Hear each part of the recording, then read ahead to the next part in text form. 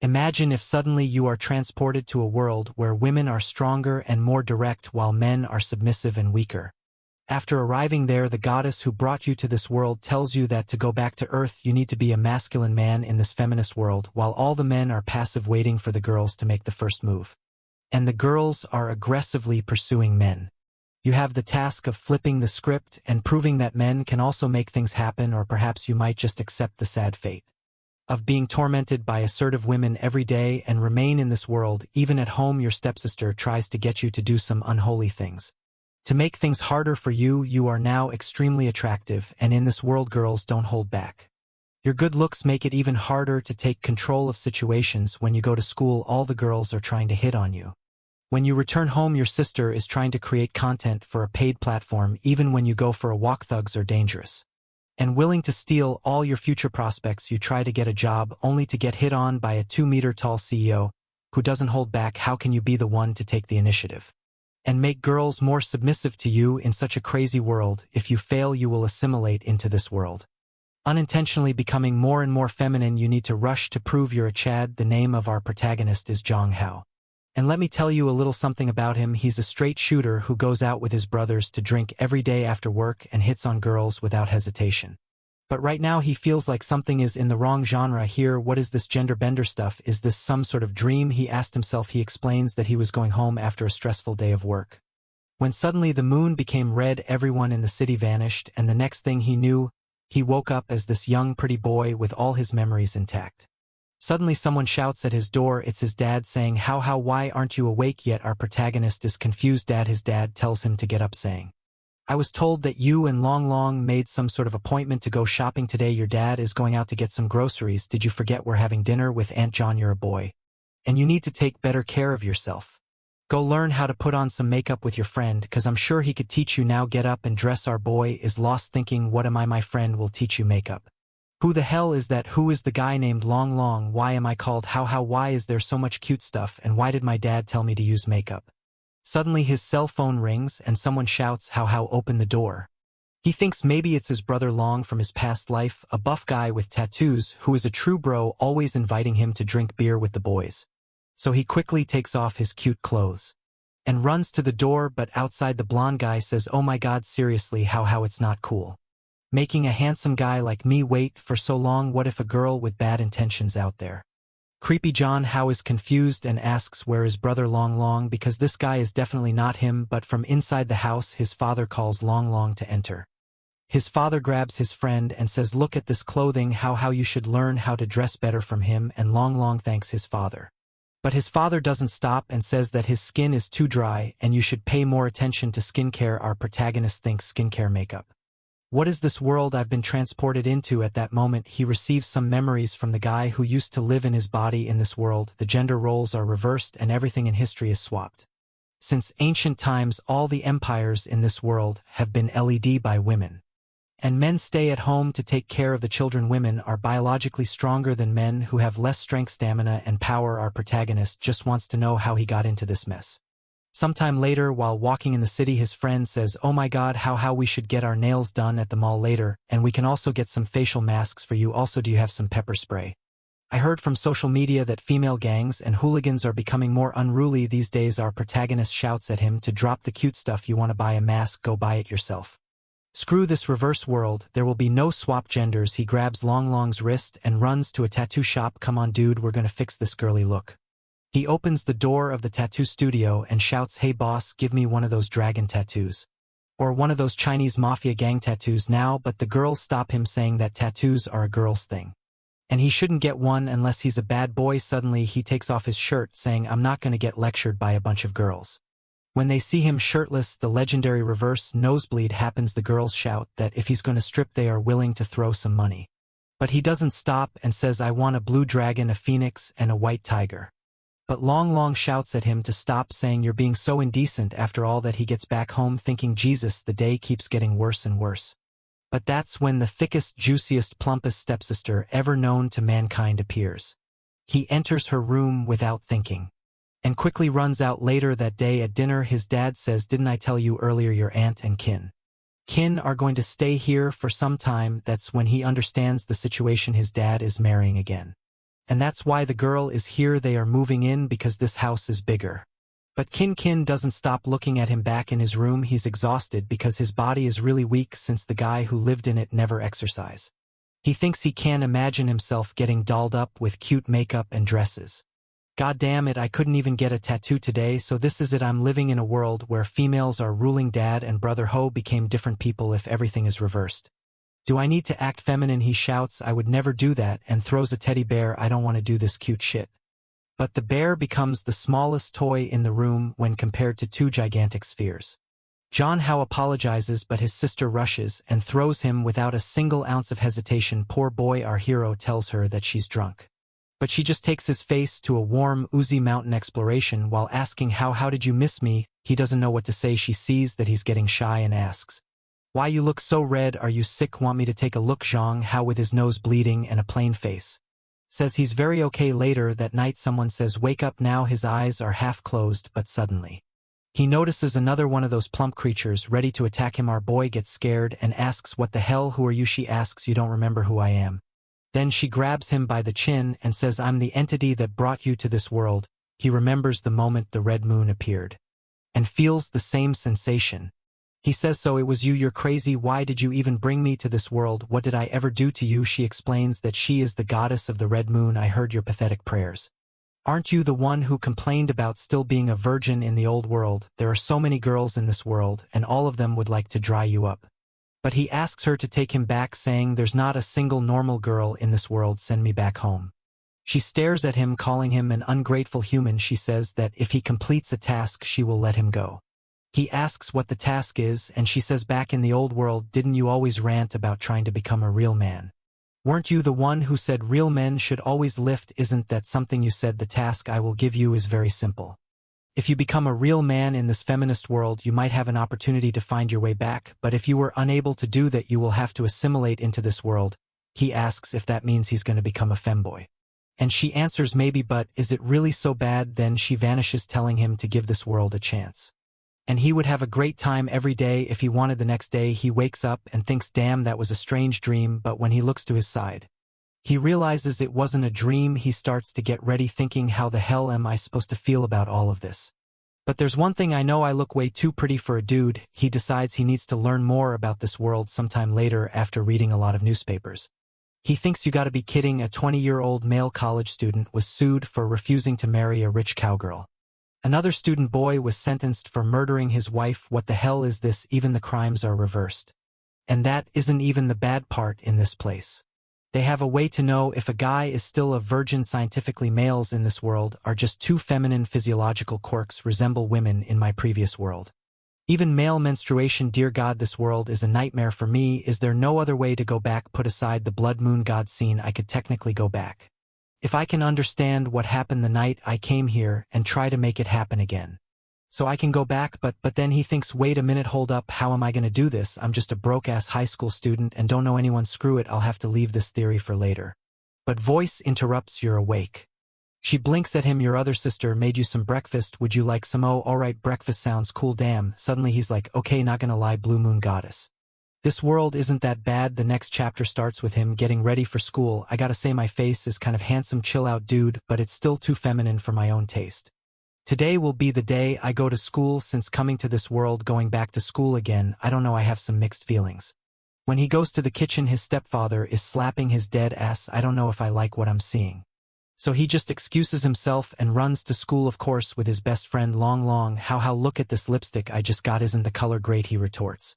Get the fuck out of here, bro. Long response, oh my god, what's wrong with you? We used to do this often, you've changed. Listen here, how I don't know about you, but I have a different concept of being a real man, and frankly I want to become a real Chad. Long is like, how you want to become a Chad? Like one of those macho men? That's not good, no one will want to marry you. He's getting angry, what are you saying? But then Long grabs him and says, there's someone there looking at us. And what, we are two guys? Long insists, look, there, standing there is a girl who looks like a ratchet ma. John How says, what? You were afraid of that? Two big men like us afraid of some girl like her? She's harmless if she comes here to hurt you. I'll smack her all the same. I'm all about gender equality. Long is sweating. No, are you asleep? What nonsense are you talking about? You can't even lift a single brick. John Hall responds, what are you saying? I used to go to the gym every night. I used to join the MMA club.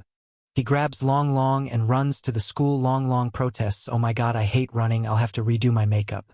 John How thinks, why am I running and why is this body so weak?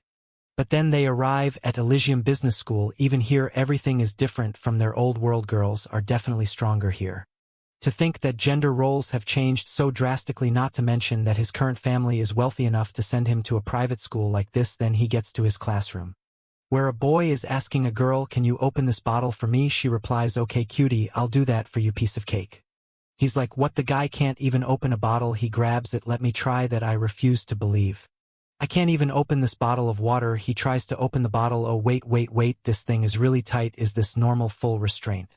Ultra instinctive. Everyone is looking. His hand is already hurting. "I give up. I've become so freaking weak. What kind of man am I? If I can't even open a bottle of water, I'm a failure." The girl opens the bottle easily for the guy. A bunch of girls gather around him. "What's wrong? How do you want me to open the bottle for you?" "I can do it. Not gonna lie, this world isn't that bad, is it?" But he just sits at his desk feeling defeated. Long Long notices and says that he's been acting strange. So don't worry about him. Emotional damage. The next chapter starts with him walking down the corridor. Long Long wants to stay with him. "Wait for me." How we should head to the toilet together." He just runs off. "No shit, I don't need him with me." As he walks through the corridors, all the girls are like, "Oh my god, look at his skin. It's so porcelain smooth. His buttocks are so pretty. I want to squeeze it. He's so dreamy. Damn." So that's how sexual harassment feels, right? He thinks, "I need to do something about my body. I'm still too weak. I need to find a place where I can exercise. Somewhere I can get stronger." On his phone, he looks up Muay Thai beginner classes. "Mum, this seems legit. I should check it out, but muscle training alone won't help me become a true Chad. I need to be mentally prepared for this too. Who's gonna carry the boats?" Becoming a true Chad is a state of mind. That's when his classmate Yuan comes up to talk with him. He's shocked by her sudden appearance. "Are you some sort of ninja? You're sneaking up on me." She apologizes, saying she was calling him, but he was just looking at his phone. Suddenly she is way too close, way too fast, asking if he's sure he's not doing anything wrong. "You're not talking to a girl, right?" He panics. No, like hell I would. I'm a traditional guy. Don't get so close to me. Men and women shouldn't get so close in public. But she's fast. She takes his hand, commenting on how soft and beautiful his hands are. "Oh my god, these girls are so aggressive." He thinks, "Pay attention to yourself, Yuan. Girls shouldn't act this way." She notices he's different today. "You weren't acting like this before." She remarks, "Maybe you haven't slept well recently. I know a good massage method. Let me rub your hands." She moves to grab him, but he tries to stop her. "What? How is this girl so strong? I can't push her away." Fortunately, the teacher enters the room. "Hurry back to your seat, students.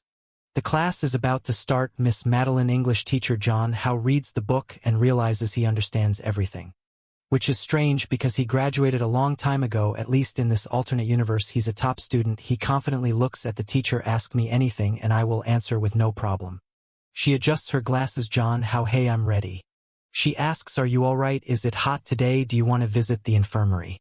He replies, "What the hell, I'm fine. There's nothing wrong with me, teacher." All the girls comment that he's acting strange today. He shrugs. "You know what? Screw it, I'll just do whatever I want." Next he's walking with Long Long, who asks, "What's wrong? You look so tired." How he responds, "You have no idea how I feel. Of course I'm tired. I'm very mentally tired." Then a girl holding 3 basketballs comes up to him. "How, I just scored a 3-point shot. Didn't I look kind of cool?" He's like, "What the hell?" As they walk down some stairs, a guy throws himself on the floor. How, why did you push me?" Trying to frame him. God damn it. He thinks getting attention from girls is one thing, but them grabbing my booty is another. This shitty reverse world is bullshit. "I just want to go back to the old earth." That's when another girl comes up to him. How I've liked you since I met you. Will you go out with me?" He's frustrated, thinking, God damn it, that's why I hate this world. Why is a girl confessing to me? Sorry, right now I'm not looking for a relationship. My mental health is deteriorating. He walks away and Long jealously remarks, "Oh my god, you received 20 confessions just today.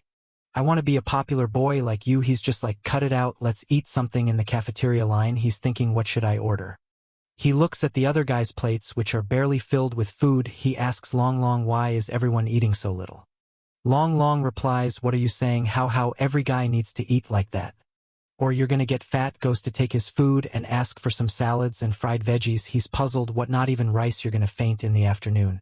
But Long says, "Oh no, I'm just trying to lose some weight." That's when our boy realizes the difference in calorie needs in this world. He makes a mental list. How to be a real man. Step 1, exercise. Step 2, ask your bro Long to coach me. Step 3, get rid of all the flirty clothing I've got in my wardrobe. Step 4, be a Chad instead of a pretty boy. He rushes to the counter. Hey, and give me everything you have. I want to eat pork. I want a ribeye steak. I want a large portion of everything. Give me some good Asian rice as well. Long Long is shocked. Why are you eating so much? You'll get fat. Haha, responds, a real man should eat more. I gotta eat to exercise. After all, you wouldn't understand. Everyone in the cafeteria is staring at him, whispering, oh my god, why is he eating so much? I think he's just showing off. Then Lu Fong shows up. Why do you eat so much? You look like some desperate foreigner working at hard labor jobs. Our boy just stares at him. Who are you? Lu Fong responds, Jang, how are you joking with me again? Study together, or have you gained so much weight that went to your brain? Jinhua retorts, you're blind. I'm just trying to eat. First you diss immigrant workers. Next you diss fat people. So you're a racist and fat-phobic. You're all sorts of nasty. Lu Fong is taken aback and starts to cry. I was saying all that for your own good. Why do you say that about me? The girl starts siding with Lu Fong. Why did Jiang Hao make him cry? That was so unnecessary. But clearly he's just trying to manipulate everyone. Public opinion seems to be against Hao Hao until another girl steps in. How much Hao Hao eats is his business. Are you saying boys can't eat a lot? That's just discrimination against your own gender. She turns to our protagonist. Hao Hao, you're very hungry today, aren't you? If you need more meat. Hao Hao was momentarily taken aback, thinking, not gonna lie, she's pretty. But Lu Fong yells, Jiaoyan and Jian Hao, you too. Hao Hao cuts him off. If you have something else to say, say it. If not, shut up and let your grandpa eat. Alright, leave now. Long Long puzzled asks, why are you calling yourself a grandpa? That doesn't make sense. But the girl Xiao Yun seems to like it, saying it's more attractive.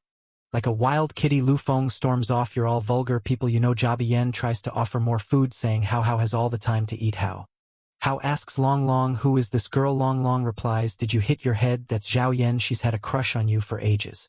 Xiao Yan turns to Long Long, that game I introduced to you, League of Legends. Have you tried it? Long Long hesitates. No, the game is too difficult. Boys aren't suited to play such games. Don't you want to play something like Candy Crush? Jiang Hao interjects, League of Legends, are you talking about a 5v5 MOBA style arena-type PvP game? Long Long is surprised. What do you even know about it? You said games were just for girls. Jiang Hao retorts, only girls play games in this world. What is the logic? Javian clarifies, that's not true. There are boys playing the game too. They're just not as good as the girls at the pro level. But hey, how shall we play together? How stands up. I usually play support or jungle. I'm going back to the classroom. Boss Long, are you coming? Believe in Xiao Yang Lemons. Oh my god, when will How ever accept me back in the classroom? How contemplates, there are no pro players like Yuji or Ficker. But are the girls really that good in this world? What if the skill level isn't the same? I need to find a match to watch. The definition of being a real man in this world, what exactly does it mean? He asks Long Long, who's the girl alone in the window? Long Long responds, you mean her name is Mingwu Wei. Ha, transfer student. Long Long then shies away, asking, hey boss Long, are you interested in her? Zhang Hao replies, I mean she's pretty, but she doesn't talk. I don't know. Zhang Hao grabs Long Long and says, nonsense, just go up there and talk to her right now. Come on boss. The Long Long hesitates. No, it should be the reverse. Men now have to take the lead. Zhang Hao insists this is the past.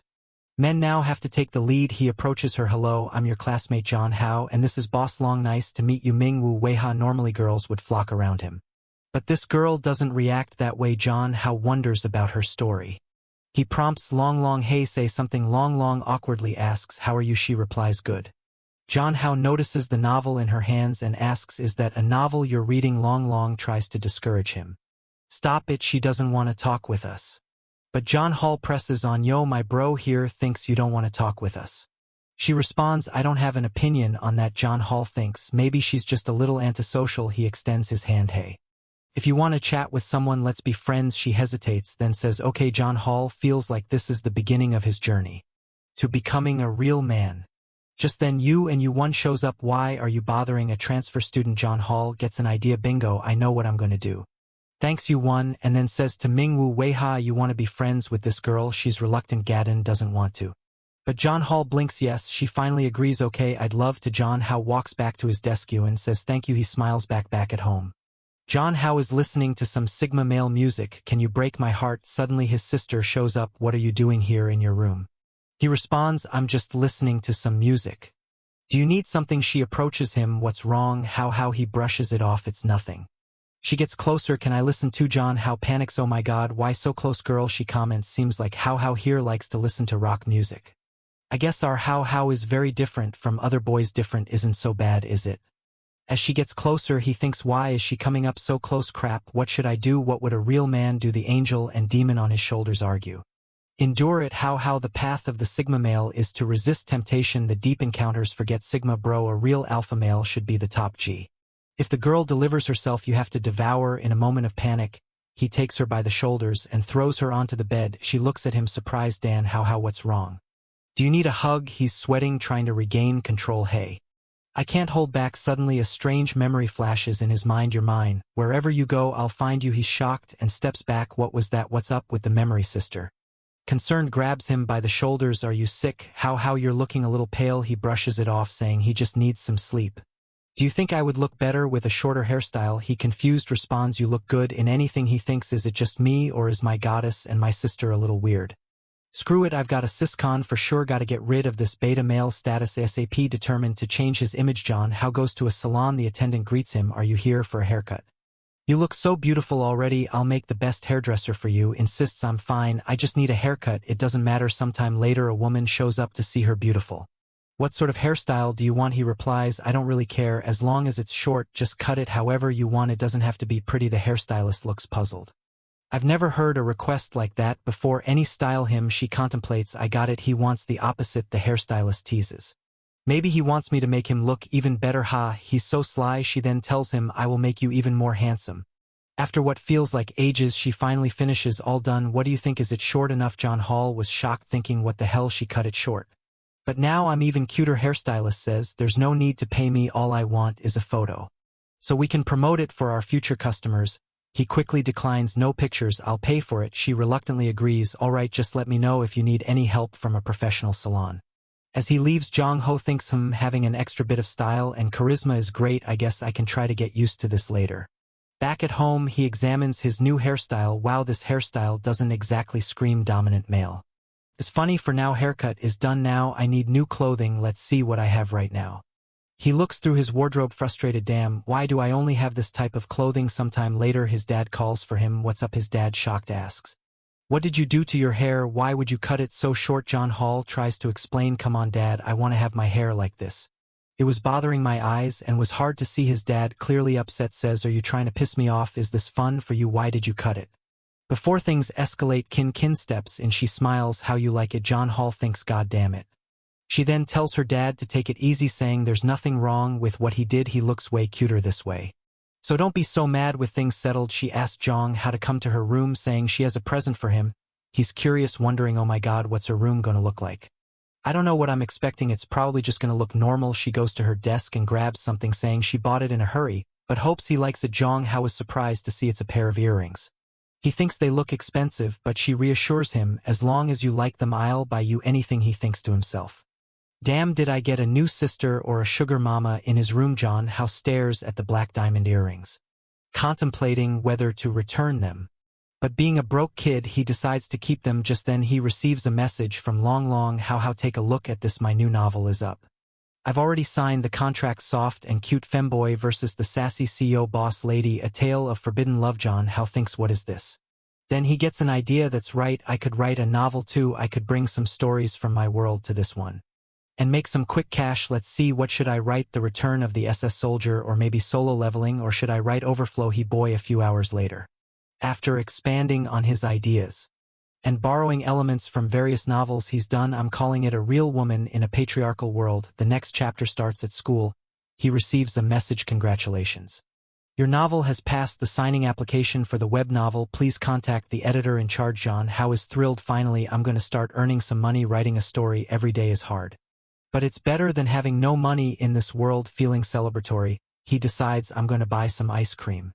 As he heads to the store, he thinks the shop seems familiar. He recalls some memories. When I first met her, I thought she was my senior. Her body was really petite, but somehow that small body seems so large that day. He reminisces about a girl named May, the daughter of Uncle Jean from the grocery store next to his house. She was cute and lovely. After the day she protected him, he visited the shop frequently. He remembers gathering the courage to confess to her, saying, Miss May, I really like you, but she responded with, oh sorry, I like men with muscles. John Hall reflects, God damn it, brother, that was the sign. You should have started hitting the gym.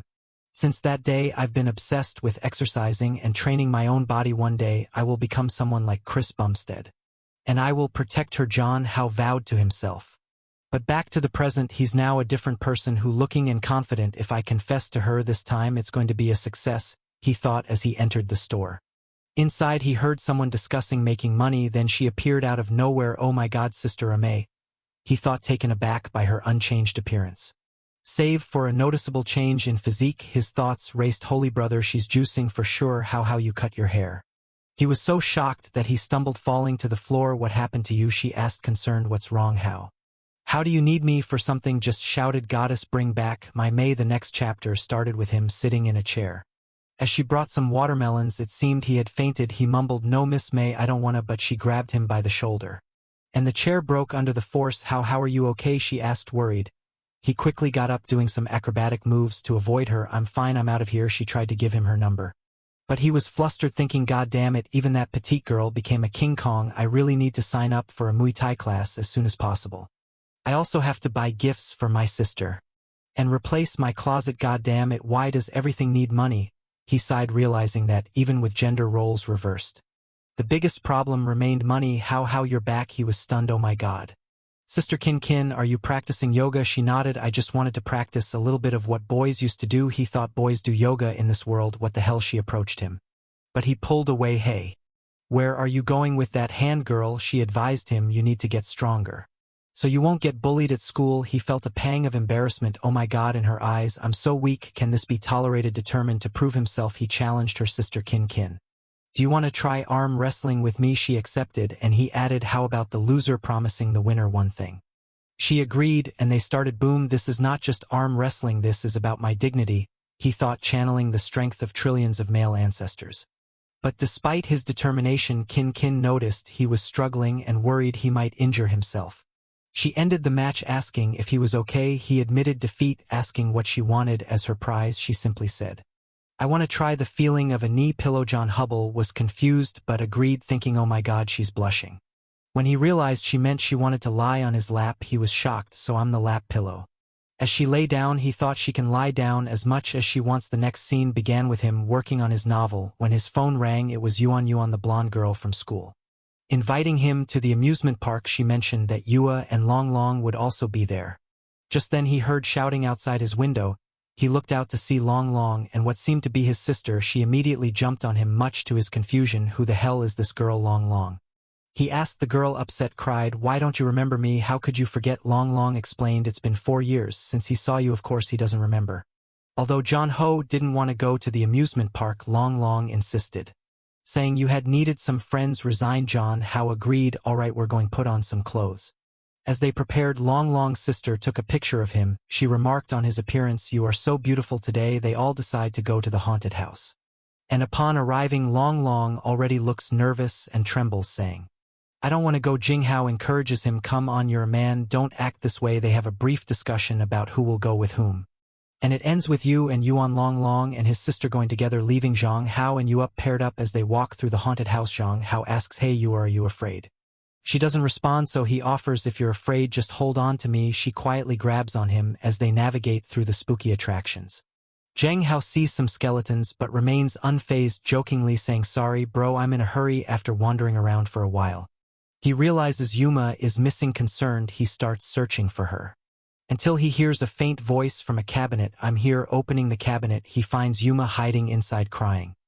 He gently reassures her, hey, don't be afraid, I'll take care of you. She timidly takes his hand, calming down a bit. Sometime later, they exit the haunted house. Long is shouting, I would never go in there again.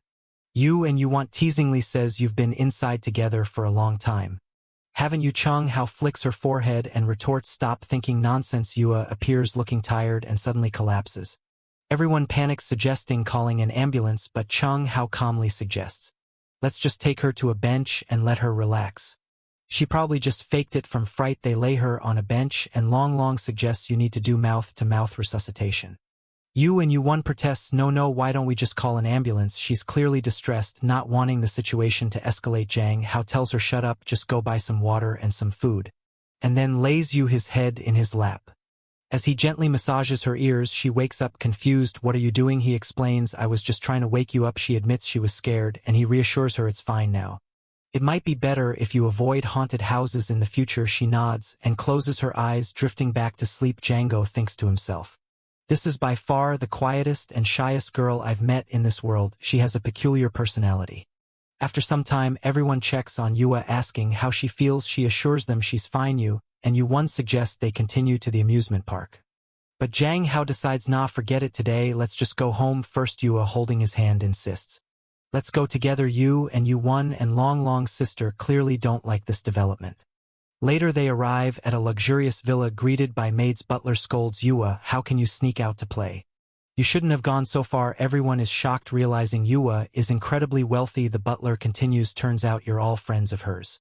My apologies for being rude. Here, have some tea, soap, temptation, spring water, and pastries made by special chefs. The group is impressed by the expensive offerings. Yuna goes to her room to change clothes, leaving everyone in awe of her wealth. I didn't imagine she was so rich, they murmur, still in shock. Jang Hao, however, doesn't seem overly impressed. As they walk through the villa, the butler admonishes Yua, Miss, you went so far today. Don't do this next time or everyone will worry. Yua suddenly stops and asks, did Dad call home, and where's Mom? The butler responds, no. They are busy. Yua questions. Then why didn't Dad call me? The butler explains, I think he's very busy abroad, but I'm sure he will come with some gifts.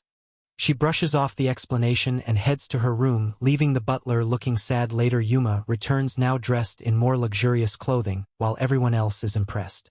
Jang Hao notices a change in her demeanor. Although she looks more gorgeous, she now seems like a lifeless doll. He thinks. He asks her, hey, what's wrong with you? She responds sadly, Dad didn't call me again. Feeling unsure of how to comfort her, he awkwardly offers, what do I do? But before he can figure it out, she grabs his hands and says, Jang Hao, I want to give you something. They head to her room, which he finds surprisingly feminine. Curious, he asks, where are your parents? She replies, my dad is good to me, but he's very busy. He presses further, and your mother? She explains she's even busier. He realizes, so you're always alone? She simply responds, yes. Yuva explains that her mother is the mayor of the city, and her father is always traveling despite their absence. The butler reassures her that they love her. However, she questions if she can truly believe him. Jang Hao tries to comfort her, staying in the future. If you feel lonely, you can find me to hang out. In a sudden burst of excitement, Yuno grabs his hand and pulls him along, saying, come with me. They end up in a room full of weapons, where she excitedly offers him her favorite gun. He's taken aback, thinking, I'd be beaten to death if I brought this home. She insists, smiling. This is my most precious possession. The housekeeper says that friends can give gifts to each other, and I want to be friends with you for life. Zhang Hao somewhat awkwardly replies, we can be friends even without the guns. She hugs him tightly, declaring, we must be together forever, inseparable. He thinks, okay. She's moving fast. The next chapter starts with them leaving Yua's home. As they walk, Long Long mentions seeing her in different clothing makes me want to buy some new ones. Jing Hao agrees, yeah, that's perfect. I need new clothes too. Long Long suggests, in that case, let's go shopping tomorrow. They go shopping, and while Long Long is drawn to cute outfits, Zhang Hao struggles to find something that suits his desired image. After their shopping spree, they decide to grab something to eat and head to a McDonald's. There are the numerous of girls staring at them. Django feels uneasy, thinking, why does it feel like someone's always watching me? Meanwhile, a girl in the corner posts on social media, a little handsome boy at McDonald's I really want to marry and take him home. She adds a heart-shaped eye emoji and sends the post. Long Long notices Zhang Hao wearing a hat and asks, why are you suddenly wearing a hat? Zhang Hao replies, I'm too handsome. I need to keep a low profile. Long Long jokes, you really need to be careful, or you'll end up becoming an internet celebrity. Zhang Hao laughs it off, thinking it's an exaggeration. However, the situation quickly escalates. Zhang Hao becomes a top 5 trending topic on social media. Girls are gushing over his looks, saying this peerless beauty doesn't really exist. Doesn't he look better than those celebrities? Let's find out everything about this beautiful boy. One girl, seeing the post, recognizes him and remembers a post from Long Long's sister about their day at the amusement park. Caption, the day I went to the amusement park with a god back at home.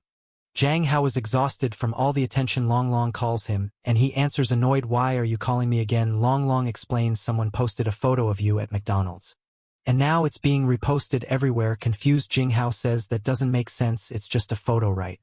But when he checks Twitter, he sees he's already at the top 4 trending topics. He groans, what have I done? He reassures himself it doesn't matter, in a few days everyone will forget about it. He tries to relax by watching some games on Twitch, But he notices a shift in the content, the just chatting category typically dominated by girls.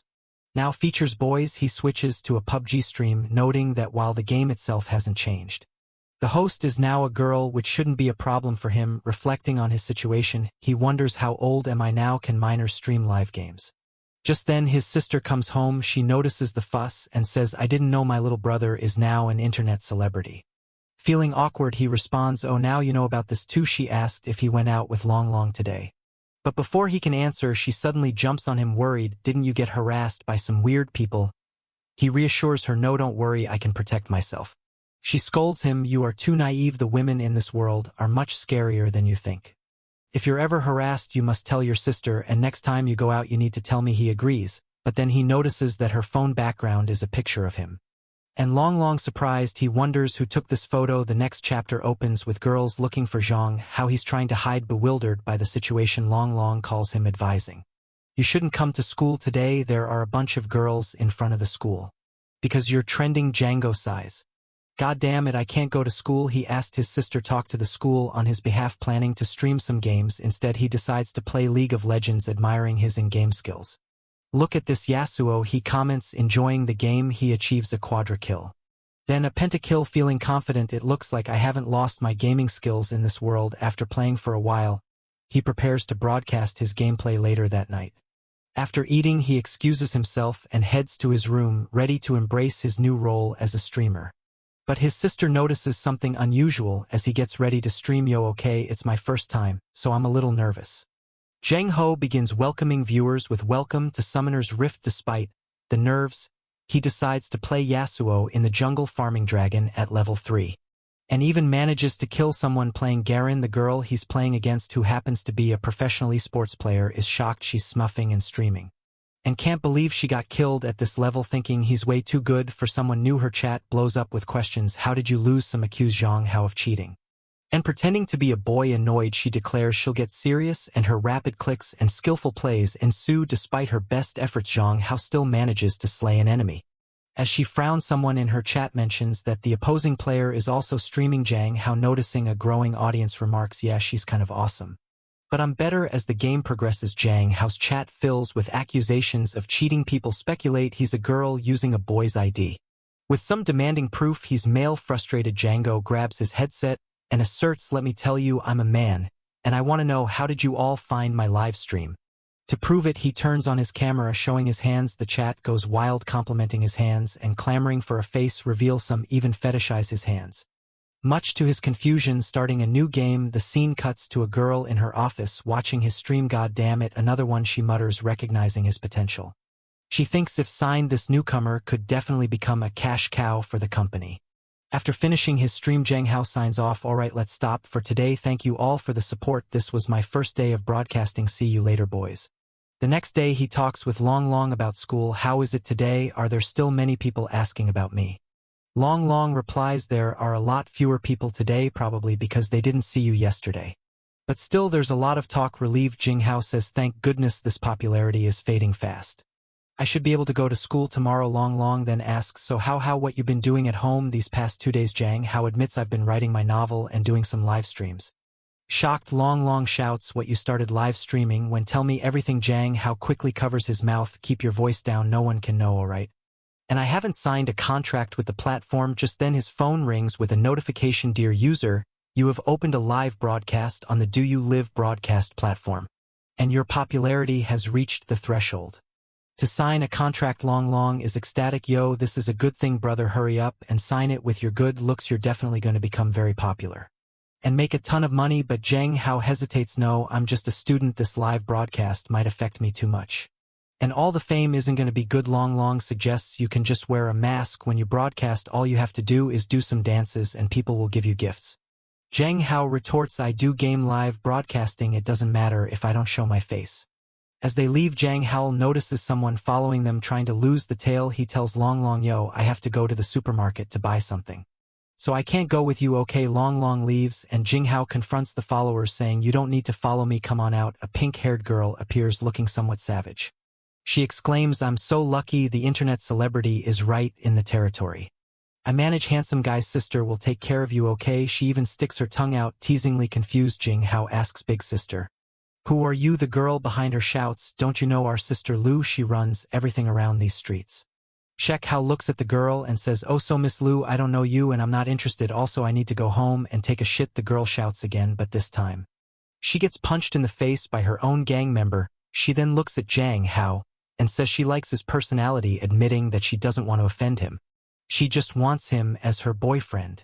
He doesn't look too happy with Eusagia. He knows that it's probably the dream of a lot of guys in this world, to be taken care by a rich woman. Looking at her, he sees that she's really tall and not bad looking. For a moment he feels interested. But then he remembers what the Red Moon Goddess told him. He needs to become a real man. He can't just rely on being taken care of. So he responds, I'm not interested, so excuse me, I'm in a hurry. As he tries to walk past her, she pulls out a knife and threatens. It would be so sad if your face got ruined. Zhang Hao responds, let's try it. She seems even more intrigued by his defiance. He quickly punches her in the face and elbows her in the chest, causing her to fall to her knees.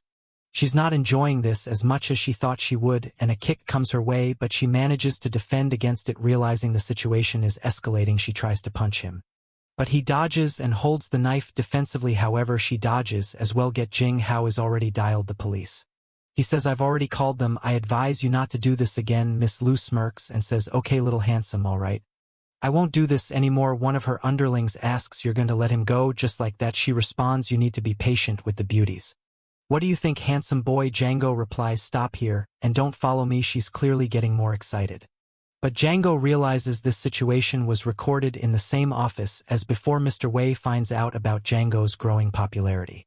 Why do I have to worry about this? This is a job for the scouts, she says. However, her assistant explains, it was the chairman who told me to show you. Intrigued, Mr. Wei looks at Django's photo and comments, he just looks like a high school student.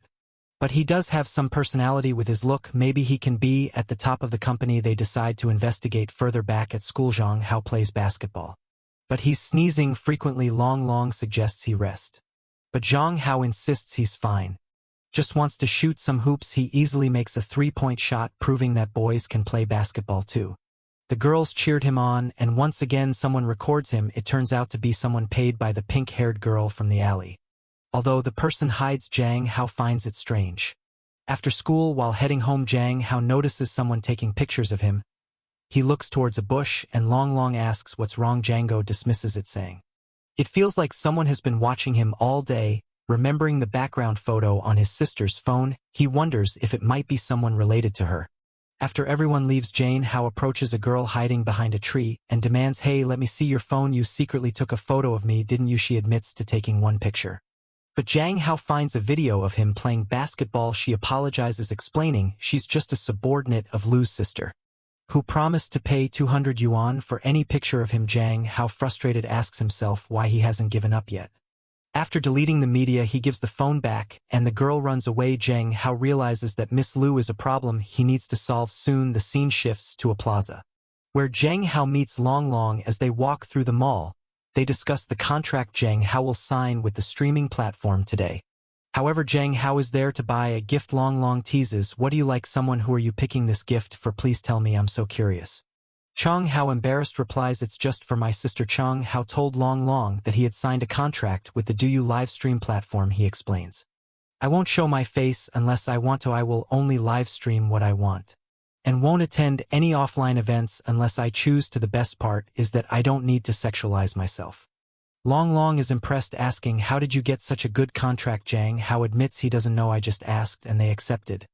As they continue talking, they notice someone watching them. It's Lu Feng, the guy from school, who criticized Zhang Hao for eating too much. It seems he's planning something bad later. As they go to the bathroom, Lu Feng and his cronies follow them. Lu Feng decides to stand guard outside while the others go inside to mess with Zhang Hao. As they leave the bathroom, one of Lu Feng's friends intentionally bumps into Zhang Hao. Zhang Hao steps aside and calmly asks, what are you doing, boy? Lu Feng's friend shouts, hey, don't you have eyes when you walk? You almost ran into my friend. Long retorts, are you blind? It was your friend who bumped into him.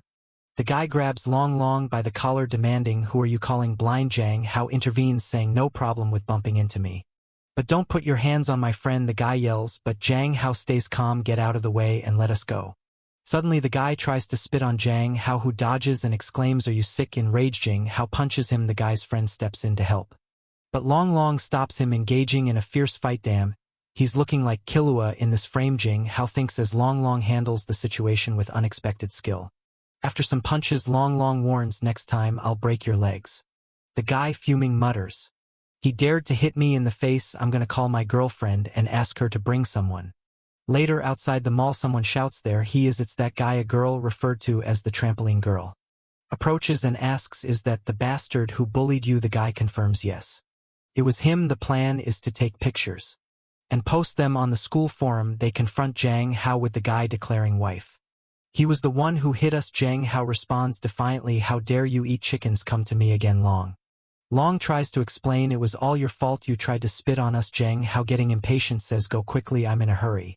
But the trainable under-girl seems smitten with him, staring at his face. Her boyfriend, annoyed, shouts, "Wife, what are you in a daze for? Teach him a lesson." She responds, "No matter what, it's wrong to hit someone first, but I'm not unreasonable. If you apologize to my boyfriend, we'll forget about today's matter." The guy wants his girlfriend to attack Zhang Hao, but she hesitates, knowing the crowd. Frustrated, he accuses her of falling for Zhang Hao.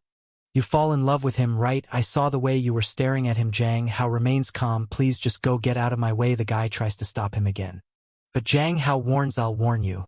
If you mess with me again, I will beat you until you lose all sense." A trampoline. A girl interjects, "Shut up, or you're not gonna get that Gucci bag." She then turns to Jang Hao and asks for his number. From afar, someone named Ife records everything to post on the school's social media forum. Meanwhile, a limousine pulls up nearby. Mr. Wei, observing from her car, sees Yang Hao. Yefi continues recording. Lu Xian, the pink-haired girl, "Why are you filming?" Ife tries to hide, but Lu Xin grabs his phone. "Oh, so you're looking for trouble? Dare to take a photo of my man?" She grabs his neck, and Ife seems oddly pleased, almost enjoying it. Lu Xin then says, "Come with me to see your brother-in-law." The tremble-on girl, seeing Lu Xin, becomes nervous. "Why is Lu Xin here?" Lu Xian approaches Zhang Hao and says, "It's only been 2 days. But do you know how much I missed you?" He ignores her and turns away. She then addresses the guy on the ground. "She caught him taking pictures of you." Zhang Hao looks back, asking, "What do you want?" Lu Xian, seemingly preparing for a fight, instead grabs a bouquet of roses and walks over to Zhang Hao. She pleads, "Please go on a date with me. I really like you." Zhang Hao, "As long as you're my boyfriend, you can do whatever you want." He's thinking, why don't we just fight? Could she at least follow the script?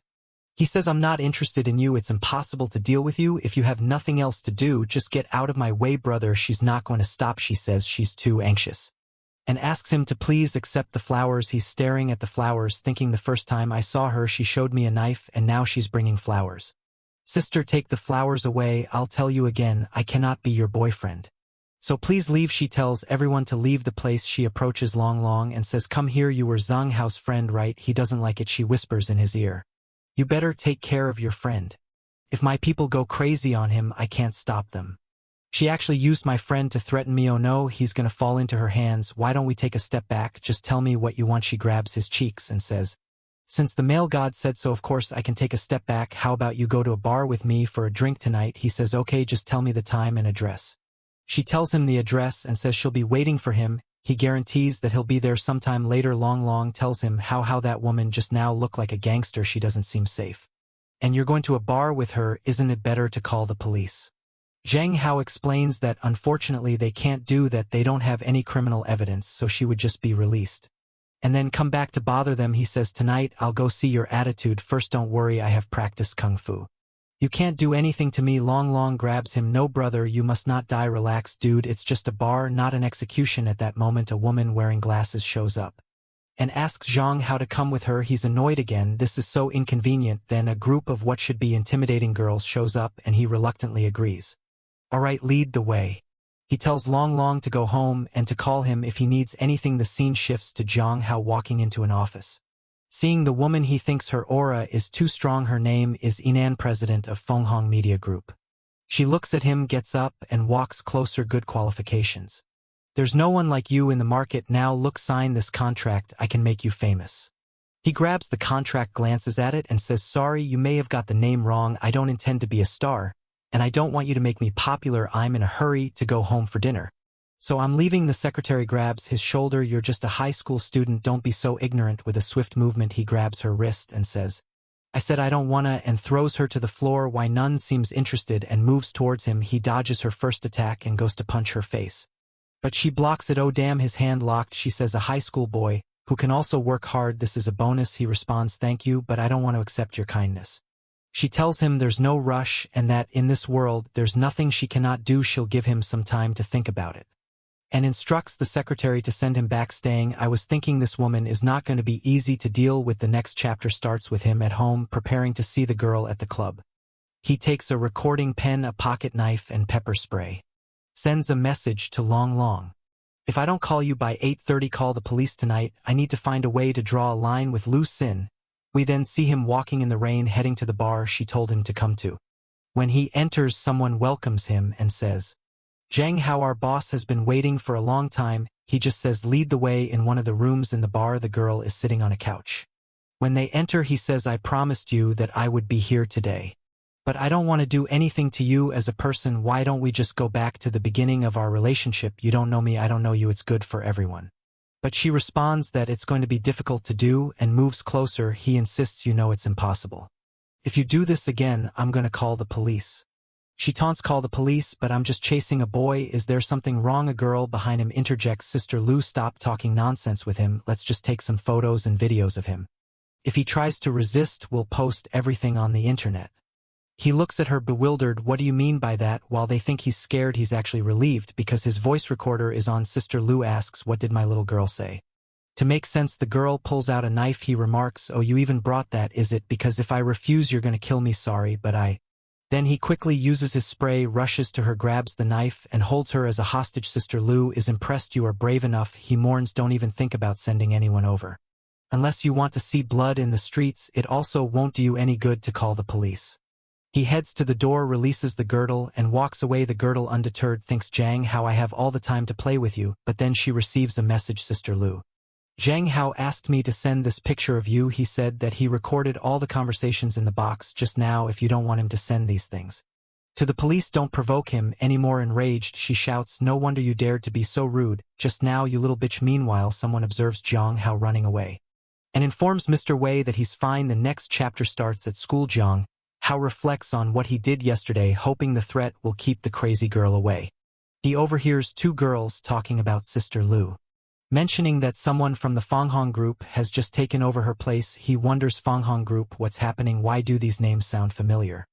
Then he remembers, wait, isn't that the company of Mr. Wei? Curious about the relationship between Mr. Wei and Lucien, he ponders the connection. Later, he finally returns home to find his sister preparing dinner. What a delicious-looking meal, he thinks, noticing that they are alone in the house. He asks, where is Dad and Aunt? They're not home. Are you alone? Sister King. She explains that they had to work overtime and won't be home tonight. His imagination starts running wild. Wait, we're alone at home tonight. She flicks his forehead. How, what are you in a daze for? He quickly responds, nothing sister, let's just eat. He mentally chastises himself.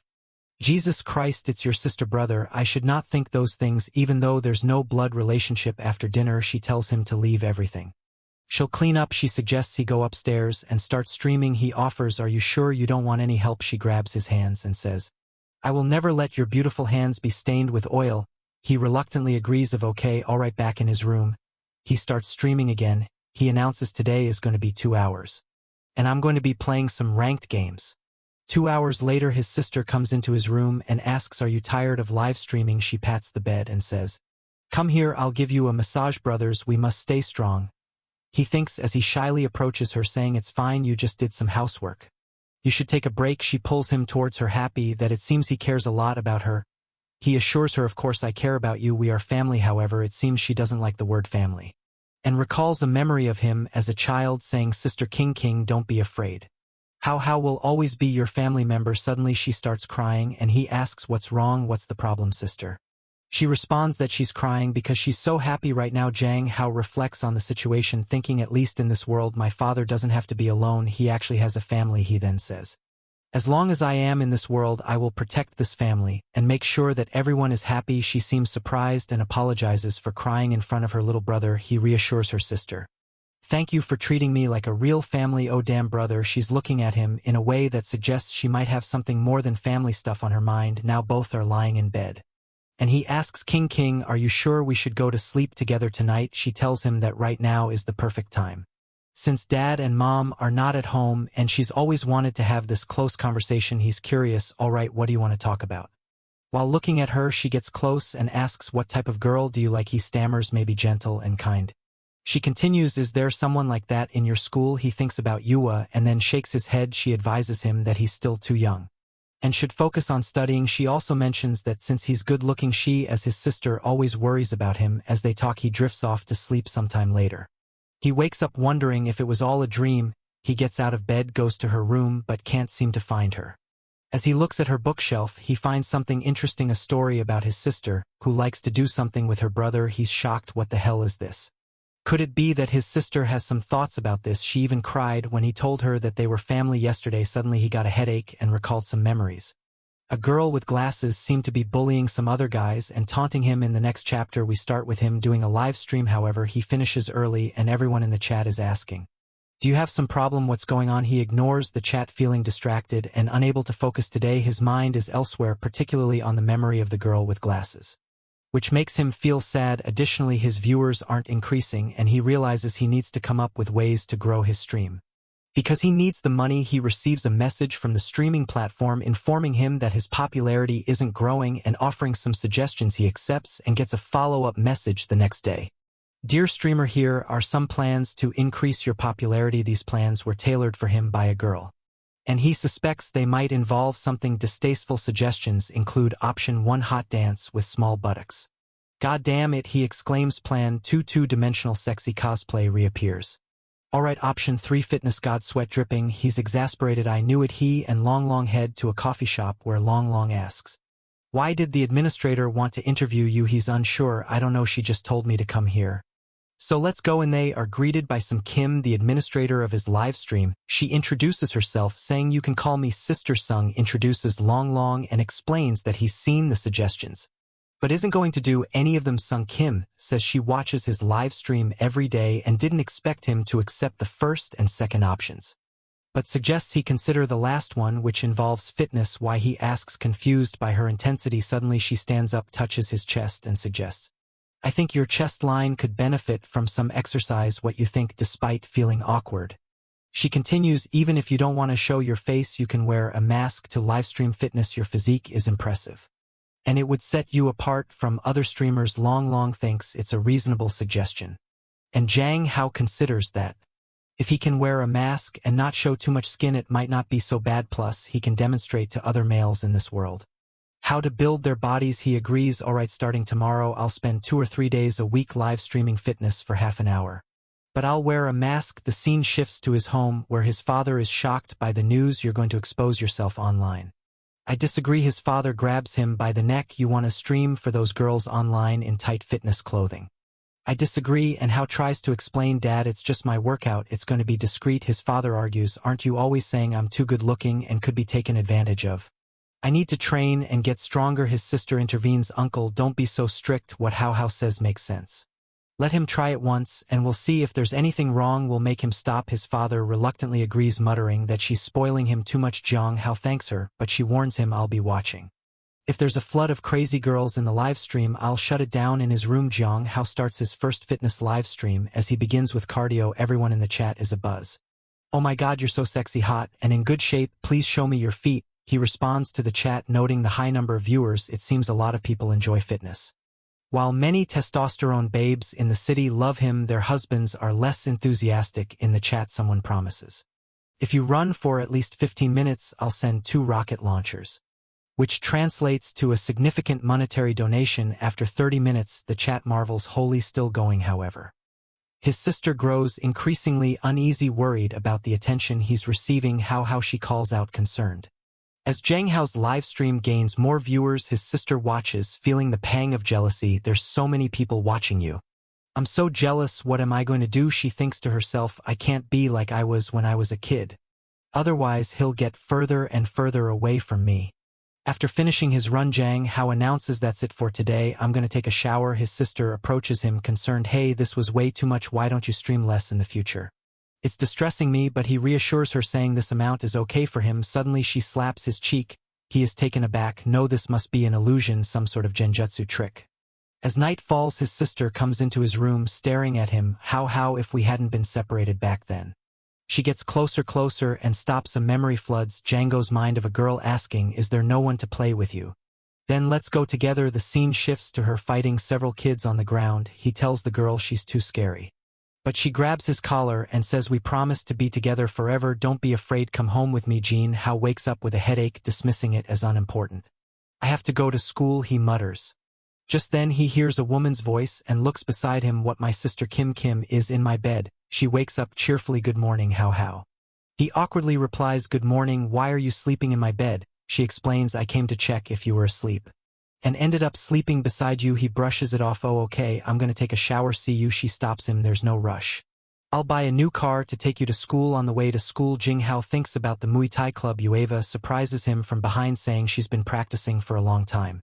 He asks, you know how to fight? When did you learn it? She explains that she's been training since childhood. Because her grandmother was a soldier. This inspires him, and he asks, why don't you teach me some fighting skills? She agrees, and they head to a warehouse behind the playground. As they prepare to spar, Jang Hao is taken aback by her speed. Are you ready? She asks. And before he can respond, she's already in his face. He hesitates, and she suddenly hugs him, declaring, you've lost. How surrender then. She demands a reward. Startling him as she starts to lick his ear, he reacts, confused by the mixture of shyness and assertiveness she displays. This is tempting. He thinks, unable to control his body's reaction, embarrassed. He asks her, why did you do this all of a sudden? Did someone teach you? She innocently replies, no. I just watched some videos Yuan once sent me. Alarmed, he asked to see the videos. She hands him her phone, explaining a video showed that this is how men and women should communicate. Jang Hao is horrified, thinking, what the hell is this? Why is there FBI content on her phone? She looks confused, asking, did I do anything wrong? He sighs, no, it's just that this isn't the way men and women should communicate. At least not with everyone. Don't listen to Yuan about these things in the future. Alright, just ask me first. She then asks, can we communicate like this? He awkwardly responds, just don't kiss me casually in the future. And don't do that to others. Alright, let's just go back to the classroom. As they walk back, she asks, is it only boyfriend and girlfriend who can do those things? Can't be that. He hesitates, do you know what that means? She innocently responds, no. Jin Hao responds, we'll talk about it when you understand. Sometime later, as he's walking in school with Long Us suddenly appears, can we communicate now? She asks persistently. He replies, no. Later she insists, can we communicate now? He repeats, no, not now. The same guy is watching him through the window. Muttering, why you, this guy is terrible. Just then an officer lady approaches Jang Hao and says, I finally got you, it's the office lady from Mr. Wei. Jang Hao, confused, asks, come on, what's the matter? She apologizes for the last time and informs him that Mr. Wei wants to see him again. Jang Hao firmly states, I told her I have nothing to do with her. I will refuse. Don't waste everyone's time. Stuttering, the secretary explains to Zhang Hao, I'm just following orders. It would be hard for me to return without any answer, at least talk with her through my phone. Frustrated, thinking, damn, this girl again, she's richer, more powerful, and stronger than me, this is not going to go well. Reluctantly he agrees. Okay, call her, I'll explain things. He picks up the phone and says, hello, it's Yang Hao, your secretary told me to call you. But Mr. Wei, my thoughts are the same as before, nothing has changed. I know your time is precious. So don't waste it on me. Mr. Wei responds, Jang, how do you want to be as powerful as a woman? I know you hate to look weak, I saw it last time we fought. I not only cultivate stars, I can give you more time to think about it. Then she hangs up. Jang Hao thinks, this woman really knows what I want. I don't know if it's the best decision. But I'll have to find some time to meet her again. Back at Mr. Wei's office, she muses. So he hates being thought of as a weak man. The next day, Zhang Hao arrives at school in a supercar. His sister, who drove him, fixes his hair before he heads inside. As he walks through the school, everyone is talking about him. They seem to be checking their phones, discussing a rumor that he's some sort of POF worker. Or Instagram thought. Long notices and asks, do you feel something is wrong? Zhang Hao sighs, yeah, I found out it's been like this since yesterday. Everyone is clearly avoiding us. But we don't know what happened. A guy with green hair approaches and sarcastically asks for his homework. Are you so busy every night that you don't have time to write? I know you're just planning to live off your looks, right? So it doesn't matter if you don't go to college. Zhang Hao hands over his homework, retorting, jealous of my handsome face? Just say it, brother. The guy scoffs, are you crazy? You're being nurtured by so many girls every night. I don't want to be like that. Jiang Hao puzzled asks nurtured, that's a new one. The green-haired guy smirks, yeah, everyone knows you've been entangled with girls several times at the school gate. Some girl even brought you here in a supercar, everyone saw it. Long frustrated shouts, what are you talking about, you're just spreading rumors about Jiang Hao. But then he looks at his phone and sees the post, look there's our boy with his sister. Long exclaims, brother Jiang, everyone's calling you out. As the guy, older girls can take a free ride with Jiang Ho's face is a mix of shock and disbelief. What the hell? Just then the teacher knocks on the door and says, Jiang Hao, come with me to the office. In the office she addresses him, Jiang Hao. Do you know what's been happening on the school forum recently? He nods, yeah, I just found out. She continues, this type of incident has a very bad influence on the school. We need to be more careful in this society. Django interrupts, hey stop teacher, there's no such thing, it was just my sister who brought me to school. If you don't believe me, I can call her. Moreover, this post on the forum is definitely slanderous. So I hope you can strictly investigate it. Sometime later Django's sister arrives at the school, causing a stir among the students. They overhear her conversation with the teacher and quickly realize that she is indeed his sister, confirming the scandal is nonsense. The students conclude that the forum post was pure nonsense. His sister apologizes for the fuss she caused. But Jiang Hao reassures her, saying it's fine, she can return to work. Back in the classroom, Yu and Wang declares, I knew Hao wasn't the type of person they made him out to be. Long and I were investigating. And we're sure it was Li Feng and his gang who spread the rumors. Chang Hao asks where Long is, and Yuan Wang replies he's searching for them alone. However, Long has not returned. Meanwhile, in men's bathroom, Long is found on the floor, shivering and distressed. It's so cold. Lu Feng and the others are such big bastards. When I get out, I must tell the teacher, he mutters through tears. Jiang Hao, you had and you and search the school for him. Eventually Yu Wave informs them that some classmates from class 3 saw Long near a bathroom. With a sense of urgency they rush to the location. Find the door locked from inside. Long cries out, please, I'm so afraid. Jiang Hao instructs Yuma to kick the door, which she does, breaking it down easily. Jiang Hao rushes to Long, who tearfully recounts, and not only did they lock me up, they poured milk on me. We must tell the teacher. Jiang Hao, determined, says, don't go to the teacher. I will avenge you later. Jiang Hao confronts Lu Feng, who is visibly scared. Lu Feng tries to deflect, saying, be careful, I will tell the teacher. All right, you'll get expelled. But Django retorts, you should worry about yourself. My sister came to the school today to clarify the rumors in the forum post. Would also know what you did to Long. It seems like you didn't realize there are surveillance cameras behind the playground. He presents Lu Feng with an ultimatum. Now you have two options. First, you tell everyone that the post was a lie. Or second, tomorrow I go to the teacher and tell her everything. Realizing there's no escape, Lu Feng reluctantly apologizes for making the video. Jing Hao warns him, if you keep being arrogant like this, I'm gonna make sure you're dealt with. Afterward, Long asks, how do you really think he's not gonna try anything? Jiang Hao confidently replies, he's a senior in high school. If I hand over this video to the teacher, he'll at least get a major demerit. But it's getting late, let's go home.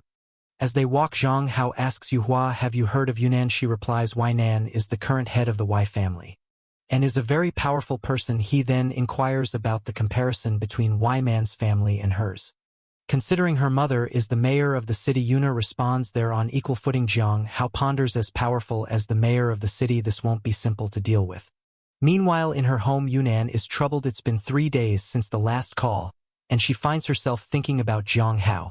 As she reflects, someone knocks on her door, informing her that some people are calling her for dinner to discuss negotiations about some lands.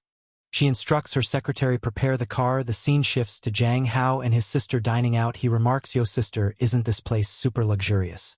She smiles and explains it's a treat for what happened today at school. Jiang Hao expresses his gratitude. Alright, thank you sister Kin. Oh damn, Jiang Hao thinks. As he looks around the luxurious restaurant, his sister reassures him, let's go. Once inside, she tells him he can order whatever he wants. He cheekily asks for a drink, asserting he's an adult, but she knows better. I don't think you are brother, she teases. Despite this, she relents, it's fine if you want to be reckless. Besides, our parents aren't coming home tonight. Feeling a bit rebellious, Jiang Hao indulges one drink. And he's already reminiscing about his old days with the boys. With his sister watching him intently, he's visibly tough but softens under her gaze. After a while he starts feeling dizzy and admits, am I drunk? No, I'm fine, maybe I just drank too fast, I'll go to the bathroom on the way. He reflects on his past tolerance for alcohol. However, in his disoriented state, he accidentally heads to the women's bathroom. As he washes his face, he hears a voice, hello.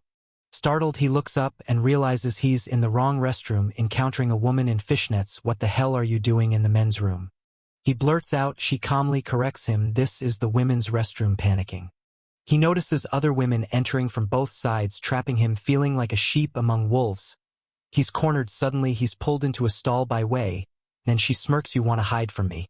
But why should I hide with you? He stammers. Oh no, I accidentally dragged her in. Wayman, enjoying the situation, grabs his hand. All people outside remark on the commotion. Why are you crazy, girl? He exclaims, trying to maintain composure. She leans in. Don't you understand? You're a defenseless little man who should panic. He retorts, little man, why didn't you call me? Looking her in the eye, he says, I was planning to meet with you tomorrow. It was by chance we met tonight. She grabs his chin, determined. No, I've changed my mind. I don't need you to sign anything. As long as you're my man, he responds. Do you got some bossy syndrome? We've only met twice, right? The last person who refused me disappeared. She replies, you mean Luke Sin? She was suspected of illegal transactions and was imprisoned by my people. Alarmed, he asks, what do you mean by your people? Are you above the law? She coldly replies, you love to worry about other things, don't you? Desperate to escape, he tries to tickle her armpits. Seizing the opportunity, he escapes, thinking, to be honest, she felt pretty good outside the bathroom. He finds his sister, who asks, why were you in there so long? Are you uncomfortable? He lies, I'm fine, just a bit too drunk. She gently guides him, let's go home and rest at home. Zhang Hao, drunk and exhausted, collapses on the bed. His sister tenderly brings him soup and juice, strokes his hair and whispers, he's so cute, just one kiss. She leans in, thinking, we will be together sooner or later. She gets on top of him, caressing his hair and planting soft kisses on his neck. Sisters awake, confused, is this a dream? Her face, filled with longing, suggests otherwise. Overwhelmed, he flips her over, battling the demons in his mind. The temptation of the moment battles with his moral compass. In a moment of restraint, he kisses her forehead and steps back. His sister, surprised, asks, how are you asleep? Before anything else can happen, she notices a call on his phone from Xiao Yun, the girl from the cafeteria who had shown interest in him. She answers. On his sister hears Xiao Yun. All right. Xiao Yan, surprised, responds, hello sister and house friend. Jian Hao's sister abruptly ends the call of Xiao Yan, cutting her off. I know you've been chasing him for 2 years. I have something to tell you. Forget about falling in love in high school. I hope you give up on this and stop imposing on him. Goodbye, she says. Before hanging up, she looks at Jiang Hao, thinking, you belong to your sister alone, and it doesn't matter. I will definitely take my time and control myself. But eventually the next day, Jiang Hao wakes up with a hangover and notices something unusual on his neck. He recalls the dinner and wonders if the strange dream he had about his sister wasn't just a dream. As he examines the marks in the mirror, his sister enters. Hey, Al, how you're awake, she says. He stammers, unsure what to say, while internally panicking. Could it be that the dream last night with my sister wasn't a dream? She inspects his neck and comments, how? It seems you're allergic to alcohol. He asks, allergic to what? She steps closer, saying, let me see if this is serious. I'm a doctor. She confirms it's an alcohol allergy. It's not serious, but be careful. He hesitantly agrees. Okay, she reassures him, I'm a professional. Relax, now let's have breakfast. But inside, Jiang Hao remains skeptical. Alcohol allergy, maybe at school. Long notices Jiang Hao wearing a turtleneck and jokes, why are you wearing a turtleneck? Listening to too much Drake. Jiang Hao deflects, no, I'm just cold. Of course, he's hiding the mark. Suddenly, someone grabs Yang Hao by the collar, demanding, your name is Yang Hao, right? Without hesitation, Yang Hao uses a martial arts technique to throw the aggressor to the ground. Dislocating his shoulder, the guy cries out, oh no, he's stronger than the average woman. Another student, Ling Zong, approaches and remarks, no wonder you're the man that Xiao Yun loves. I'm Ling Zong, nice to meet you. Jiang Hao, uninterested, brushes him off. Hello. I'm not in the mood, so take care. If you want Xiao Yun, go talk to her yourself. Ling Zong is left staring as Jiang Hao walks away. Later, Yu asks Jiang Hao if the guy was being aggressive towards him and offers to beat him up. Jiang Hao declines, it's better not to escalate things. No need, classmate Yua, just keep teaching me how to fight. Besides that, I'm on a journey of self-improvement. Long curious asks, are you guys practicing boxing? What are you doing after school? Jiang Hao invites him, come practice with us after school today. You need to at least protect yourself. Long protests, no, I don't need to, I'm a little lady. They all laugh. The scene shifts to a pool where Wei Nan is relaxing. She picks up a towel and thinks, that little man Jiang Hao really annoys me. Every time I close my eyes, I see him. She instructs her assistant. After Jiang Hao finishes school, bring him to the villa for me. She seems determined. Back at the school warehouse, Jang Hao announces that today's workout will focus on the core. I want to have 8-pack ABS as soon as possible. He declares, your response, you mean like this? She lifts her shirt to reveal her well-defined ABS. Jang Hao is shocked. You have ABS? That's crazy. You can't help but touch, saying you're so thin. I didn't expect this. Yua blushes. Clearly shy but not resisting. Long suspicious, pulls out a magnifier and quips, there's something wrong with you too. You're touching her, and she's not resisting. Jang Hao, curious, asks Yua, why don't you reject this? She simply responds, if you want I'll show it. Long finds the situation strange. Everything you ask she does. Jang Hao, testing her boundaries, asks, hey, how much money do you have with you now? Give it to me. Long surprised by the bluntness, comments, that's a bit rough, but Yulia without hesitation reaches into her pockets and says, I didn't bring too much money today. The rest is in my phone. The payment password is quickly interjects, no, that's not necessary. Chun Hao steps closer to Yuhua and asks why you do anything I say. She replies, we are friends and friends can't say no. He is taken aback, thinking that perhaps due to her family background she has a skewed understanding of friendship, remembering the things she mentioned at her home. He becomes serious and tells her, Yuhua, friendship isn't like this. In a relationship you have to be equals. In the future you need to make firm decisions about what you want to do and what you don't. If you don't want to do something, you should never feel obliged to do it. She seems confused but responds, okay. The training session ends early and Jang Hao heads home feeling positive about the session. However, he notices a suspicious figure in the alley and suddenly realizes the streets are eerily empty. A sense of dread washes over him, prompting him to change direction. Just then a little girl approaches him, offering rice candy. Hey, little brother, do you want some rice candy? She asks, suspicious. He inquires, why are you here all alone? The girl responds, I'm doing some social practice to spread happiness to strangers. My teacher asked me to give away this bag of candies. Otherwise I won't get my little red flower. Jen Hao, assuming she's an elementary school student, takes a candy and advises her, all right, I'll eat it. But you should head home. It's getting late and it's not safe outside. As he eats the candy, he notices it smells strange, like smoke. Suddenly he starts feeling dizzy and loses consciousness. When he awakens, he's tied to a bed, his hands and feet bound. What is this? Where am I? What are they trying to do to me? And why are there so many mirrors? The little girl, now revealed as an adult, says, Mr. Wei. He's awake. Jang Hao recognizes her, exclaiming, you kidnapped me. And why is an elementary school girl smoking? She removes her disguise, revealing her true age. Brother, I'm 30 years old. I just look young. Jang Hao is even more shocked. That's even worse. Wei Nan instructs everyone to leave. Alone with Jang Hao, she approaches him, be quiet and don't bother me because I'm working. Bewildered, he retorts, you tie me up and expect me not to disturb you. You have some kind of domineering syndrome. She stops writing, walks closer and confronts him. Last time you dared to run away. And now you're insulting me again, always disobeying. That you think I wouldn't do anything. Jang Hao, desperate, asks, so why did you tie me up? Do you have no interest in me at all? She remains silent. So he continues, I've done my homework on Yu Wei, and the president of Fang Hong Group. And currently the head of the Wei family. This family used to be involved in a lot of shady business, but under your leadership you've cleaned up your act, making Fang Hong Group one of the biggest in the country. But there's a lot of blood in this history. People in this world even look up to you as a national goddess. Why would someone like you fall in love with me? Do you think I believe that? Wayman listens intently as he goes on, and you want to use me as a star for your business. To be honest, I have no idea what you're planning and don't want to know. I just want to live a quiet, ordinary life. I don't want anything to do with you. So please let me go. Thank you. Why Man stays silent, her expression unreadable, before finally speaking, really, you're not Jang Hao at all. Shocked, Jang Hao asks, what do you mean? She continues, probably since the day you stopped being Jang Hao. After being released you changed. Bewildered, he demands, what do you mean by that? If I'm not Jang Hao, who am I? Calmly replies, that I've been too many changes in you. Before and after I've done my research, you know what you were like before. You were raised by your father alone and received a very traditional education at school because of your good looks and academic performance. You were the dream of many girls. That's what people used to say about you, gentle, cute, and considerate. But now everyone thinks you're a tough guy, right? You've completely changed. Yahello fat to himself, damn, I got careless. I didn't expect someone to figure me out. Because I crossed over, I was still trying to adapt to this world and hadn't had time to understand this body's past. But how did she conclude that I'm not Jang Hao based on just those materials? Why Man continued, another point is that you weren't excited enough. When I appeared in front of you, he was confused. What, just because you're famous?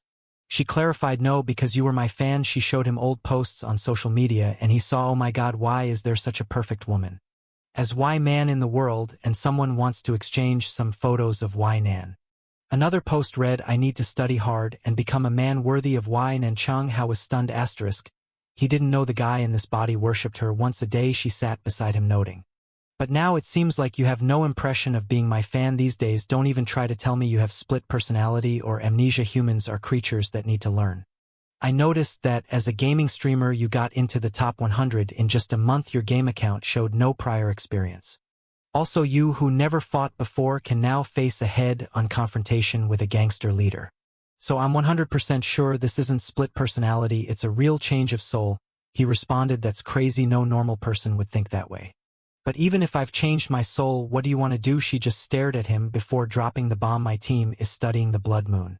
He recalled the girl and asked, why are you so sure? She replied, according to our previous research, the personality change in you happened just a few days after the blood moon. I think you're related to it, she continued, as long as you're willing to assist. With our investigation, I'll tell you why. He hesitated. I don't know, she reassured him. Don't be so nervous, I guarantee your safety. And I won't take any samples from you for experiments. The contract is there. You can earn money just by cooperating. Take it home and review it. He asked, who else is researching the blood moon besides you? She said, as far as I know, just me. He nodded. Understood, I'll go back and take a good look.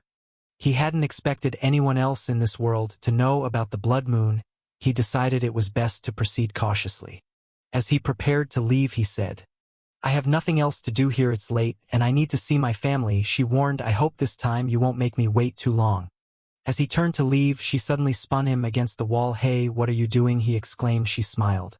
This is the price for attacking me last time. She pinned him down and spanked him repeatedly, much to his embarrassment. Damn, this domineering female president. To be held down by a woman and spanked, I'll remember this humiliation. When he got home, his sister ran to him and hugged him. Oh, you're finally back. I was so worried about you. He apologized. I'm sorry, sister, made you worry. Where are dad and auntie? She replied, they're already in their room. But where did you go? Why did you come back so late? He lied, I went shopping for a while and lost track of time. He then said he was going to shower. Because he was sweaty, but she stopped him, grabbing his wrist. Did How Ho go shopping with a girl? Because I smell a little perfume, she questioned, clearly upset. He quickly denied it. No, I was alone. Does it smell like a woman? Internally he thought, damn it, why is her scent so strong? Maybe there were too many people in the line I was in, and that's how it happened. She grabs him by the cheeks. You have to pay attention in the future, be careful or others will take advantage of you. He's flustered. Oh, okay, thank you. Then she tells him, go take a shower quickly, okay?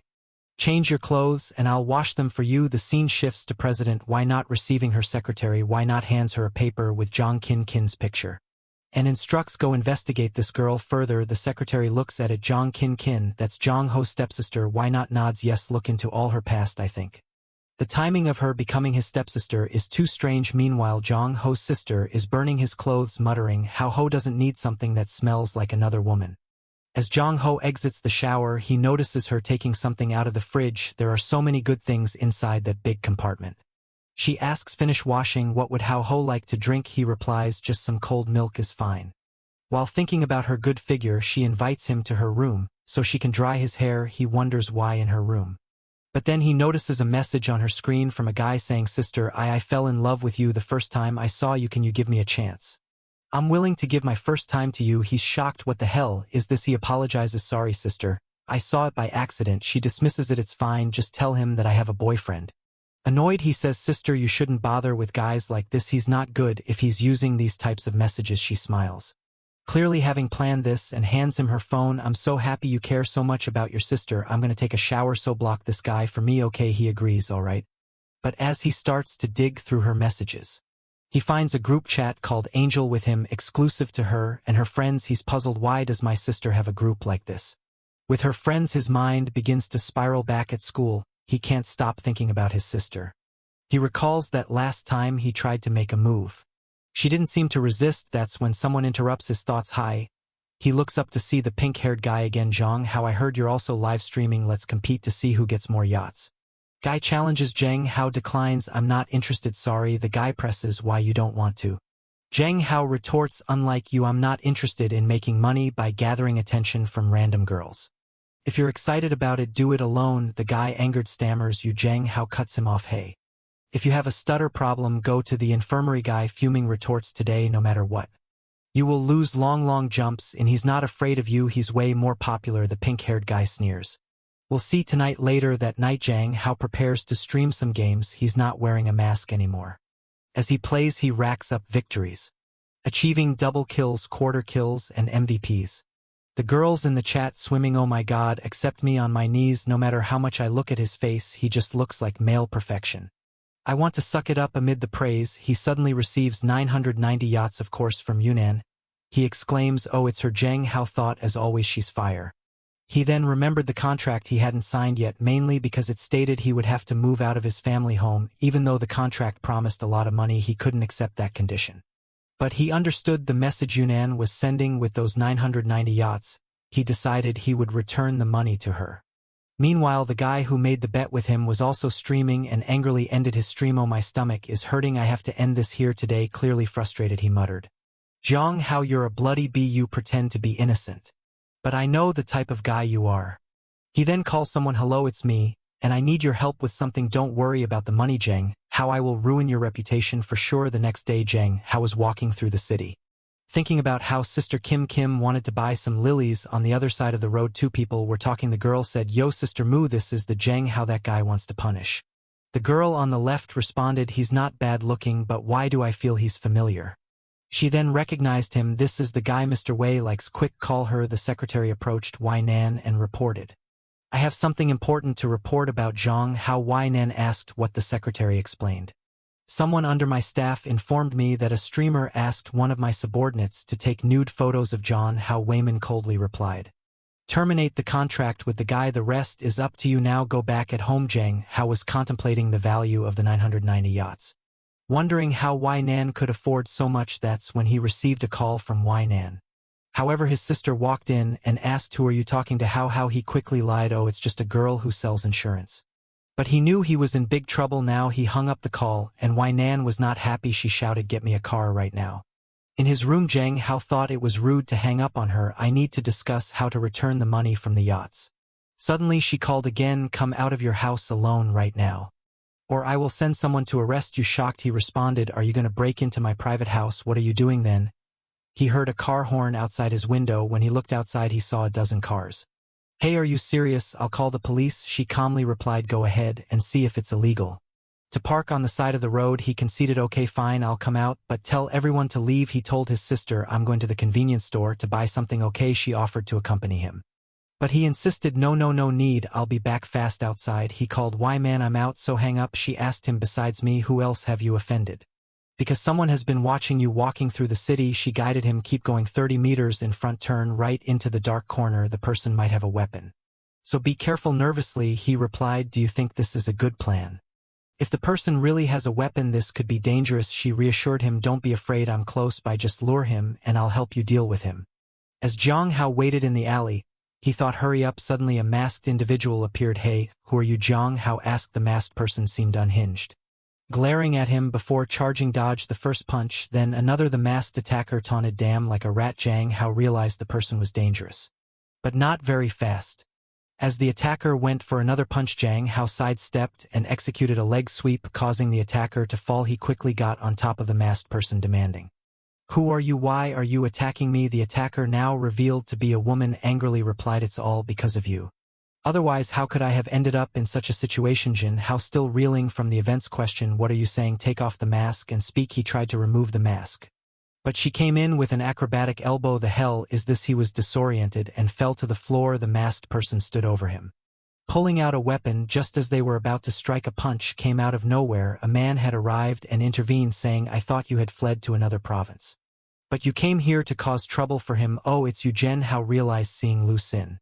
He demanded, just because I refuse you, you want to take my life? She retorted, blaming him for seducing Wei Nan and accusing him of becoming a slut when seeing a rich woman. Jin Hao snapped back, you're the slut. Wei Nan interrupted, enough imprisoning, you've had nothing to do with Jin Hao. It was because you went too far using the Feng Hong name to bully and extort protection fees from everywhere. As she tied up her hair, she declared, my man can't tolerate a scum like you. You must be dealt with by me. Angry Lu Xian shouted, what are you, a rich lady who grew up with a silver spoon? No one. I'm agree. She lunged for a punch, but Wayman countered, I may not understand your situation, But that doesn't excuse bullying. With that, she landed a punch on Liuxin's face, knocking her to the floor. Jen Hao stood in shock. Sometime later, with the situation resolved, Jen Hao apologized. Sorry, please send me back now. My sister will worry. Wayman stared at him and reminded him.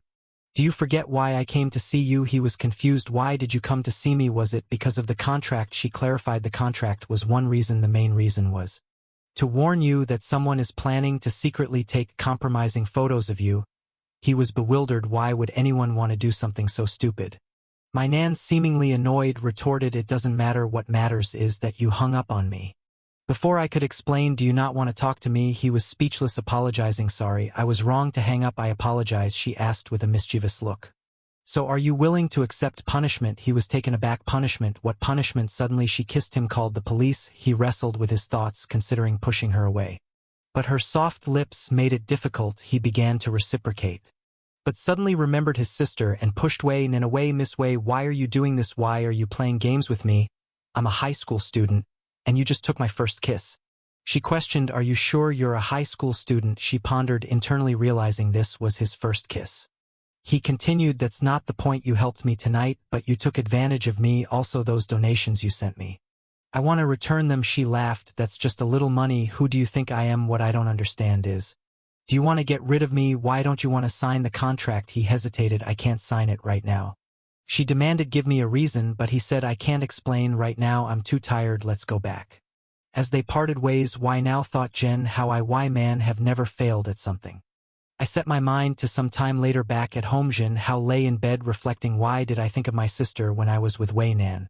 Maybe I really like her. No, Jen Hao, wake up, she's your sister, forget about it. The next day at school, you greeted him. He responded, good morning, and thought to himself, after a day with the president, being with Yua feels so much easier. He notices her legs and realizes that for the first time she's wearing black stockings instead of white. She asks Jen, how are you okay? He responds, yes. I have a gift for you. He hands her an AK-47 pendant and says, thank you for always teaching me martial arts. Wasn't this the gun you said you liked the most in your house? She takes the pendant and thanks him, saying she will cherish it very much. He replies, as long as you like it, it's fine. Internally, he thinks, why does just a change of socks make me feel something different? Later, during lunch break, they are eating together. He asks her, why are you staring at your own legs? She replies, because you were staring at them the whole day. Do you like my legs? He admits, I like them. It was so obvious. Your legs are really beautiful. She seems shy but then moves closer, saying, Jen, how you could touch them if you want. Surprised, he thinks, such a well-behaved girl asking me to touch her legs, there's no reason to refuse. But then he realizes just touching her legs seems a bit wrong. He suggests, how about this? Would you resist if I let you sit on my lap right now? She stands and sits on his lap without hesitation. He feels happy and thinks, oh, she's so obedient, she's like a treasure in this feminist world. He tells her, if I only had an obedient sister like you. Realizing how odd that sounds, he questions himself, why do I want an obedient sister? That's strange. He asks her, are you not disgusted at all? She replies, a little. But I also feel very comfortable. No one has hugged me like this before. He thinks she might just really crave love and affection. Likely due to her family situation. Noticing the keychain he gave her hanging from her wrist like a bracelet, he asks, did you hang it up like a bracelet? She tells him that it's the first time she's received a gift from a friend, so she wanted to keep it really close. He's shocked and asks, the first gift? No one has ever given you a gift before. She explains that her previous friends only asked her for money and never gave her gifts. He tells her those aren't real friends, don't bother with them in the future. He then asked, but Yuan didn't ask you for money, did she? She replies, no, the only thing she does is give me strange books and movies. But since you told me not to listen to them, I didn't look around. He's thinking, Yuan, do you really think the FBI isn't out there? He then tells her to put the keychain in her bag and promises to buy her a bracelet instead. Back in class, he's relaxing at his desk when he notices something pixelated on the floor. Curious, he reaches for it, but someone else grabs it and shouts, Jen, how could you bring this type of thing to school? Confused, he asks, what are you talking about? The guy continues to shout, this school is getting ruined by you. Everyone around is stunned, thinking, damn, did he actually bring that kind of thing to school? Some girls, however, don't believe it, thinking Jen Hao isn't that kind of person. Staying calm, Jen Hao stands up and says, look at my drawer, there's a bunch of things other people have stuffed in. It's the same with that thing in your hands. Don't even think about putting all this on me. If you keep making trouble, I will put this thing in your mouth. The guy leaves and everyone gathers around Jen Hao. Long comments, brother, that guy's a pervert for sure, putting that type of thing in your drawer. The girls seem to believe Jen Hao and he reassures them it's fine, it's not a big problem. Outside, the guy seems to be scheming something else. The next day Jen Hao continues to find similar items in his drawer. He mutters, what the hell, it's endless. Frustrated, he throws the items in the trash and kicks the trash can, exclaiming, God damn it. Every single day the scene shifts to Jen Hao and one exercising. Wong tells him, brother, I've heard some boys talking about you again. The past 2 days they're saying you're bringing, you know, stuff every day. Jen Hao unbothered replies, I don't know who it is, but it's been 4 days. They're spending a lot of money just to slander me. Long asks, what are we going to do? He tells him, don't panic, I will find a way to catch him. Next scene, he's talking to Yu Ha and whispers something we can't hear. She nods and says, okay, I'll get it and we can set it up after school. Later that day they install something in his drawer. Long says, now we're going to catch this pervert. The next morning someone sneaks into the classroom before everyone else. As they approach Jen Hao's drawer, a laser activates. Beep beep, a picture is taken. Jen Hao catches the culprit red-handed and mocks, yo, night and day, and you're still working hard, aren't you? But brother, this cost us a lot of money to prepare, so let's not waste it, and throws the evidence in his face. The guy grabs and asks, how did you find out? Chen Hao replies, I didn't catch anything. I just installed an anti-theft system. Now let's see you at the office. But the guy shouts, don't let him go. Suddenly other guys and even girls show up. He tells the girls, bring him to the toilet. First the girl rushes at Chen Hao, but he dodges one of her punches and delivers another. Then someone comes in and tries to kick him, but he blocks it. Suddenly Yua shows up looking angry. The guy shouts at her not to get involved. Jen Hao, shocked, watches as she jumps and knees the attacker in the nose, knocking him to the floor. She steps on him and blood spurts out. She's just staring at the guy who was already trembling, and she begins strangling him. The guy begs her to stop, but she coldly replies, I'm gonna kill you. Jen Hao shouts at her to stop, saying, I'm fine, if you keep going things will get serious. With 3 people already on the floor, the teacher arrives asking Jen Hao and Yu Hao, what are you doing? Jen Hao thinks, damn the teacher. The next scene shows the school making an announcement. Ling Zongzong, a student from Senior 2, Class 4, is expelled for bringing prohibited items to school with the intent to slander Jen Hao. Looking through the window, Wong asks, do you think she's okay? Jen Hao replies, I don't know, but considering her family, this is not going to be easy for her. Later he runs home. His dad asks, why didn't you call? I could have picked you up. Jen Hao grabs a towel and says he's fine, then heads to his bedroom. He picks up his phone and calls Yua, who answers with a crying voice. He asks, what's wrong? Why are you crying? She explains that after she got home her mother locked her in the warehouse, and it's too dark and scary. They're shocked. He asks, warehouse? What the hell? Johan explains that whenever she makes a mistake her mother sends her. They're feeling bad for her. Jinho says, do you want to talk about something? I can talk with you. Talk until she falls asleep. The next day he wakes up with a headache and realizes he caught a cold. Just then Sister Kin shows up explaining that she was going to wake him for breakfast, but noticed he had a fever. She insists he take medicine, but he feels weak all over and thinks, and why is my body so weak? There's a little rain did this to me. She smiles and asks, can your sister feed you? He's flustered, but says no, we're siblings. She backs off, seemingly confused. He thinks she might have noticed something, but quickly dismisses the thought. She asks, what's wrong? How isn't your body so weak? I can help you. He has some hallucinations, but brushes them off and takes the medicine himself. She wonders why he seems resistant and asks, did he actually notice something? She brings him soup and he's touched, thinking it's normal for a sister to care so much about her brother, especially since they're not blood related. He asks Sister Kin, why are you so kind to me? She pauses before replying, because I'm willing to take care of you for the rest of my life. Jean Hao is shy, thinking this sounds like a marriage proposal. What's she saying? He quickly takes the bowl from her and says he can eat by himself. Watching her, he thinks sister always seems so calm. Maybe I'm overthinking, maybe she's just a caring sister-in-law. After eating he goes back to sleep and she stays by his side. He feels a sense of peace with her presence. When he falls asleep she seems happy, thinking if this was before this would be impossible, but I really want to know.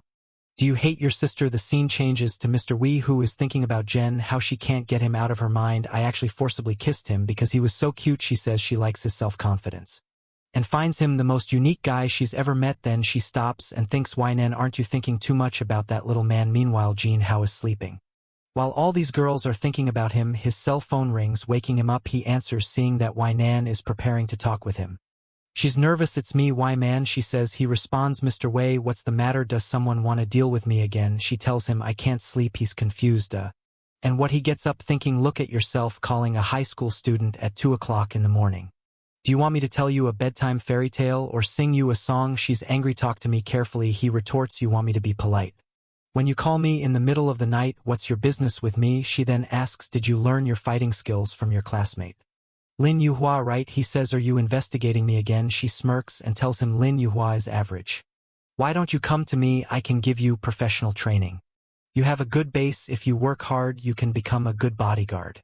He's baffled. What the hell? First she wants me to become a star, and now she's asking me to become a bodyguard. God damn it. So he tells her, I'm just casually practicing with her, don't call me again. If you have nothing to say or I will change my number. She's taken aback, but tries to continue. Wait, there's no one else around you right now? He says, no babe. And hangs up. That's it. He gets up, preparing to start his day. He notices a note beside him. If you go to the bathroom, wear a jacket. He's touched, thinking, damn, my sister really cares about me. Suddenly his sister shows up. How are you awake? Can you help me choose some clothes? He turns to see her in a long outfit. And nose already bleeding. Don't come out like this, he thinks. If it weren't for my strong determination, I would have died by now of losing so much blood. He hastily chooses an outfit for her. As she turns around, he notices a tattoo on her ribs. The scene shifts to her leaving for work. She tells him to stay home and recover. Okay, sister, good work, he replies. He's contemplating, I need to go back to my old life, but I also need money. How can I make money faster? He recalls receiving a 50K bonus for reporting Lu Xing's actions, and decides to follow up on it. At the police station, the guard informs him that he can't take the money yet. It might take a month if everything goes smoothly. Insists, I am an adult, can't you just give me the cash directly? She apologizes, explaining that the conditions were set by Mr. Wei. And you should go to the Fenghong group to find her. Meanwhile, Wai Mam receives a call informing her that Zhen Hao went to collect the money. She thinks you hung up on me last night, but now you're going to have a talk with me. And Hao, visibly unhappy, finds himself back in front of her. Jesus, I just finished talking with her last night, and now I came here to ask for the money. This is embarrassing, he thinks. In the elevator, a guard notices him and comments, little brother, are you still a middle school student, and which school do you study at? You're so handsome, he responds awkwardly, wanting to get out of the situation as soon as possible. They arrive at the top floor and Zhen Hao says, oh, I'm going on, but the guard grabs his hand and says, I really like you, little brother. You may not believe in love at first sight. And I didn't either, but that changed when I saw you. I feel like I could never love another man again. As she speaks, someone stares at her. Can you give me a chance? She pleads. Why me? And the company president is there, glaring at the guard. Hi, President Wei, the guard says nervously. Wai Man coldly orders, get out. You don't have to come to the company anymore. The guard falls to her knees, pleading, I'm sorry, what did I do wrong? Jean Hao interjects, she didn't do anything wrong. Why are you firing her? Whine and snaps, are you interceding for her? The girl, crying, insists, Mr. Wei, I work hard for the company and never make mistakes. Please don't fire me. Jean Hao helps her up, saying, all girls have pride. It's not the end of the world to change jobs. She sobs, no, with the outside world knew I was rightfully fired by Mr. Wei, no one would dare hire me. Shocked, Jenna Hao watches as Wai Man grabs him by the wrist and pulls him close. How dare you flirt with other people in front of me?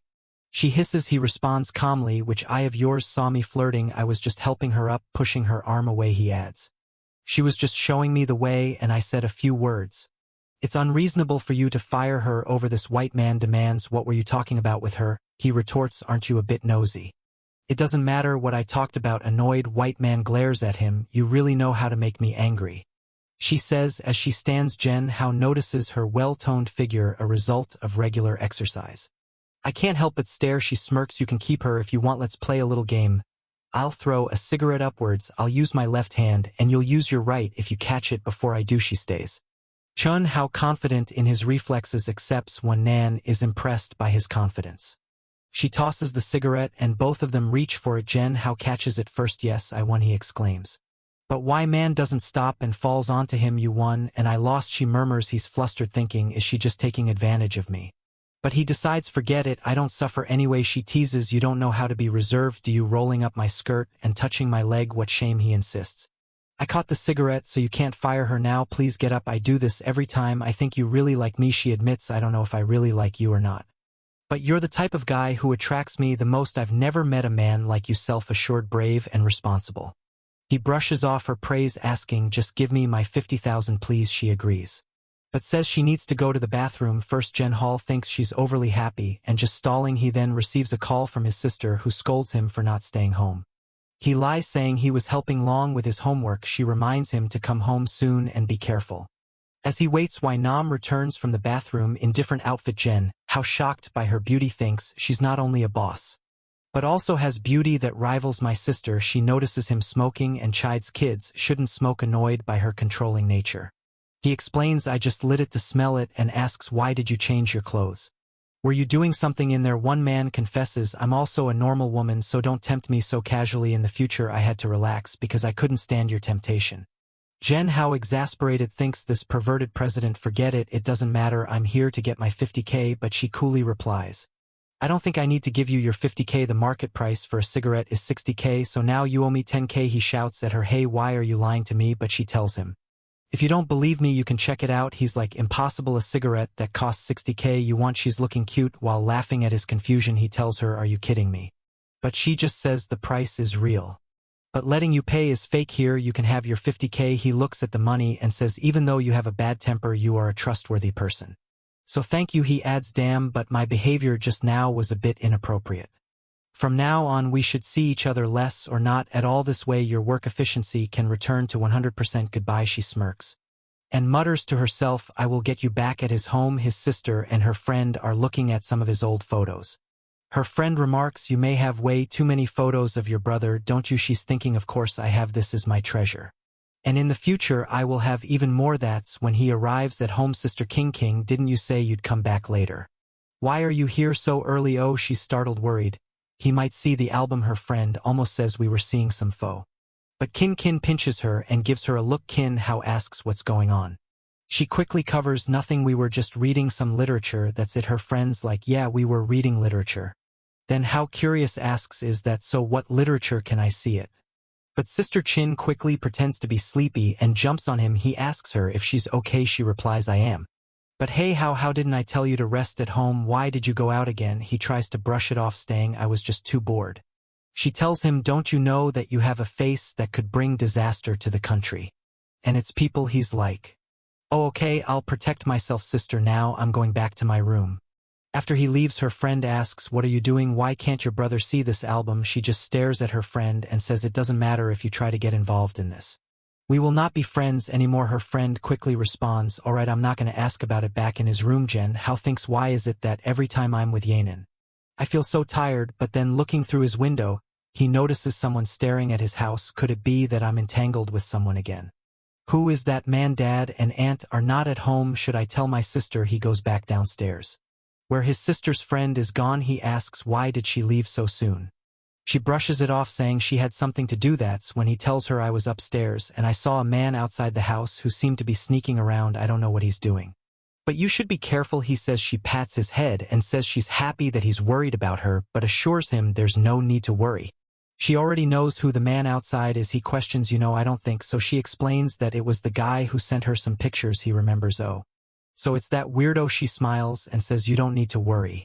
As she throws herself at him and grabs him by the chin, what's wrong with you? How you're blushing? He stammers, and nothing. I just feel like I don't need to ask for a leave tomorrow. I'll go to school. She doesn't seem pleased. Why are you in such a hurry to go back to school? Do you have a girlfriend there? He quickly responds, no, of course not. I wouldn't fall in love so early. She pulls him closer. Don't lie to your sister. Having a good-looking brother like you is a happy trouble. And I really want to keep you by my side, okay? He asks, what did you say? She quickly covers, nothing. I'll drive you to school tomorrow. The next morning she drops him off at school. Long tells him that since the incident, Yua has been alone all the time with everyone staying away from her. They decide to talk to her. Good morning, Yua. They greet her. She seems happy. And Jen How apologizes for involving her in the incident, but she just asks him, are you afraid of me? He pats her head and says, how could I be afraid of you if you're so obedient? With that, she looks happy. All the girls in the class comment that they wouldn't mind being isolated if they could get attention from the male god. It's time for lunch break, and they're together in their room. She opens her bento box, revealing a variety of dishes.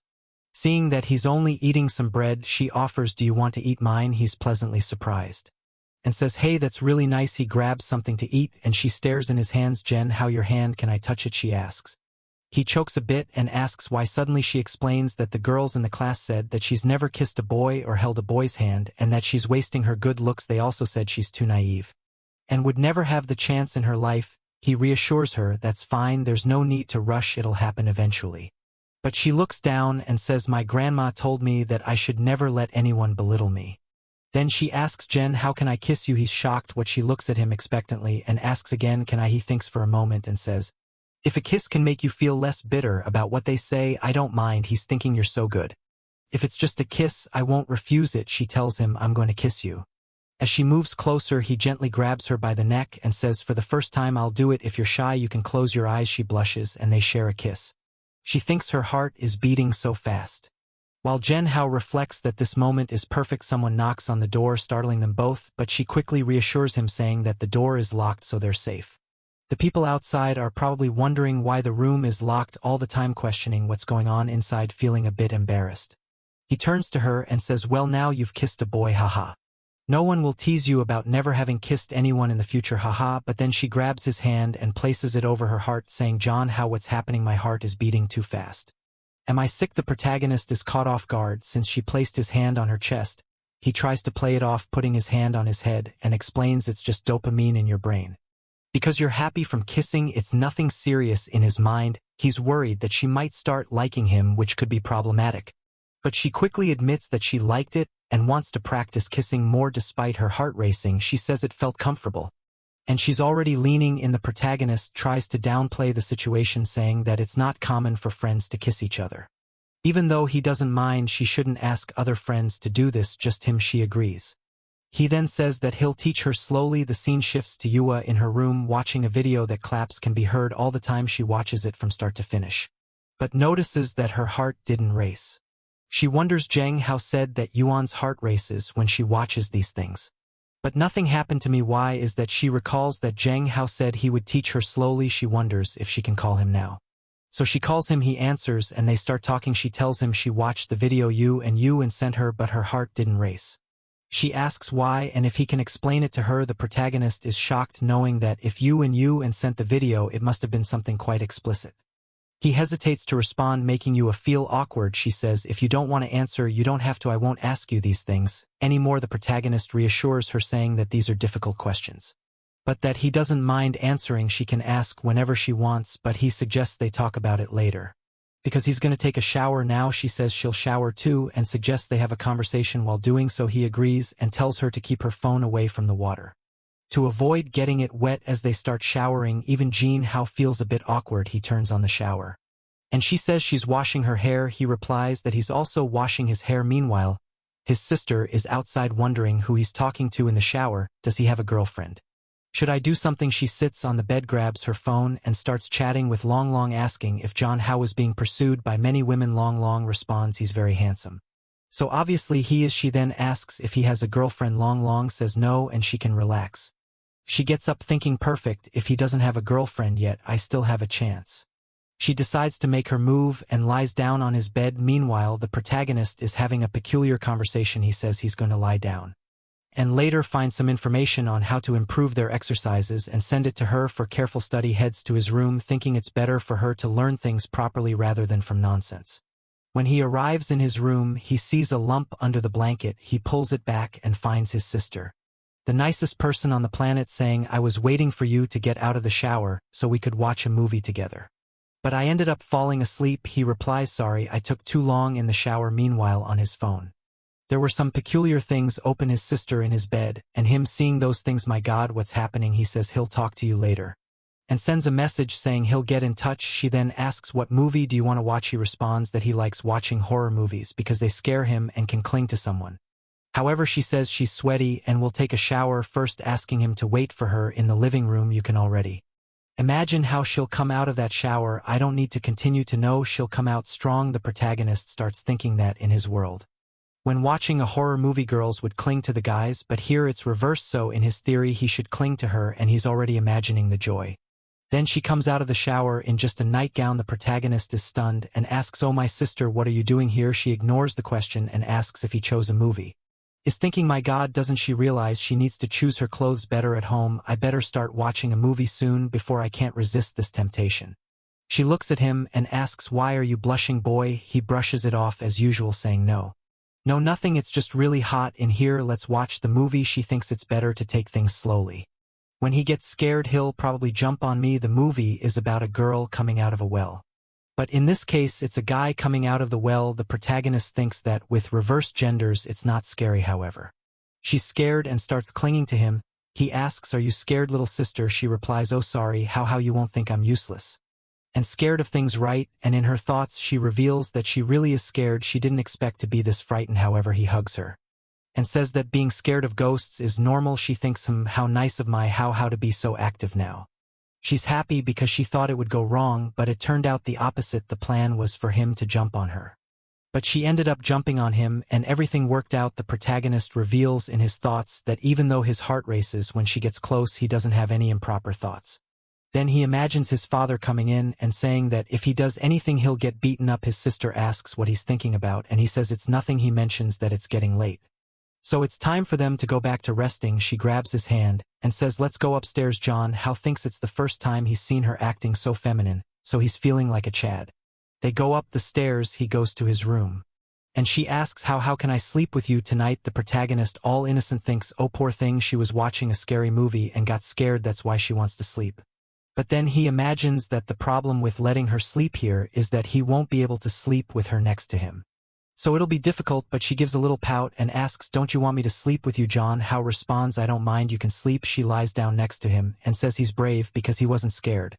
While she was terrified, he says she doesn't need to explain because they're family and she can be herself.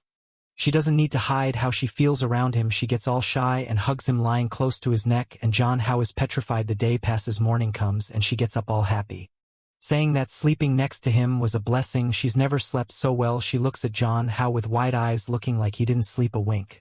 She asked, "What happened, little brother? You couldn't sleep, what happened?" He's just remembering how she kept putting her head on his chest, and he couldn't concentrate to sleep, waking up every time. She thinks it was because of the horror movies that he had nightmares, and says they won't watch those things anymore. John How is pretending and thinking that his body is completely exhausted, drained from the night. As he's getting ready and brushing his teeth, Long sends some messages. And it seems like he made some stickers of John How saying things like, "The baby is angry, don't eat, the male god is angry." Long is saying he's going to post these emojis online, and they're going to go viral. John Hall tells him to stop taking pictures of him. He goes downstairs and asks what his sister is doing there. She says she received an emoji from him. Long, "Send it to everyone." John Hall says that it's garbage that Long made and she shouldn't use it. However, obviously this crazy sister loved it. As soon as they get to school, the girls are all looking at him thinking he's the guy from the emojis. They approach him saying, "I got your emoji pack, it's so cool, could you sign here and autograph my backpack?" He runs off, opens a door, and shouts, "Long, you bastard, come here, you jerk." Long replies, "Do you want more emojis? Relax, come here and pick some." John How responds, "Are you crazy? Delete those damn stickers or you're getting beaten up." In the midst of this conversation, Yuba asks John, "How are you upset?" He says no, that it's all just a joke. Then he notices that she cut her hair a bit and asks if she trimmed it. She jokes saying she didn't cut it, just washed it. Then she admits she cut her bangs to look cuter for him. John How chuckles, thinking that it's much easier to deal with her than with his sister. Or way, because she's much more obedient. She mentions that tonight she wants to show him a new secret base. It seems like they're in an old school, hidden under a desk in a random room. It looks like some people are already making out there while he's under the desk. However, John Hall feels like he's in a forbidden place. At that moment she tries to say something and he covers her mouth. But when he covers her mouth, she blushes and starts licking his hand. John How is paralyzed, not knowing what to do. Then she looks at him and asks, "You know what I want?" and attacks him with a passionate kiss. John How, of course, has zero resistance and just accepts it, thinking that she's always close to him. And they're basically in the same class. She's always affectionate. The only problem is if his sister finds out about this, he's in trouble. She'll never take care of him again, but the kiss is already happening. And she's completely dazed. He then tells her, "No, my dear, when you kiss you have to breathe, hold on a bit." She says, "Okay, I'll keep practicing." He tells her, No, calm down, we need to go back to class, time's up." A while later they're holding hands and John How is thinking, do I want to date her? Do I want to go out with her? Then he remembers his sister and realizes he can't choose. Interestingly, he didn't even think about why. And in the next panel, who's there?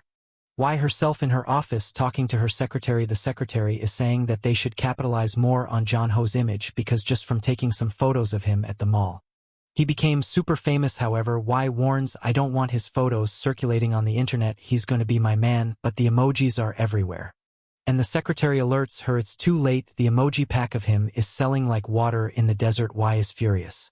She pulls out her phone to find the emoji pack, seeing several photos of him circulating on the internet, and gets furious, wanting to know who did this. She looks at a pile of documents on the table thinking, "Dan it, I have to take care of my business."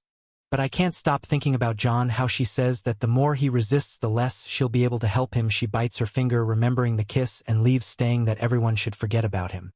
Because he will be her man on the way home. As he's about to enter, a car is parked outside. Who is it? It's her again. John How walks over and says, I've already told you we won't see each other anymore. Erase me from your life. Don't talk to me. Didn't we agree not to talk? Did you change your mind? She says that even though they kind of agreed not to talk, she couldn't control herself and came here to see him. The warrior couldn't resist. John How scolds her again, saying you're the CEO of a company, a trained soldier, and you can't even control this kind of thing. She responds that she saw his photos flying around the internet and a bunch of women talking about him. She couldn't hold back. She grabs him by the collar and pulls him close, saying, do they think they can touch my man? John How is lost, looking at the door, thinking if his sister shows up things will get complicated. So it's better to leave quickly. He tells her to go somewhere else. Get in the car and let's go. In the car, John How explains exactly the type of woman he likes. He prefers women who are cute, act like a baby sometimes, and are obedient, unlike her, who just wants to disagree with him all the time and be bossy. He thinks it's terrible to be with Wei, because when you're with her it feels like she just wants to control you and you have no opinion at all. She lets out a sigh and chuckles, asking if he likes that type of weak woman and questions if women in his world were like that. John Hall says she can imagine whatever she wants, but he won't talk about how his world was. However, she needs to know that she is not his type. Then she asks, how can all these incompetent women compare to me? I have money, status, fame. None of that is a problem for me. If you were my man you could stay at home and I give you everything you want. What's the problem? John Hall thinks that it does sound quite tempting, but he responds that he understands how she feels. But if she finds another good-looking guy she'll forget about him soon, so they just need to give it some time and everything will pass. And she grabs his chin, leans in and says that do you think she's like that? You just don't know the kind of woman she is. John How snaps, telling her not to involve Yua. However, he accidentally used a pet name for Yua, which we noticed, and got a bit angry because it showed their intimacy. John How notices Wei's anger and gets upset that she's upset, saying what's the problem with using a different name for her? If you want I'll call you by a different name too. She feels a bit embarrassed and turns away, saying that's enough of that. However, John How notices that she got shy just because he said that. He explains that it's just the way friends communicate, and she doesn't need to overthink it, and if she wants they can either be friends, just don't follow me around everywhere. Got it? John How's plan is for her to gradually distance herself while they grow apart and she forgets about him. However, at the entrance of the house, he encounters the same guy who was watching him from the corner before. The guy says he's a friend of his sister and wanted John How to deliver a gift to her. John Hall thinks the guy looks familiar and remembers that this was the guy who sent semi-nude photos to his sister. He confronts the guy, saying, oh, I know who you are. You're the one sending nude stuff to my sister, right? Just know that what matters to my sister matters to me too. If I see you here again, I'll call the police for sexual harassment. So scram. The guy leaves, but thinks he'll make his sister like him no matter what it takes. When Jong Ho gets home, his sister greets him and says she was too lazy to cook today, so she bought fast food for them to eat. She mentions that it's good to indulge in junk food every once in a while. Jong Ho doesn't know what to do with the temptation in front of him, feeling a bit flustered. He notices she sighs a little and asks her what's bothering her today. She says she's upset because he's too popular on the internet. After that emoji pack, she explains that while she was at work, a lot of people were looking at photos of him on their phones and it made her jealous. John How tells her to stop being silly, saying that all of it will fade away soon, because he doesn't want to be an internet celebrity. She says it's good that he doesn't want to be a celebrity because being one is dangerous, especially if you're the type who uses your image to make money. People will start wanting to take pictures of your butt, your arms and everything else, and those are things only I can see. She jokes. She tells him she's just kidding, and for him to drink up. As she looks at him, she thinks to herself that she knows a lot of people will be fascinated by his appearance. She needs to resolve this quickly before too many people get involved in the future. Time is running out and actions need to be taken. The scene shifts to the evening, and she's knocking on his bedroom door. He seems to be studying programming. His sister asks if she can stay there and work beside him, and if it will bother him. He says it won't and she can stay looking at her. He thinks that for once she's acting like a real big sister. He says she can sit there and work as much as she wants. It won't affect him. She thanks him, says she's happy, and has a gift for him. She mentions that she spends a lot of her money every day, so today she's giving him her daily salary of 3,000 yuan. John Ha thinks about how unfair the world is. In his previous life, he worked a whole month to earn a fraction of that. He asks how she earns so much at such a young age. She explains that although she's not yet a qualified surgeon, she can assist in some surgeries. So earning 3,000 isn't much compared to what she'll make in the future. In her mind, she wants to show that she can easily provide a good life for him. John Hao asks if 3,000 isn't too much. She explains that she was accepted.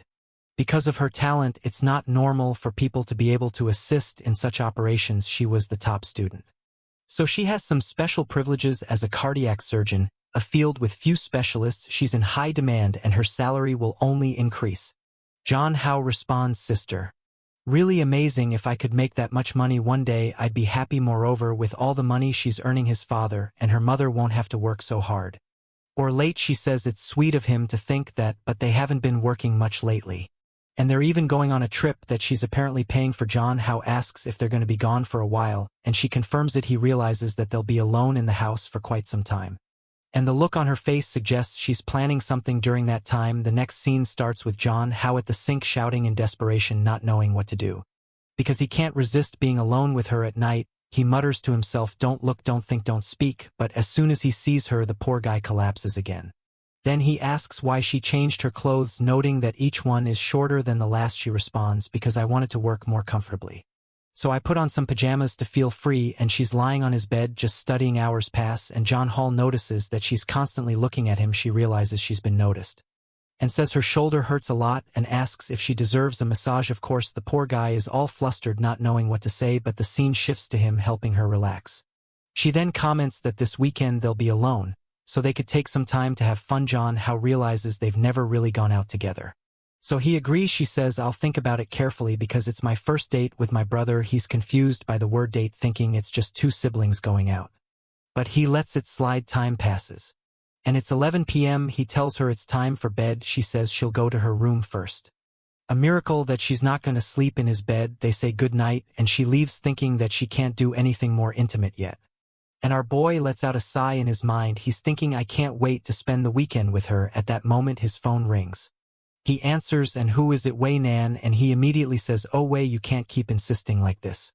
If you want to find a man, I'll introduce you to someone else. But she responds, I hate men, not just anyone can be my boyfriend. I only want you, so talk to me now. Then he asks, if you hate men, why are you still following me? What do you mean? She says that ever since she was young, she always saw a bunch of perverted men following her, especially because of the fame and money she has. She saw her mother go out with many of these guys. So she hates delicate men. However, the protagonist is different. She explains that when she was young, she worked every day until she joined the army. So it's not her fault that she doesn't know how to take care of him. She even wants to learn. However, all she knows so far is how to work, run a business, make money, and fight in wars. But she wants to do her best for him. She just doesn't know how, but she'll give him everything he wants. She says that she could literally take him to space in the future because the Fenghong group is studying rockets. John Hao replies, I'm not interested in going to the stars. He continues, anyway, I'm gonna sleep now, so we should go to sleep too. I'm hanging up, and he hangs up while the guy just shut her down. After she poured her heart out, that's cold, man. But as he hangs up, he thinks about how she's the kind of person who studied every day and barely had a childhood, which is why she's a bit manic. He feels a bit sorry for her. As he closes his eyes to sleep, he has another flashback of his sister saying, no, you can't look at anyone else, and clinging to him. The night passes, and the protagonist wakes up at school. Ever since the emoji craze started, he hasn't been able to go home alone, because his sister has been picking him up every day, worried about his newfound fame. In the morning, you agree to him, and he asks why she's so late. She says it's because she was thinking about kissing him. And suddenly she goes to kiss him. He says, whoa girl, keep it down, okay? That's a secret. You can't just say that to everyone. She gets closer, touches his finger, and says, John Hao, let's kiss. He replies, calm down, and tries to explain that kissing is something more intimate and should be done at school or with just anyone. She responds, okay, then let's kiss at my house today after school. John Hao suggests, how about we just focus on classes first, then we can talk about it later. But he notices she looks sad for not getting a kiss and feels sorry for her. He thinks that his body's reactions are different in this world. Once he starts, there's no going back. He can't take the risk. During the break, he calls over his friend. Long as they leave, the girls are all over him saying, oh my god, it's the emoji guy, sign my bag emoji guy. He's wondering what's going on and why things are getting worse every day. Long shows him a video titled The God Who Appears Once Every 70,000 Years. John Hao is furious. One girl even tries to grab his butt, but Yueha is there and quickly twists the girl's wrist. The girls, knowing Yueha can fight, are shocked. John Hao tells you how to calm down and let the girl go. Just then the principal shows up and tells everyone to leave. And they all scatter. Meanwhile, the two guys who always cause trouble for John Hao are talking. The green-haired one says to the other man, "When you were famous, everyone followed you. Now John Hao is stealing all your fans." The purple streak replies, "I don't get what they see in him. What's he got besides looks? Can he sing, dance, rap? No, right? The only thing he's got is his appearance. He's useless." Then they hear some girls talking about a fancy car parked outside, and the guy wonders what's going on in front of the school. There's a lineup of luxury cars. And who is it? Obviously it's wine. And John Hao sees the scene and long exclaims, "Wow. Look at that, a line of luxury cars. What's happening? It's so impressive." John Hao dismisses it, saying it's nothing special, let's just grab something to eat and get out of here. He's still confused about why he's become so famous. At that moment his phone rings, and who is it? The legendary Wei. He says, "Girl, do you have to follow me even to school?" She replies, "Come here, I'm taking you to dinner." He responds, "Oh, is that you in the car? I'm not going, I'm eating with my classmates." But she replies, "I knew you'd say that, so I came prepared." She gets out of the car and orders a feast to be served. The staff literally sets up a table for a whole feast. But as soon as John Hao sees this, he calls her in a panic, telling her to stop, and that he'll eat with her. Yuba asks what's going on, and he makes an excuse and runs off, leaving her looking a bit sad. Wei, noticing Yuba's sadness, gives a sly smile. This girl is something else. John Hao talks to Wei and tells her that he doesn't want anyone to find out what's happening between them. If anyone does, he'll never speak to her again. She feels hurt by his words, but thinks he's cute. When doesn't know what to do, she orders the staff to pack everything back into the car and leave. The scene changes to her waiting for him at the corner. Wearing a hat, he comes up and asks, "So you want to go out to eat?" She says yes, and he agrees, but only if he gets to choose the place. She agrees, so he takes her to the most rundown place possible. Hoping to make her dislike him, he says, "I love this place, it's my favorite, but I know you're a rich tyrant, so you probably won't like it." She really doesn't like it. He thinks, "Yes, hate me, I go into the shabby restaurant." And she's shocked by how run down it is. She pulls out her card and tells the owner not to let anyone else eat there. While she's around, John Hao quickly intervenes, saying, "You may be rich, but if you do that, where will poor people eat? If you're just gonna flaunt your wealth, let's leave right now." She thinks, "Man, you're really difficult." John Hao orders a big bowl of instant noodles with a fried egg. She looks at the menu and wonders if something this cheap is even edible. John Hao, a bit embarrassed, says, "I've eaten this my whole life. If it were poisoned, I'd be dead by now." The restaurant owner glares at her and tells her to order quickly because she's holding up the line. John Hao places his order, and Wei insists the staff wear gloves and use only fresh ingredients for her. The owner gets upset, but quickly changes her tune when we flashes some cash, promising to use all the proper attire and ingredients. John Hao watches and thinks this is getting a bit mean, but then we grabs him and says, "Stop looking at her, only look at me." He thinks, "Wow, you're even jealous of the restaurant, aunt." But she cuts him off, asking if he really eats here. He confirms, saying, "Yes, this is where poor people eat." She can't understand it because she's always surrounded by wealthy people and doesn't realize how her actions are inappropriate. He makes it clear that he doesn't have a Cinderella complex. He doesn't want to be pampered or supported by her. If that's what she wants, she can just leave. The scene shifts and a restaurant lady comes out dressed like a top chef, complete with a mask, hat and vest. She's almost like a surgeon. The food she brings is impressive. Wei looks at the meal and says, "This is actually edible. I had worse in the army, especially considering that I love you." John Hao thinks this girl is crazy. Wei doesn't want him to eat it, saying it's not clean or nutritious. John Hao was puzzled by her madness, but her words show that she's trying to care for him in her way out of nowhere. She asks, "Why do you kiss so well? Who taught you that?" He dodges the question, saying it's not the right time to talk about such things, and claims he learned it all from watching TV. Wei warns him, "You better not let me find out you have any kind of relationship with another woman. If not, I promise I'll do something about it." John Hao is taken aback. The scene shifts to John Hao talking with Long in the room.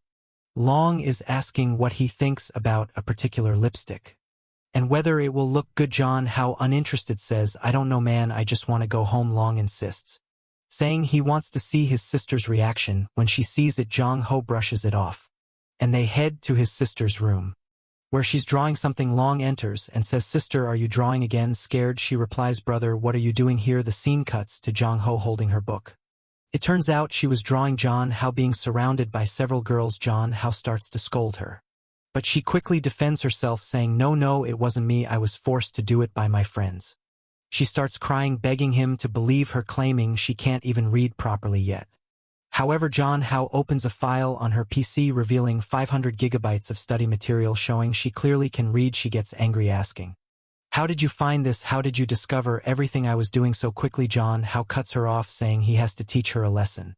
Since she's the sister of his best friend, he confiscates everything, stating that at her age she should be focusing on her studies and not drawing such things. He adds that if she follows his rules, he'll grant her a wish. At that moment, Jong Ho's sister calls, asking what he's doing. He replies that he's leaving Long Wang's house.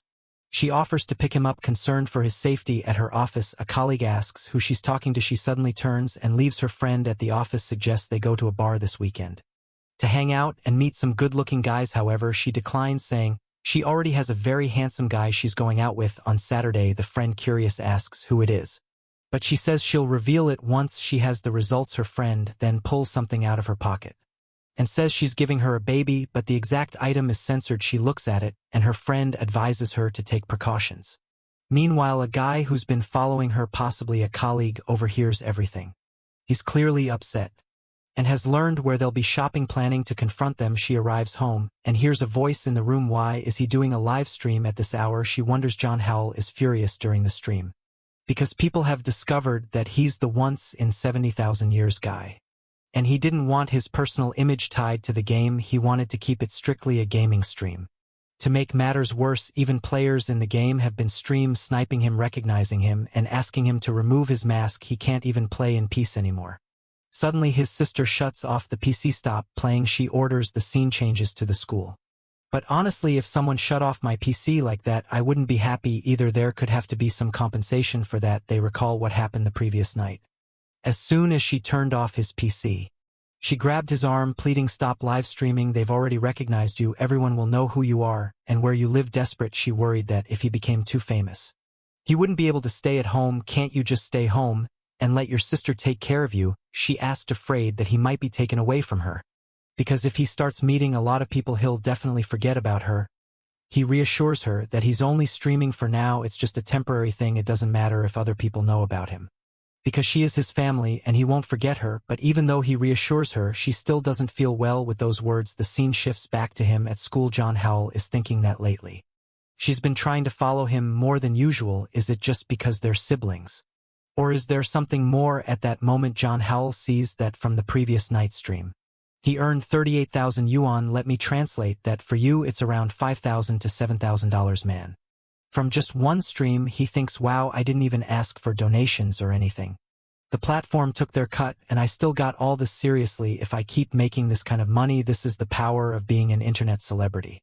However, he remembers that the main goal isn't to get rich. The main goal is to return to his own world. Then the scene changes. John Hall arrives at school and finds a crowd of fans. They're accompanied by Long Long, all welcoming him. Now the protagonist has a fan club at school. The girls are all saying they'll always support him. The guys who dislike him are discussing, damn, John Hao was already a celebrity at school. Now he's an internet celebrity and has ruined everything. However, as always, they claim that the only thing that matters about him is his looks, because he doesn't do anything special. It's obvious the guy has a malicious plan. While John Hao is changing in the bathroom, the guy is secretly taking photos with his phone. Long Long walks in and comments, "Wow, John Hao, your ABS are already defined." Meanwhile, the guy keeps snapping pictures. However, he accidentally drops his phone and John Hall notices, asking, "Man, what are you doing here?" The guy checks his phone screen to see if it's broken and realizes he's been caught. John Hall confronts him, "Dude, what are you doing here? Are you taking pictures of me?" The guy denies it, but John Hall takes the phone, obviously find the pictures, and starts undressing, taunting the guy, "Go ahead and take as many pictures as you want." While handing back the phone, the guy thinks, wow, this guy is really crazy. John Hao uses this strategy because he can't afford to be scared of people taking pictures of him. If they find out he's sensitive about it, the situation will only get worse. It's better to boldly face it. The scene shifts to Zhang Hao following the guy on the street, thinking he needs to find a way to get this guy to leave him alone and stop taking pictures of him. The guy is looking at his phone, thinking, that jerk Zhang Hao caught me, but I won't give up. Just then someone grabs him and pulls him into an alley. Zhang Hao turns the corner to see who it is and realizes it's Y-Man's goons. So he understands that she's the one orchestrating this. One of the goons tells the guy to say that nothing happened and disappear. Zhang Hao realizes that Y-Man probably has someone watching him at school, knowing what happened, and that this green-haired guy was taking pictures of him. So he calls her asking what she's gonna do with the guy. She responds, "Oh. So you know it was me who did this." John Hao says, "Well, your goon pulled the guy right in front of me. How could I not see?" Wayman replies that since the guy wanted to provoke John Hao, he has to face the consequences, but John Hao tells her not to worry about this kind of thing. He'll handle it himself, even more so at school. However, Wei says she doesn't care what he thinks she should do. She's going to handle things her way, even if it means doing so at school. John Hao angry says he's going to hang up knowing there's not much he can do. All he hopes for now is that the guy shows up at school tomorrow and doesn't disappear for good. The next day, as soon as he sees the guy is visibly startled and acts overly polite as if afraid. John Hall realizes that the guy was probably beaten up. While they're eating, Yuba notices that John Hall seems a bit down and asks what's wrong. He replies, nothing much, just a headache." Out of nowhere, she gets up and starts giving him a facial massage, saying that when he did that for her at the park she felt better, so she just wants to help. At that moment, she suddenly hugs him, saying she wants to stay close to him. She says that hugging makes her happy, and kissing makes her happy. John Hao, trying to play it cool, responds, "I want to make you happy too." He's standing there thinking about how obedient she is and how romantic the scene feels. Just thanks her and gives her a hug, but he realizes that even though he likes the hugs from his sister, in a way he doesn't feel as relaxed with them as he does with Yua. Even though his half-sister is very beautiful, it doesn't feel right because she's family. And with Why, he fears that getting involved even a little could be dangerous. Considering all this, it's only with Yua that he feels a sense of calm and peace. Suddenly she starts kissing his neck and asks for a kiss, even beginning to take off her shirt. Wow, she's really going for it. He tells her to calm down and not be so forward. But the truth is he also wants it. He just doesn't want anyone at school to see. He asks her what kind of movies she's been watching. She says she hasn't watched anything. However, he still thinks that she probably watched something to make her act like this, like a crazy person. He then tells her that these kinds of things are only for couples to do, only really after you understand what love is. And you're actually like dating. She then asks him, so what is love? He gives a generic response saying that love is when you love someone. Wow, a perfect 10/10's answer. Well done. He knows she won't understand anything, so he tries to give a half-hearted explanation, saying it's when you feel relaxed around someone. He asks if that's how she feels around him, because if they ever start dating, he doesn't want it to be just for physical things, but for love. After giving her all this advice, he says it's time to go back to class. She didn't say anything the entire time. Out of nowhere, Wong calls him, telling him to be careful. He noticed that John Hao has been going to lunch with Yuhua all the time, and she's probably taking advantage of him. But John Hao says it's nothing like that, they're just friends. Then John Hao starts thinking that if even Lan noticed the people watching him, like those hired by Wei, will probably inform her about Yuha. So he needs to distance himself a bit to keep Yuha safe. John Hao is doing another live stream. His sister comes in as usual, takes the microphone and says, "My little baby is gonna sleep. See you in the next live." By John Hao is like, "Hey, I'm not done here," but she replies, "Every time you play you get so focused. It's time to stop, let's rest. Come to bed and lie on your sister's lap, and I'll give you a massage." John Hall lies on the bed thinking, my sister is so nice, always taking care of me, not knowing her true intentions. She's just trying to convince him to stop streaming, saying that many of his viewers probably have bad intentions. She suggests he should stream less. And another thing, no matter how much they ask, he shouldn't show anything.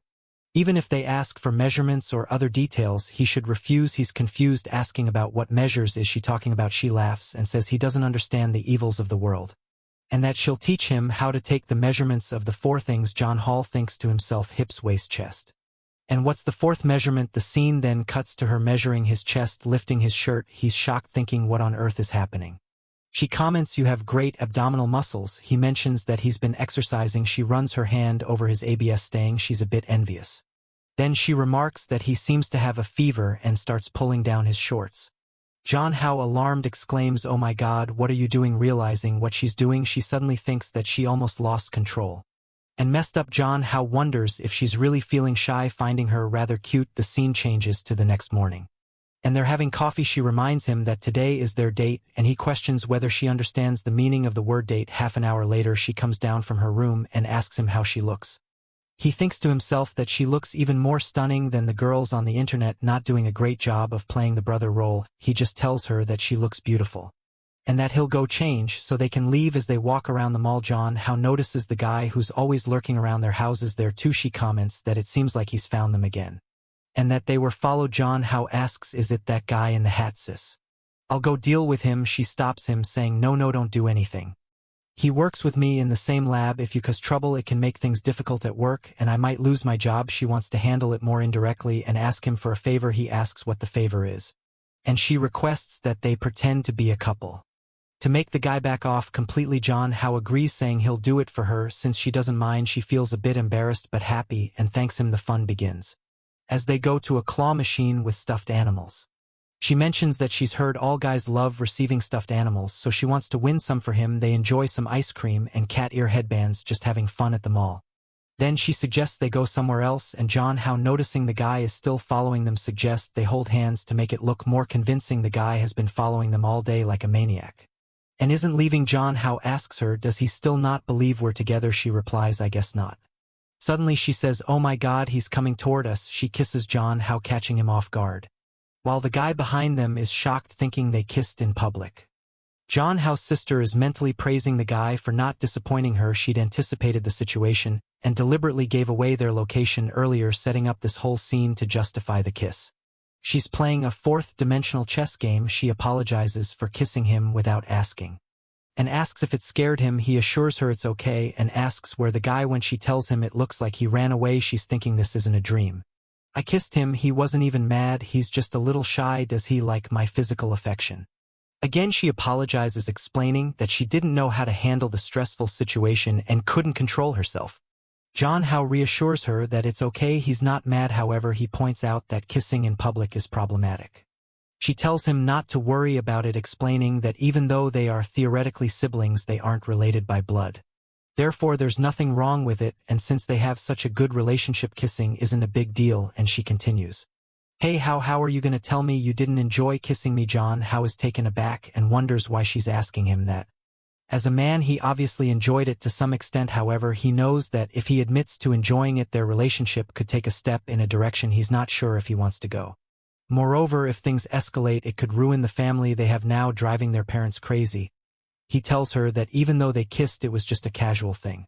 Because they're family, they have to keep things appropriate. She gets excited, realizing that he didn't dislike it, which likely means he does have feelings for her. If he didn't like it, he would have acted differently. She then gives him a look, clearly planning something mischievous. With this new understanding, she says, that's fine, but today we're not related. Today we're a couple. We agreed to be a couple for the whole day, and maybe that stalker is still following us. So we need to keep up the act until the end of the day, okay? Meanwhile, two girls in the corner are talking. Hey, did you see that couple over there? The guy's handsome and the girl's all dressed up. Let's get some money out of them. They approach, trying to threaten them for money. The sister puts her hand in her pocket, ready to pull out a knife, thinking if they take another step forward, I can cut one of their organs. I might try to keep them alive, but they'll probably die. The sister is ready to kill, but she doesn't want to risk her brother's safety. So she pulls out a bunch of cash and throws it at them. The girls warn her to be careful, or they'll break her boyfriend's face, but John How, entering psycho mode, says that's not going to happen. His sister looks at him, confused by his confidence. One of the girls tries to punch him, with John How easily dodges and lands a hit on her stomach, sending her flying. The other girl is shocked, and John How challenges her. You want some too? Come on. The two girls run away, and John How turns to his sister, exclaiming, I will always protect you. She is surprised, thinking, when did my brother become so strong? As far as she remembers, he was always timid and hiding behind her. She starts having flashbacks of their childhood, when she never wanted to be separated from him. Even when he stopped talking to her, she kept watching over him to protect him. Since she became part of his family, he used to tell her everything, but lately he seems less dependent on her and less willing to share. John How notices her deep in thought and asks what's wrong. She brushes it off, saying it's nothing, and suggests he go take a bath. While he's in the shower, she gets on his computer to check for any information that might explain what's going on. She quickly finds the novel he's been writing. Meanwhile, John How is enjoying a relaxing shower. She reads the novel, which describes a world opposite to their own. When he enters his room, she's no longer there, but she suddenly appears, offering him a glass of milk. And my friend, what a glass of milk it is. She then asks him, what kind of story are you writing? Won't you tell your sister? He downplays it, saying he just writes casually and it's nothing special, thinking it's better not to let his sister know about these things for now. He realizes she already suspects he's hiding something. She says, are you writing something you don't want me to read? That can't happen. You've been acting so strange lately, practicing New Way Thai. And you even wanted to defend your sister with a punch today. Compared to the how I knew you're very different now. I'm worried about you. She gives him a dark stare And John Hall realizes she might have seen something and is suspicious. He wonders, did she know the previous owner of this body before becoming my sister? He asks her, how have I changed lately? Did you know me before? She looks surprised and responds, yes, we knew each other from childhood. John Hao is stunned. We've known each other since childhood. What do you mean? What's going on? He thinks to himself, why don't I have any memory of this? She explains that they spent their early childhood together, and she asks how he can't remember anything. He says it's probably because it was a long time ago. He doesn't remember those memories. John Hall thinks my sister seems suspicious that I don't remember. She appears saddened by this, wondering if it has something to do with his trip to the Red Moon. He decides he needs to play dumb to avoid upsetting her, and says, almost every night I have a dream about a little girl fighting with other kids. The girl's eyes are scary. Since I started having this dream, I felt the need to become stronger to protect myself. That's why I've been exercising and practicing the Wei Tai. The only reason I had the courage to face those gang members at the mall was because you were beside me. I knew you wouldn't let anything bad happen, right? He places a reassuring hand on her shoulder, saying everything she wants to hear. She blushes and says, of course I wouldn't let anything happen. He thinks the best strategy with her is to act weak, because she tries to protect me. She wonders if she had scared him so much that he forgot everything from their childhood, but she resolves that it doesn't matter now because she has a chance to change everything. She then says, today how you scared me, so you deserve a punishment. He asks what punishment. She responds naturally, I'll kill you. They begin tickling each other, laughing, and eventually collapse out of breath on the bed. She tells him, how don't ever scare me like that again, okay? He replies, okay sis, okay. She then climbs on top of him and says, we agreed to be a couple for the whole day. And the day is not over yet. She starts to mount him, and John Hao is in shock. He says, but no one's following us anymore. We don't need to pretend to be a couple. She retorts, it's just for a day. And since we already kiss, it's fine if we kiss again. Now John Hao, unsure of what to say, begins to suspect that she doesn't just want to be family. She moves her mouth closer. Is it happening just as it seems like it might? The parents return from their trip. Kenny, how are you? Upstairs, the sister exclaims, damn it, Mom, didn't you say you'd be back tomorrow or the day after? What are you doing here? Zhang Hao, equally startled, thinks, what the hell, Dad? Why did you come back now? What a disaster. The sister quickly says, I'm just here in Hao's room and I'm leaving now. As she starts to go, Hao notices her face is still flushed. He tells her, you're way too red right now. You should rest first and then go inside. She says, so if my mom asks, tell her I have a fever and feel dizzy and went to rest. John Hao thinks to himself, it's confirmed. My sister Kin really is a dangerous girl. Could it be? What should I do? The world is so upside down that Zhang Hao even remembers that his mother went out to buy cigarettes and never came back when he was very young. That's why his father works like a condemned slave. And it's the reason John Hao was raised in a daycare, spending his entire childhood there. It was there that he met the coolest little sister. It seems like no one in the room talked to her, until the protagonist came up and said, hey little sister, why are you always alone? You just got here. What's up? Let's play. My name is John Hao and I'm 5 years old. She looked at him with a death glare. And John Hao was shocked. She ignored him and said nothing. She's in her room thinking, oh, my plan worked so well. I kissed him. He didn't refuse anything. Does he like me too? She's even sweating just thinking about it, and she's super happy. Oh, how I love you. Meanwhile, John Hao is in his room thinking, damn it, she's definitely interested in me. If it weren't for our parents coming home, we would have him. He admits to himself that she's nice, really nice. She treats him very well. Always takes care of him, is smart, earns good money, cooks, cleans the house. Wow. She really does everything. It's like you just need to exist. An NPC almost. Besides, he confesses, I have a crush on her. Every time I see her, my heart races. My God, what do I do? It's always been my dream to date a beautiful girl. But then his expression changes as he wonders, but what would my dad think of this? Could I somehow, manipulate the situation in my favor in the future? At dinner, Kim's mom asks Kim, did you take care of your brother while we were away? They exchange a knowing glance, and Kim smiles, saying, of course I did. But he's grown a lot too. So he took care of me as well. John Hao, confused, thinks, what does she mean by that? He quickly says, I finished eating. I'm going to a friend's house. Don't wait up for me. I won't be back early. Kim's mom responds, wow, you have a lot of friends. That's amazing. Do you want your sister to take you to this friend's house? John Hao hesitates and then says, no need. You all can stay here. I'm leaving. Bye. As he heads out, Kim says, something really good happened. He soon cuts to John Hao in the city thinking, I hope she doesn't say anything to anyone. Who did you go to meet in the city? It's Yuba, dressed a bit provocatively. Why are you wearing those shorts? Come on, put on some clothes. He thinks the other day he scolded her for changing her tights, but now she's walking around like this and he says nothing. Then he asks, what are you doing here, young lady?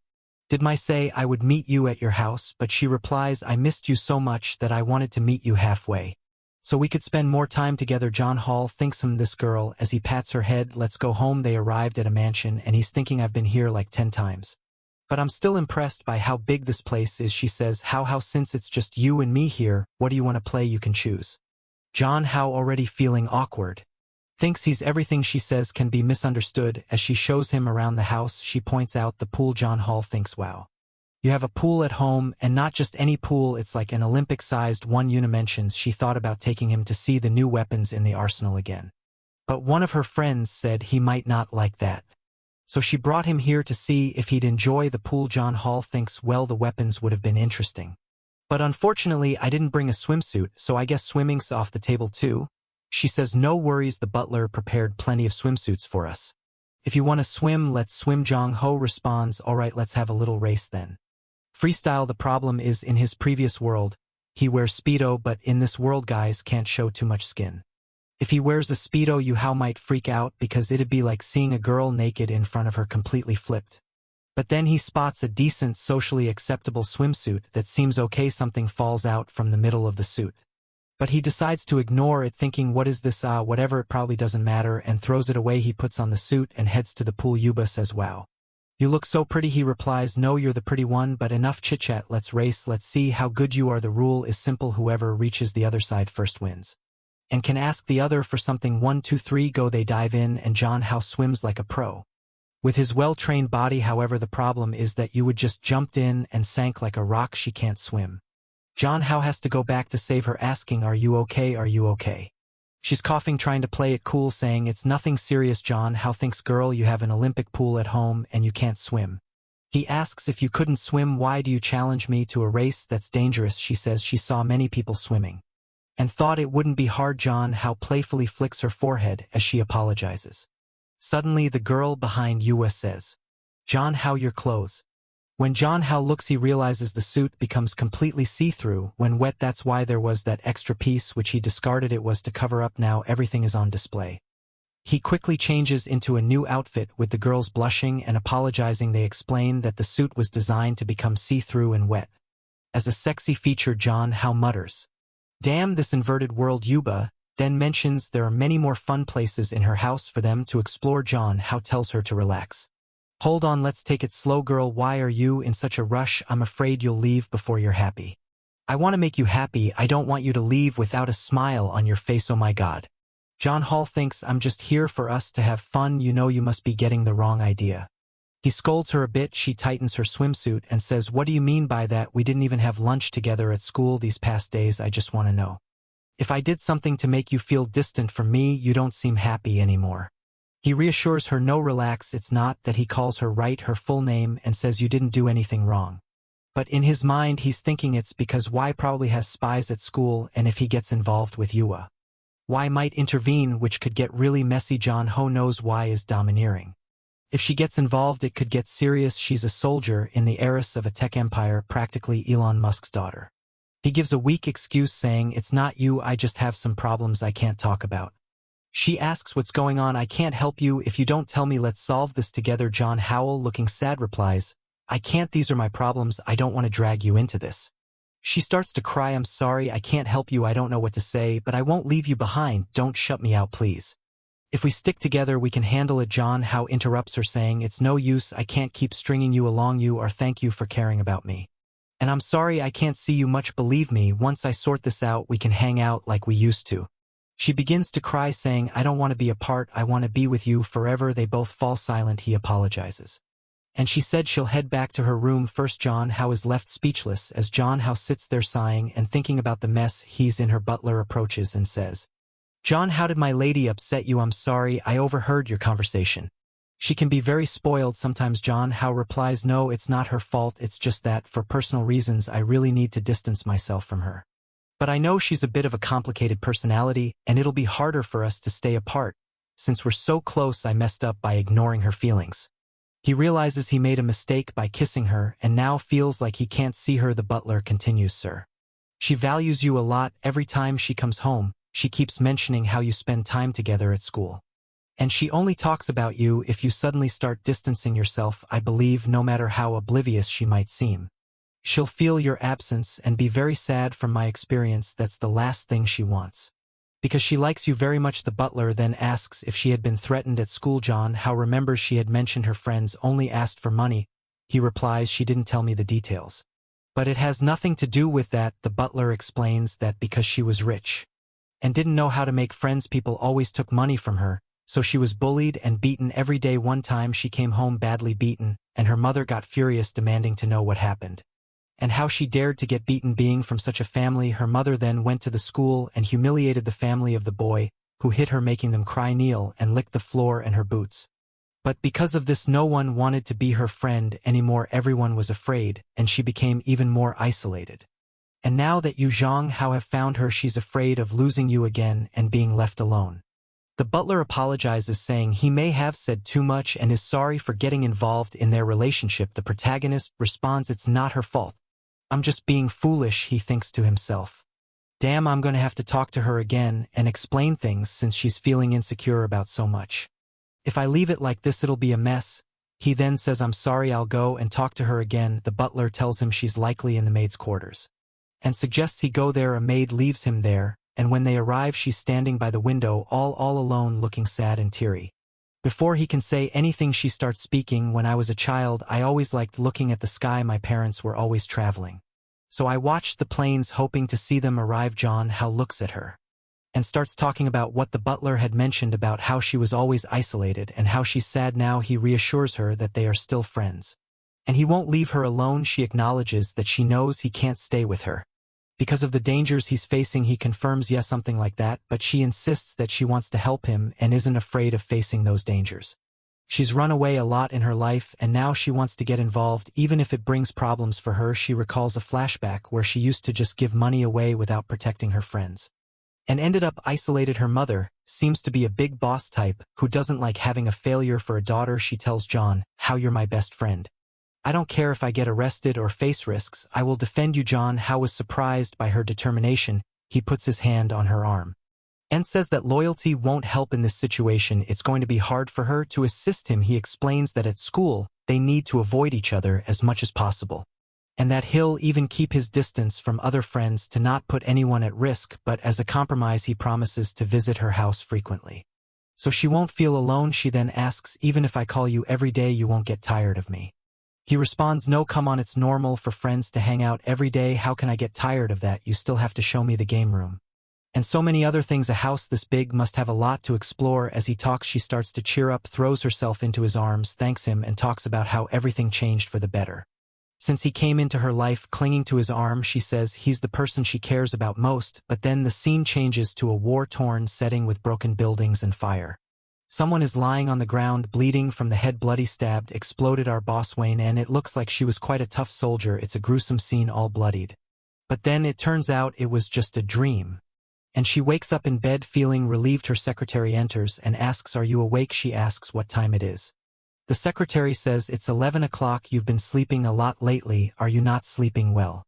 Do you want me to call a doctor for a checkup?" Wayne declines and asks how the blood moon research is going. The secretary says there's been no progress. Wayne says, "All right.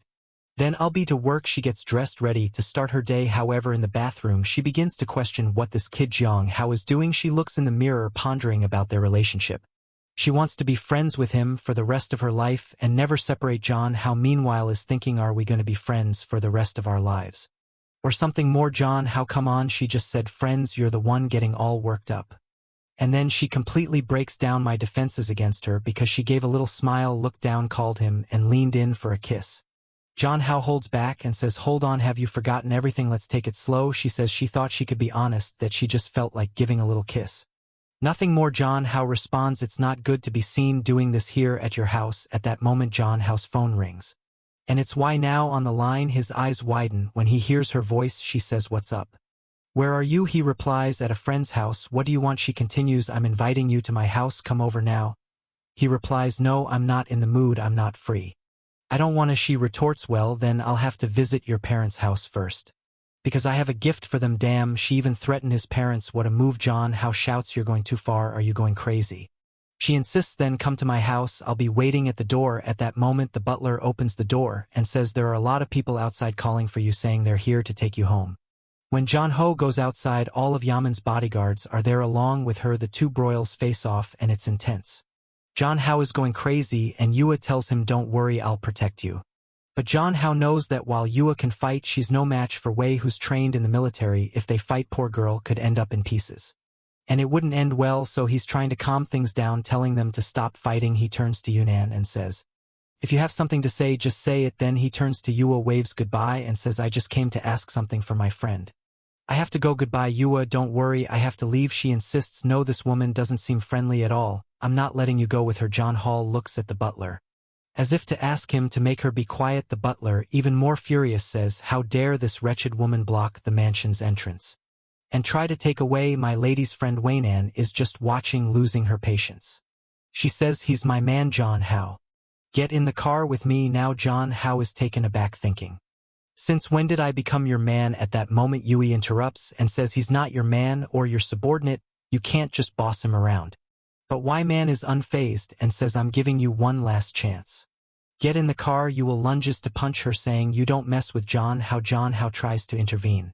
Don't do that. Johan barely moves, easily blocking the punch. Johan, realizing she's in trouble, gets a shock. Johan then lifts her leg to strike, aiming for a headshot. Luckily Johan dodges it. John Hao, feeling helpless, thinks this is bad. Johan tries to apologize, saying please just let him stay, but Wayman, still composed, orders her men to take the girl away. Yuna fights back, but John Hao tells her to stop resisting. Wayman, smirking, tells John Hao to get in the car, promising that everything will be fine if he comes with her. John Hao, with no other choice, complies and they drive off. As they leave he looks back, feeling guilty and worried for Yua. John Hao exclaims, wow, you're really impressed at fighting, doing it right in front of my friend's house. She retorts, didn't you say she made a move on you? John Hao quickly interrupts, saying, you're the one who came here, blocked her house and started a fight. Do you really want to get beaten that badly? He continues, why is your temper so bad with a heart like that? I don't even know how you managed to become a president. Did you use some underhanded methods to get there? He goes on saying that the fight had been stopped. She could have been in the headlines tomorrow. President of Fenghong beats up schoolgirl. Wang Nan cuts him off, saying, if it weren't for you hanging out with other girls, I wouldn't be this pissed off. It's your fault.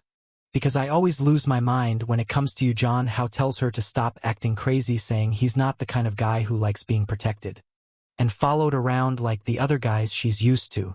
She responds, you're crazy, I've never had a man before. John Hao, taking it back, asks, you've never been with anyone? She makes her face like yeah. So what? He's shocked, thinking, what the hell, she's actually single, never been with anyone, how is that possible? He finds it hard to believe, imagining she had hundreds of men chasing her and that she'd been with several. He's left bewildered, thinking the more he gets involved with her, the less he understands. When they get home he tries to keep his distance, but she asks Zhang Hao, what's up with that girl and her family? He quickly responds, we're just friends. And why do you keep threatening my friends and everyone close to me? She asks, why are you threatening me? As she leans in closer, he retorts, you even said you go to my parents' house. What did you mean by that? She replies, I was going to propose. Is proposing a threat? Now Zhang Ho is stunned. Marriage? That's crazy, isn't it? She responds, don't you think I deserve you as my man? If I wanted to threaten you, I would have already threatened your relatives and forced you into my bed. John Hall was even more taken aback, realizing she's serious and not concerned about his family. He tells her, this is impossible between us. There are plenty of good guys out there. Why are you only interested in me? And besides, I don't like strong women like you. You need to understand that. She replies, life is short, and I'm going to take everything I want in this one. John Hao stands up, declaring, you're crazy, this doesn't make any sense. She pulls him close, giving him a tight hug, and whispers in his ear, I've been studying the red moon for a long time, aren't you interested? She playfully nibbles at his ear, feeling awkward. John Hao says, I don't care about your studies. I could study until the moon turns green and I still wouldn't care. He tries to leave but accidentally knocks over a porcelain piece.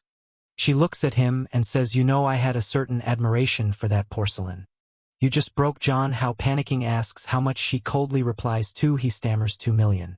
She corrects him, 200 million. Now John Hall realizes he's in deep trouble, owing Y-Man 200 million in the next frame. She goes with her foot towards him, saying, pay up. He says, no, that's impossible. There's no way the thing is worth 200 million. She then tells him that if he can't pay, he'll have to become her husband, but being a responsible person, she'll only make him pay 100 million. If he doesn't pay at least 10 million in the first month, he'll have to negotiate with his body. John Hall thanks, my God, 100 million, 10 million a month, that's impossible.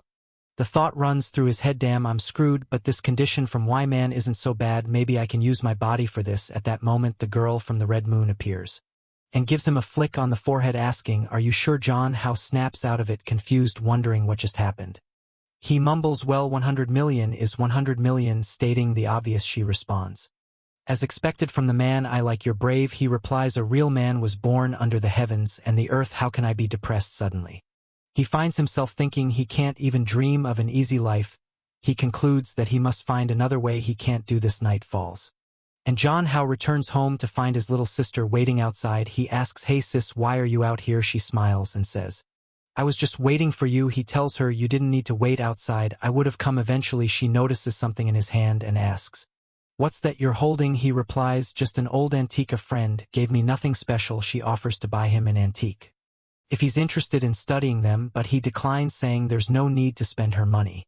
Despite his reluctance, John Ho decides to ask, hey sis, how much money do you have saved up? She responds, I don't know, around 3 or 4 million. Why do you need money? Are you asking for access to your sister's bank account? I'll give it to you. I'll give you everything. Here, let me go get it. He quickly grabs her wrist, saying, no, relax, I'm just concerned because you're spending so much money. She goes, oh my God, my brother cares so much about me, even worried about my finances. He then heads to his room saying, I'm going to my room, see you later. John How decides to do a live stream. But let's be real, meeting 100 million, he's going to have to go all out, so he messages his manager asking, do you have a plan? I need to make money. What should I do to blow up the views? The scene shifts to the chat going wild, people saying, oh my God, the God of Men has arrived. So hot. The protagonist is thinking, I haven't fully planned out what I'm going to do, but I have a few ideas. People in the chat suggest, if you take off your mask, I'll give you 10 super yachts. He's tempted, thinking 10 super yachts. Maybe it's worth it, just take off the mask for a second, but then a message from his manager pops up advising, don't do it, wait a bit longer. When you're a top streamer in the future, you'll make way more than that. She plans to reveal later that he's the boy seen only once in 70,000 years and capitalize on that. John How tells the stream that he won't be taking off his mask just yet, but they can stay tuned as he might consider it. He mentions that he's tired of the current game and isn't in the mood for exercise. Asking, what do you guys want to see? One person says they're tired of watching the same game he keeps playing and wants to see if he knows how to play a shooter game. Another person suggests he spread his legs and film it. And yet another suggests he do a singing stream because it's easy. The protagonist thinks to himself that there's no way he's wearing a short outfit and shaking his, but not even for 100 million. So he decides to sing a little song instead, thinking that as long as he doesn't sound like a complete lunatic, it'll be fine. He's not a professional or anything. But he sang decently in his past life. He starts the stream singing a little song and the chat lights up with comments about how wonderful his voice is. He starts receiving super yachts as gifts, and he begins to wonder how much they're worth. At one point someone requests a specific song, but he refuses, saying he won't sing that one but can sing others. As he continues singing, the donations keep rolling in, and the chat is filled with adoring fans gushing over the delicious guy seen only once in 70,000 years. The protagonist is eyeing the gifts and thinking, at this rate, could it work out? He then announces that whoever donates 3 yachts will get their wish granted. After wrapping up the stream and thanking everyone, he ponders that while he would like to stream more to earn money, he can't stay up too late as his sister might scold him, and his father might stop him from streaming altogether. He realizes that his singing streams bring in more money than gaming ones. Making 50,000 in this session, he acknowledges that even if he streams all month and makes 50,000, it won't be enough. He needs to earn much more. Suddenly his phone rings and why Nana's calling. He immediately thinks she's calling to ask for the money back, but she surprises him by saying she just wants to see him and asked him to send her a picture. Calling him a sleazy fox, annoyed and confused, he agrees, but asks for 5 million to deduct from his debt in exchange for a photo. She negotiates down to 1 million and he agrees, thinking a million less is a million less. He sends her a picture of him, thinking, why is she being such a pain? The protagonist then considers asking you up for money, but realizes that even with the money from his streams, he still needs to make a lot more. He decides that he can't rely solely on his sister's funds. The scene shifts to the next day with the protagonist Writing down his plans to make money, find someone to lend him money, avoid selling his body, sing live, and send photos to Wide Nan. He notes that he's currently in debt for 100 million, thinking he's doomed, reflecting on his recent singing streams which have been quite successful. He considers calling his manager for more tips. He calls her and says, "Song, I need to make more money, what should I do?" She replies, "I didn't expect the god of men to take the initiative to call me. You want my suggestions for your streams? Obviously I won't suggest you act cute or start stripping. I've noticed your singing streams have done well. If you're interested, we could explore new ideas. I recommend trying out a game that recently launched." He asks her to send him the game and she suggests PUBG. He wonders if he can secure a sponsorship or some kind of promotion for the game on his streams. Midstream, his sister enters the room asking if he's hungry or wants to go to bed. Chat explodes the comments about a possible forbidden love between them. She leans close to him. And John How quickly ends the stream. To avoid more speculation, he checks the stream's results and finds it did well, but it's still not enough. Making money is harder than he thought. His sister notices the stream's popularity and teases him about it. She suggests he should rest and even offers to give him a massage. John How, noticing her suggestive outfit, tries to resist but eventually agrees. Thinking it's just a massage, as she massages him he realizes she's being sincere, but he can't help but notice her attire. She asks if it bothers him and he denies it. Though internally he worries he might lose control, she insists there's a reason for her dressing like this, hinting at her deeper feelings. John How, curious, asks what the reason is. She internally debates whether she can make him fall for her, believing it's the only way their relationship can work. Then she says that when the time comes she'll explain everything to him. He just nods him. "Okay, fine, whatever you're talking about, I'll just go along with it." She reveals that she has a new plan in motion. And once it works out, their relationship will deepen significantly. The scene shifts to the next day with the protagonist waking up at 6 in the morning. He's thinking about how her massage was so good that he slept peacefully.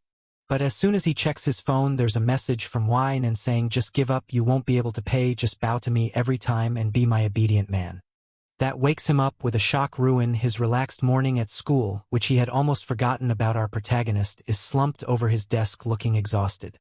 Yua comes over and greets him with a good morning, to which he responds in kind. He asks her why her backpack is so huge, and she pulls out a bunch of treasures she stole from her house, saying she doesn't know their worth.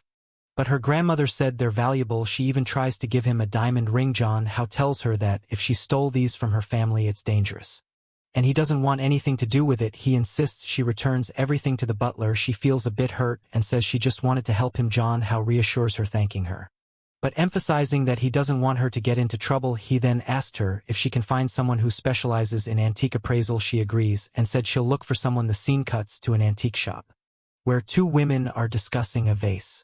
Our protagonist arrives, and one of the women immediately recognizes him as the immortal god who descended to Earth 70,000 years ago.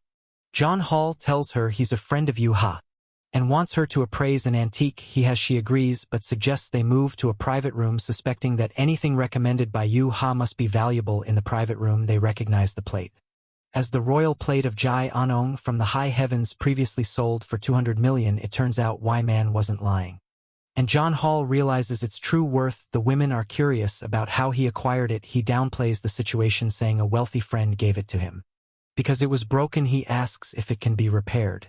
They say it can, but it won't be worth as much as before. The assistant offers her card, suggesting they go out for a meal to discuss everything.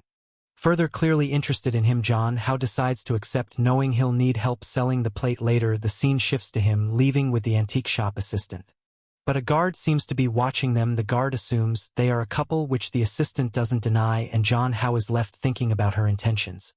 Inside the hall, other women are looking at them, thinking how lucky she is to have such a handsome guy by her side. She's beaming with pride, while John How has no choice but to play along, holding her hand. However, it seems someone is following them. The assistant apologizes, explaining that pretending to be a couple got them a discount. John How reassures her it's not a big deal and asks how much the repaired plate might sell for. She estimates a few $1,000,000.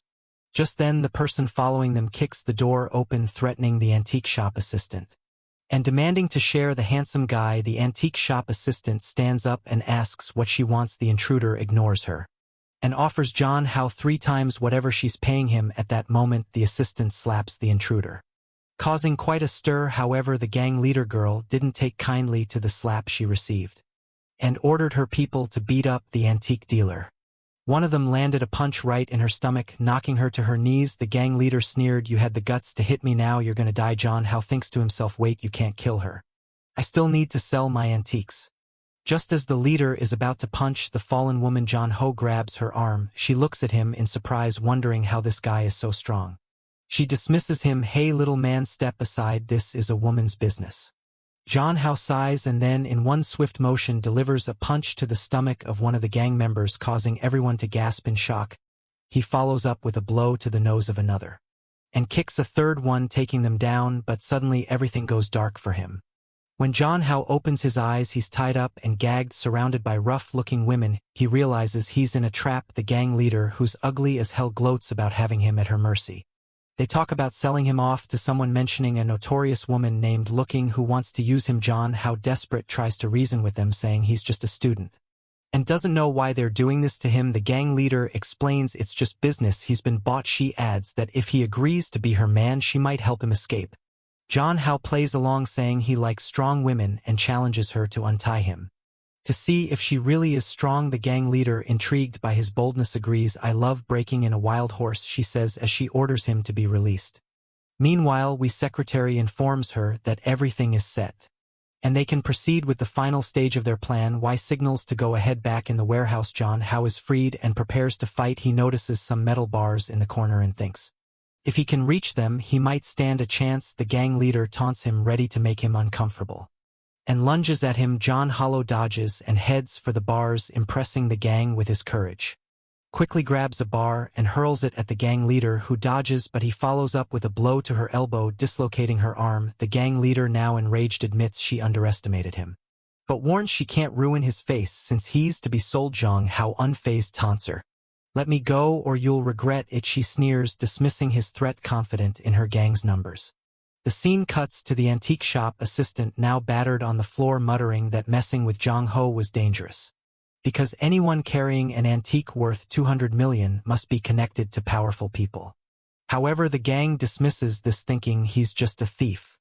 But then the gang realizes something's wrong. They look towards Zhang Hao and see a shocking sight. He's fighting off and beating up everyone.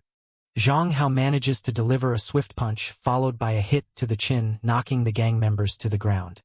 The leader of the gang is surprised but unfazed, ready to retaliate. Suddenly someone arrives, and Zhang Hao feels the tension rise. Wei appears, looking furious.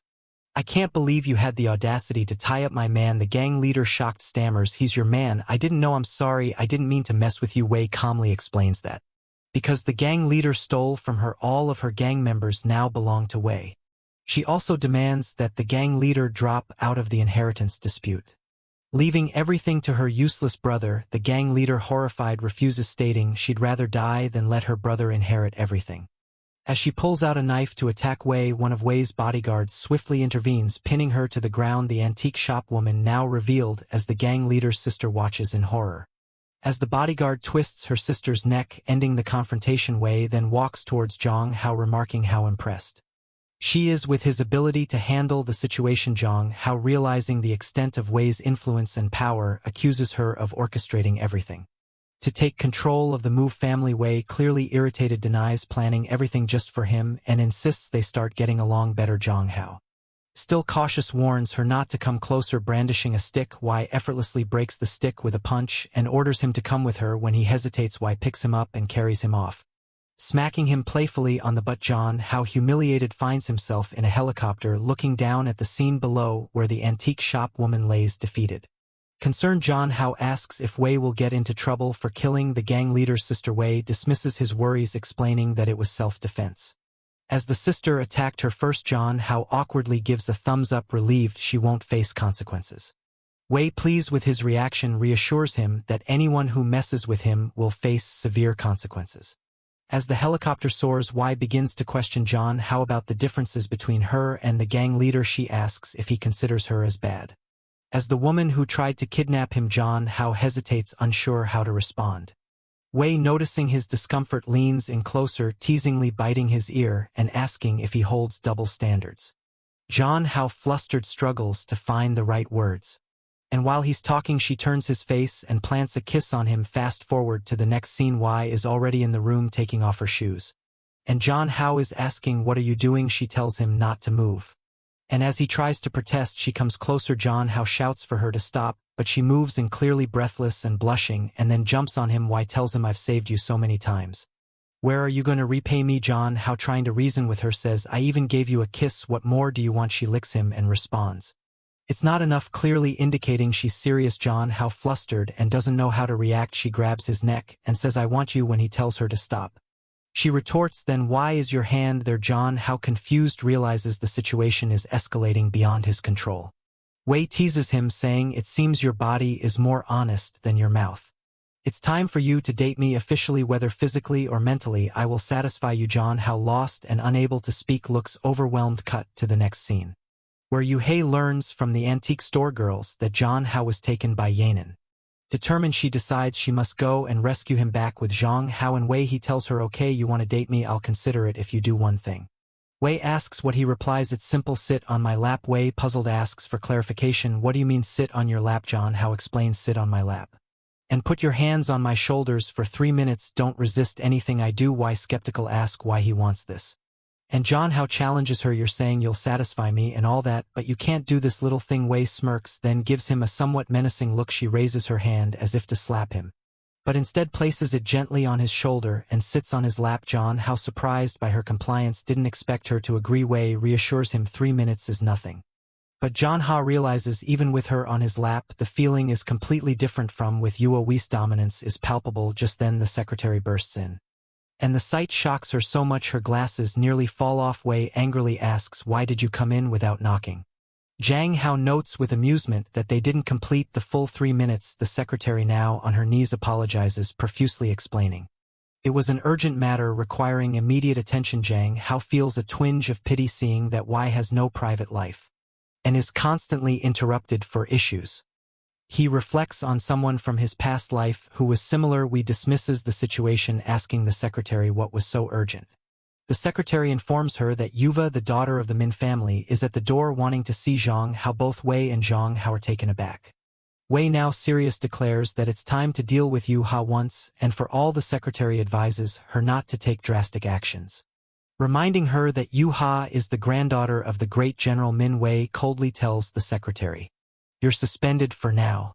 To think about what you've done. You're not qualified to be my secretary at the moment." The secretary, visibly sweating and nervous, can only accept the order. Wei adds, "Besides, we've retired a long time ago. We're not soldiers anymore." It seems Wei in the secretary or one's subordinates to a powerful figure, Wei's grandmother. Then she turns to Zhang Hao and says, "Come with me since she wants to see you. I'll grant her wish." Zhang Hao, worried, thinks to himself, "I've never seen Wei this angry before. I'm afraid a real fight might happen."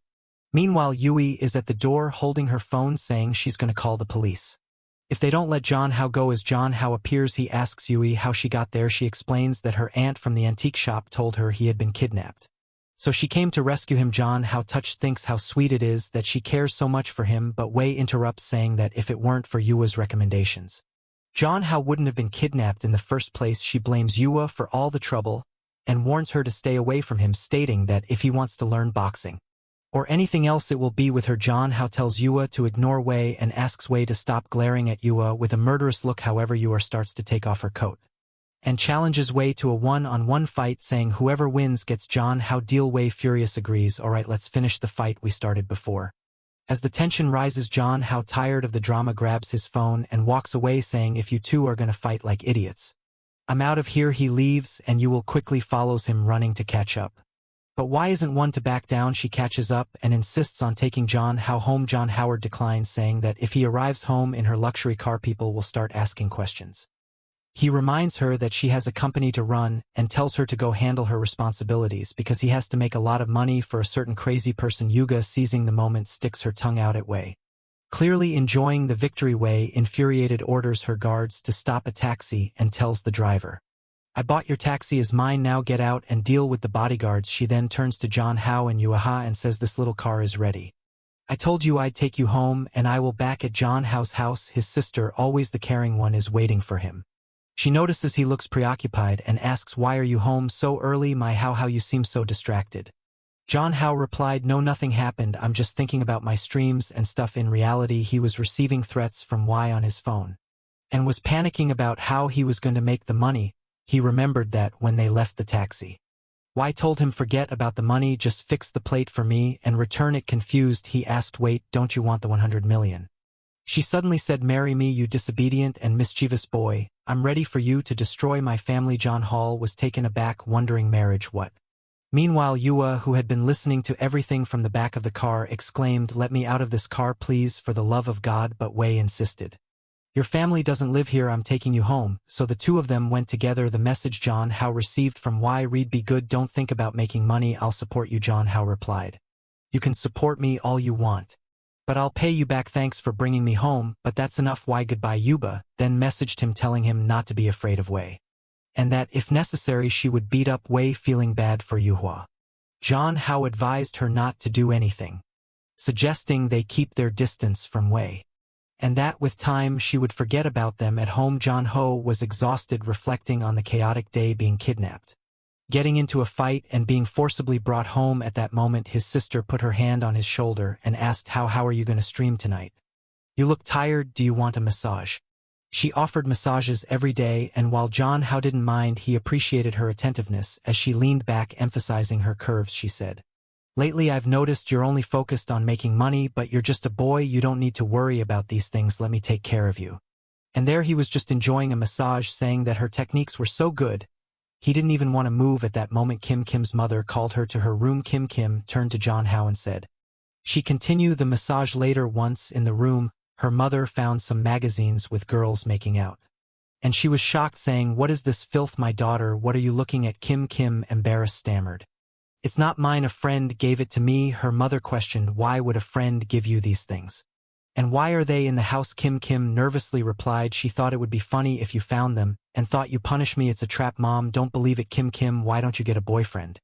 You're already Kim interrupted her, saying, no, I don't want one, I don't want one. Suddenly a pair of panties fell out of the book she was holding. Her mother, shocked, said, panties? Kim stammer, I don't know how to explain, Mom, and then her mother scolded her harshly, even giving her a smack on the head. You better find a boyfriend, or else I'll come here and give you a beating. Spending some time alone in her room, Kim let out a sigh of relief and said, haha, the plan is working. As soon as I ignite the flames of doubt in my mother, things with how won't be able to go wrong once again.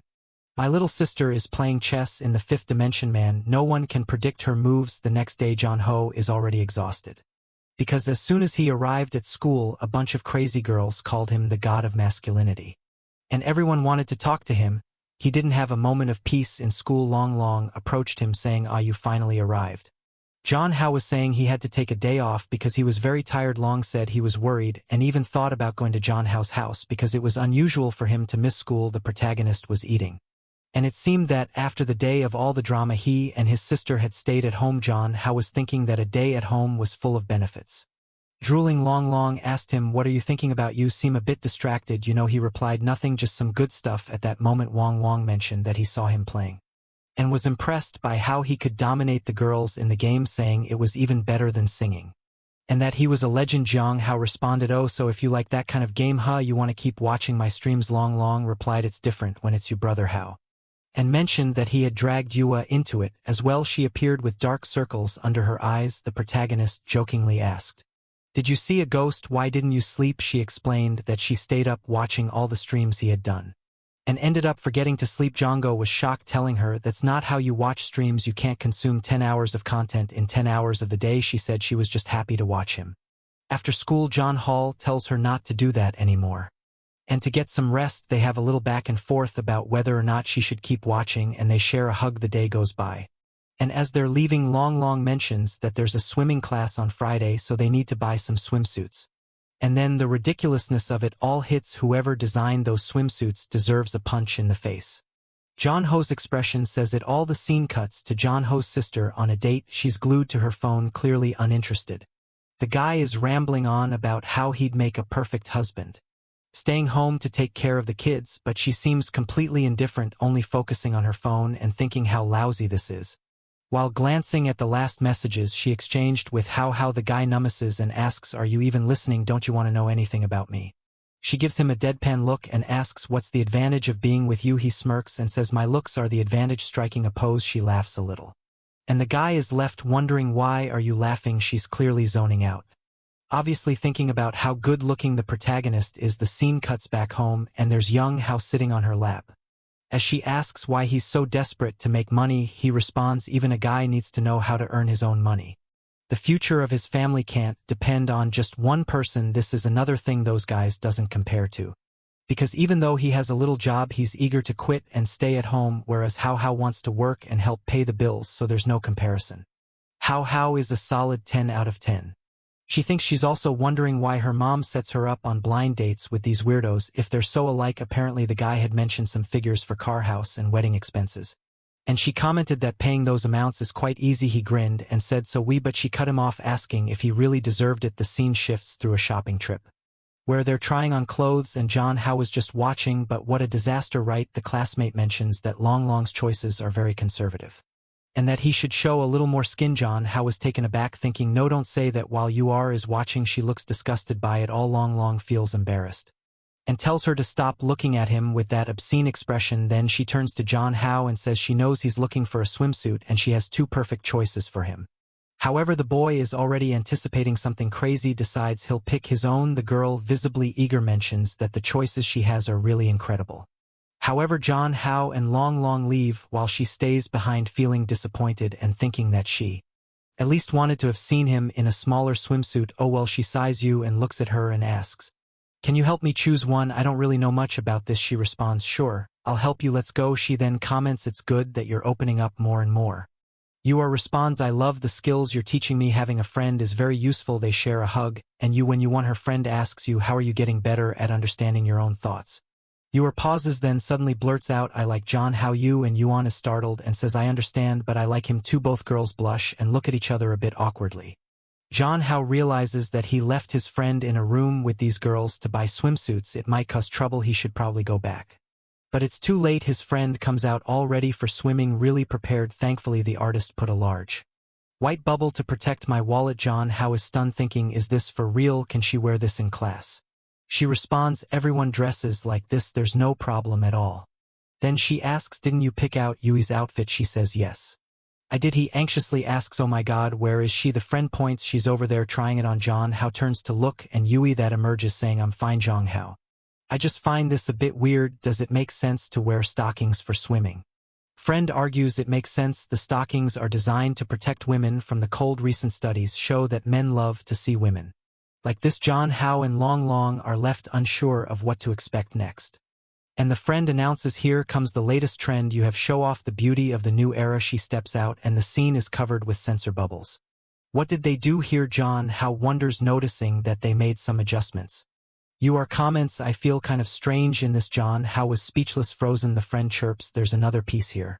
Yuba, feeling uncomfortable, asks, "Doesn't this reveal too much?" Hao grabs her hand and insists, "Stop listening to this crazy person, please." She tells him that there's no problem with showing a little skin. The scene shifts, and we get a little flashback of their friend, the blonde girl, talking to Yu Ha. She says she's going to confess her feelings to Hao. She knows he probably doesn't like her, but she's going forward anyway, telling Yoha that she wants to finish school without any regrets, and that she'll regret it if she doesn't at least try this plan of hers. Shook Yoha a bit. In the next chapter, it starts with her confessing. She says she knows she's not pretty enough but begs him to give her a chance because she's been in love with him forever. Hall thinks, "Oh damn, so she just called me here to confess." Then she continues, "Sorry, it's impossible for us. I don't like you." Damn, that was harsh. No consideration at all. Then she goes, "Wow, you didn't hesitate at all. You didn't say anything, not even a pause." Hao responds, "Sorry, it's just that I don't like you." He thinks it's easier to just give the decisive blow and cut her off cleanly, no turning back. She then asks if they can still be friends. The scene changes and the protagonist is back at school thinking he's becoming a criminal. With all the hearts he's breaking, he's getting a bit full of himself. Long shows up saying he's been looking for Hao for a while. Hao asks why and Long says he was called to the tree today. Hao thinks he's going to get beaten up, but it turns out it was a girl who's been sending him letters for years. Long asked the protagonist, "Do you think I should go?" Hao was puzzled thinking everyone's confessing lately. Long continues, "I don't know if I should go. She's so beautiful, but I don't want to fall in love too soon, but she's so sincere. She wrote me love letters." What do you think, should I go or not? John How frustrated thinks. Go if you want, don't go, whatever, who cares. Long Long decides to go and they head to the tree. There's a girl waiting there and John How tells you how to help him. If the girl tries to hit him, the brave guy goes over hinting that he's gonna reject her. Yuta asks Jong Ho what he thinks it feels like to like someone. He says, I don't know, it's different for everyone. He then reveals that for him, if you try to forget someone and can't, you're probably into them. She agrees, saying it's the same for her. At that moment, the girl reveals herself to Long Long and kisses him, but Long Long responds with a slap, even wiping his mouth in disgust. Was that necessary? They rush over to Long Long asking if he's okay and what happened. Long Long, clinging to John Ho's arm, cries, Hall, it was my first kiss. John Hall looks at the girl thinking she's not even ugly, and scolds Long Long for hitting her. The girl apologizes, falling to her knees begging for forgiveness. It made me feel bad for her. The scene cuts to John Hall and Long Long drinking some beers of John How, telling him not to drink more, because he's already acting crazy. Long Long insists he's not drunk, then starts ranting about how he's traumatized because he lost his first kiss. John How watches thinking Long Long is nuts. Meanwhile, Johan notices John How's face turning red and thinks both of them are getting drunk together. John How checks his phone and realizes his face is really red. If he goes home like this and his sister sees him, he's in for a beating. Plus, they can't send Long Long home like this. Might end up in trouble, so Yuna suggests they spend the night at her place. Later that night at Yu's house they arrive, and the butler is surprised, asking what's going on. She instructs him to make some food and prepare a room for the two guys. The butler is taken aback, thinking, wow, she came home late and brought two guys, I underestimated her. The scene cuts to John How in a room explaining the situation to his sister, saying someone stole a kiss from Long Long, he drank and went crazy, and that's why they're taking care of him there. His sister gets annoyed, wondering who the girl stealing kisses is, and warns him to stay away from her. John How of course says he doesn't know her and that they'll go home tomorrow. But after hanging up, she worries about not seeing him for the whole day. Just then Yua shows up at the door and asks if she can come in. John How says yes, and she brings in some snacks. John How asks if this is her secret room. She asks him why he left her in his secret room. She replies that everything here is hers, including him. In other words, she basically claimed him as her own. She continues saying she wants to hide him from everyone, because only she can talk to him every day and she wants to be with him. Then she drops the big question, do you want to be my boyfriend? John How is taken aback. He says that, to be honest, he does like her as the opposite sex, but right now he can't control his heart, because he still likes another girl. He calls himself trash, saying he's heartless. She looks at him and says, no, you're not trash. He explains that she should know that indifferent men are bad, and that unfortunately he knows it's not right, but he likes people he shouldn't. Despite this, it's hard to ignore his relationship with you. She clings to him, saying she doesn't understand, but she's very sad. She wonders why he can't just like her. He silently apologizes to Yua, feeling guilty. The scene then shifts to the next morning, where the protagonist wakes up next to her. They were cuddled up, which is adorable, but he's startled to find his clothes have changed. He immediately asks her if she changed his clothes while he was sleeping. She reassures him that they just slept together, and it was actually the butler who changed his clothes. Relieved, he quickly gets up, worried that she might have undressed him. She tells him to hurry up and get ready for school. When they arrive at school, Long Long looks utterly defeated, suffering from a bad hangover. Long tells them that they should never drink again, because they ended up spending the whole night at a girl's house just because of a few cans. He insists they shouldn't let that happen again. Yuba watches, noting that he doesn't seem to care about the situation. Suddenly they hear the clacking of heels behind them. It's someone else. Oh no.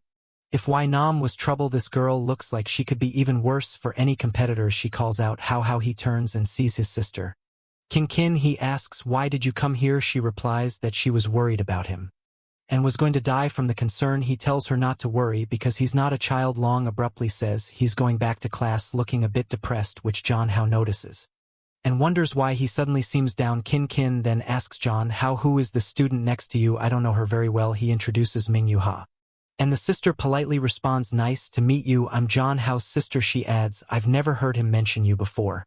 Do you spend a lot of time together? Manhwa, thrilled to be meeting someone from John How's family, happily says, yes, we spend a lot of time together. Kin Kin, observing Manhwa closely, immediately thinks, this girl is definitely in love with John How. Then she steps forward, puts her hand on the protagonist's neck, pulls him close, and says, tonight we're going to your room. Whoa, that's intense. Meanwhile, she's glaring at Yua, who looks devastated, not understanding what's happening. She whispers in the protagonist's ear, sweetie, let's have a nice little chat. The protagonist seems to perk up, smiling slightly, clearly getting a bit excited. But he whispers back to Yua asking why she's saying that so quietly. But his sister tells him this is something only the two of us should know. Not go to your class. The protagonist and Yuha head to class. While his sister stands there thinking that she can't wait any longer, she knows she'll have to take action soon. In the classroom, both the protagonist and Yuha look exhausted. The protagonist says, "You both seem fine when we arrived." What happened out of nowhere? Long mentions that seeing the protagonist's sister made him think about how he was forced into a kiss yesterday. The protagonist wonders, is Long talking to my sister? Does he like her? What's going on? Turn to Yuha. He asks, "And you, why do you look so down?" She responds that she's dying of jealousy. He goes, "Oh." She explains that she knows it's his sister. But seeing them being so intimate made her uncomfortable. Now she's jealous of his sister, who gets to do these things with him every day. Poor thing, she doesn't realize she's just scratching the surface, thinking she's deep into it. Back at the protagonist's house, he seems to be leaving his room, reflecting that today's live stream went well. However, he still needs to keep streaming to pay off Wii's vase. Since he rejected her offer to be her husband, he has to come up with the 100,000. As he steps out of his room, he sees something unexpected. Kinking's mom is spanking her with a belt. Ouch. He feels bad seeing the state of her bruised backside. He rushes in saying, "Mom, what are you doing?" But the mom just tells him to stay out of it, claiming she's gonna beat King to death. Shocked, he asks, "Why are you hitting her? What's going on?" The scene changes to the aftermath. Though it's almost too much to imagine she's lying on the bed, clearly in pain. And what's the protagonist doing? No, not giving her a massage. The situation is intense. It looks like the protagonist has to clean her wounds with a cotton swab. But seriously, was all this necessary? His thoughts are calm, reflecting on how cruel her mother is and how injured she is. He asked what happened for her to get beaten like that. During the beating, her mother revealed the reason behind it. She was fighting with her daughter because she doesn't like men. At that moment, the protagonist thinks, there's no way Kin Chin could be like that, right? I mean, she even kissed me first. It's impossible. But then his sister speaks up, "I'm sorry. How when I really am. I hated boys since I was a child. And I tried to force myself to like them. But it just didn't work. That's why I kept pushing myself on you." The protagonist feels crushed, thinking, "So that's why, you really don't like me then?" It was heartbreaking. She continues, "I'm sorry. How I just can't do this." But then she stands up and says she doesn't want to be that kind of woman. She wants to like boys too. He reassures her, saying no, it's okay. He thanks her for letting him take care of her wounds and tells her to keep this embarrassing secret. He doesn't know what to say and goes back to his room. Protagonist starts searching online for how he can help her with her sexual orientation. He even Googles, "Is there a way to become straight?" He finds an answer with many likes and favorites suggesting using temptation and forcing the person to start liking the opposite sex. As a solution, the protagonist thinks, this doesn't seem right. This can't be the answer. I'll ask my sister for her opinion. Right when I get to the room, she's under the covers calling herself trash, filthy, horrible, and useless. Then the protagonist says, "Sister, I found a way. Take a look," and he hands her the phone. Right, she looks at it and tells him maybe it could work, but who would have the courage to sacrifice themselves like this and cooperate in something like this? Can't be a stranger. I don't want someone I don't know. I don't even want to go to work anymore. My future is ruined. If I step in that place and people find out about this, I'll be trashed to society. I'll just stay here at home forever. Damn, how leave your decaying sister here. She doesn't deserve anything. Girl, it's like playing 10th dimension chess. The protagonist is just lost. Poor guy, it's a tragedy. He thinks on how difficult this situation is to solve. And he never imagined things would turn out like this, but setting that aside, he's the only person who can help her. So he turns to her and says, "There's no other way. Ken, let me help you." She responds, "No, how can you? You're already too mature. This kind of sacrifice isn't worth it for you." Then he moves closer, puts his arm around her and says, "Let's take it step by step. Besides, we've already kissed and cuddled all night. Sister, do you feel anything?" She replies, "No man, she's playing hardball here, isn't she?" He moves closer and she says, "No, nothing. Do you not feel anything when I do this?" "Nothing, it's useless. I don't feel anything for a handsome guy like you." And the protagonist thinks. Still no answer. It seems Sister Kinkin is in a worse situation than I thought, but she's over there practically dying, thinking she never imagined the plan would work so well. And now the temptation is killing her. He then says he'll go to his room to get ready and tells her to come over in a bit, because he needs to find a cure for this. "No, it's going to be too hard for you," she says. The night arrives, and the protagonist is thinking about trying on some sexy dresses, gloves, and lace lingerie. I hope it's not for him. Wait, is for him.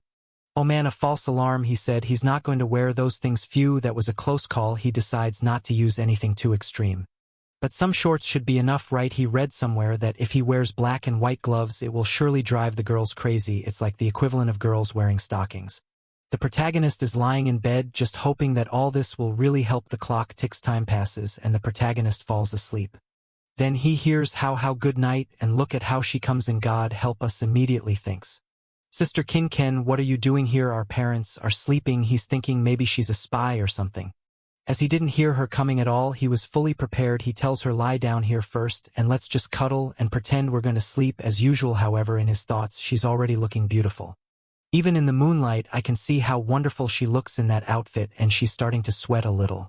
Despite this, she switches to her monk mode, remaining stoic and still lying there together. He asks her, tell me, how disgusting do you find the situation? Are you feeling uncomfortable? We can take it slow if you need. She responds, it's just a little uncomfortable. But I like the warmth of this moment. In her mind, she's thinking, oh my God. She's biting her lips and says, I'm still not very used to this, but let's do this. Hold me a little tighter. And gradually I'll get more accustomed. She pulls in closer and adds, if you're not comfortable either, you don't have to force it. He reassures her, no sis, it's all good. Thinking to himself, what am I reading? He says, we have plenty of time, so it's okay. While internally noting how strong his sister is, even in a situation she doesn't want to be in, and she's still considering his feelings. She's so kind. They touch noses. And for a moment it seems like a kiss might happen, but it was just a fleeting thought. And she thinks to herself that she didn't expect everything to go so smoothly, and for him to be so cooperative. The protagonist is already thinking that the scent is too good. And you won't be able to hold out much longer. However, he doesn't want a small mistake to ruin the family. However, out of nowhere, he stops caring about the family and can't hold back any longer. He suggests, hey Kin Ken, do you want to touch my arm with this glove? I heard girls like this. She starts to drool a bit. Clearly liking it, he quickly says, no, it's fine if you don't like it, sorry, but she replies, no, it's good, I'll try to get used to these things, while staring intently. Thinking this is a once-in-a-lifetime opportunity she can't miss, she begins to touch his arm.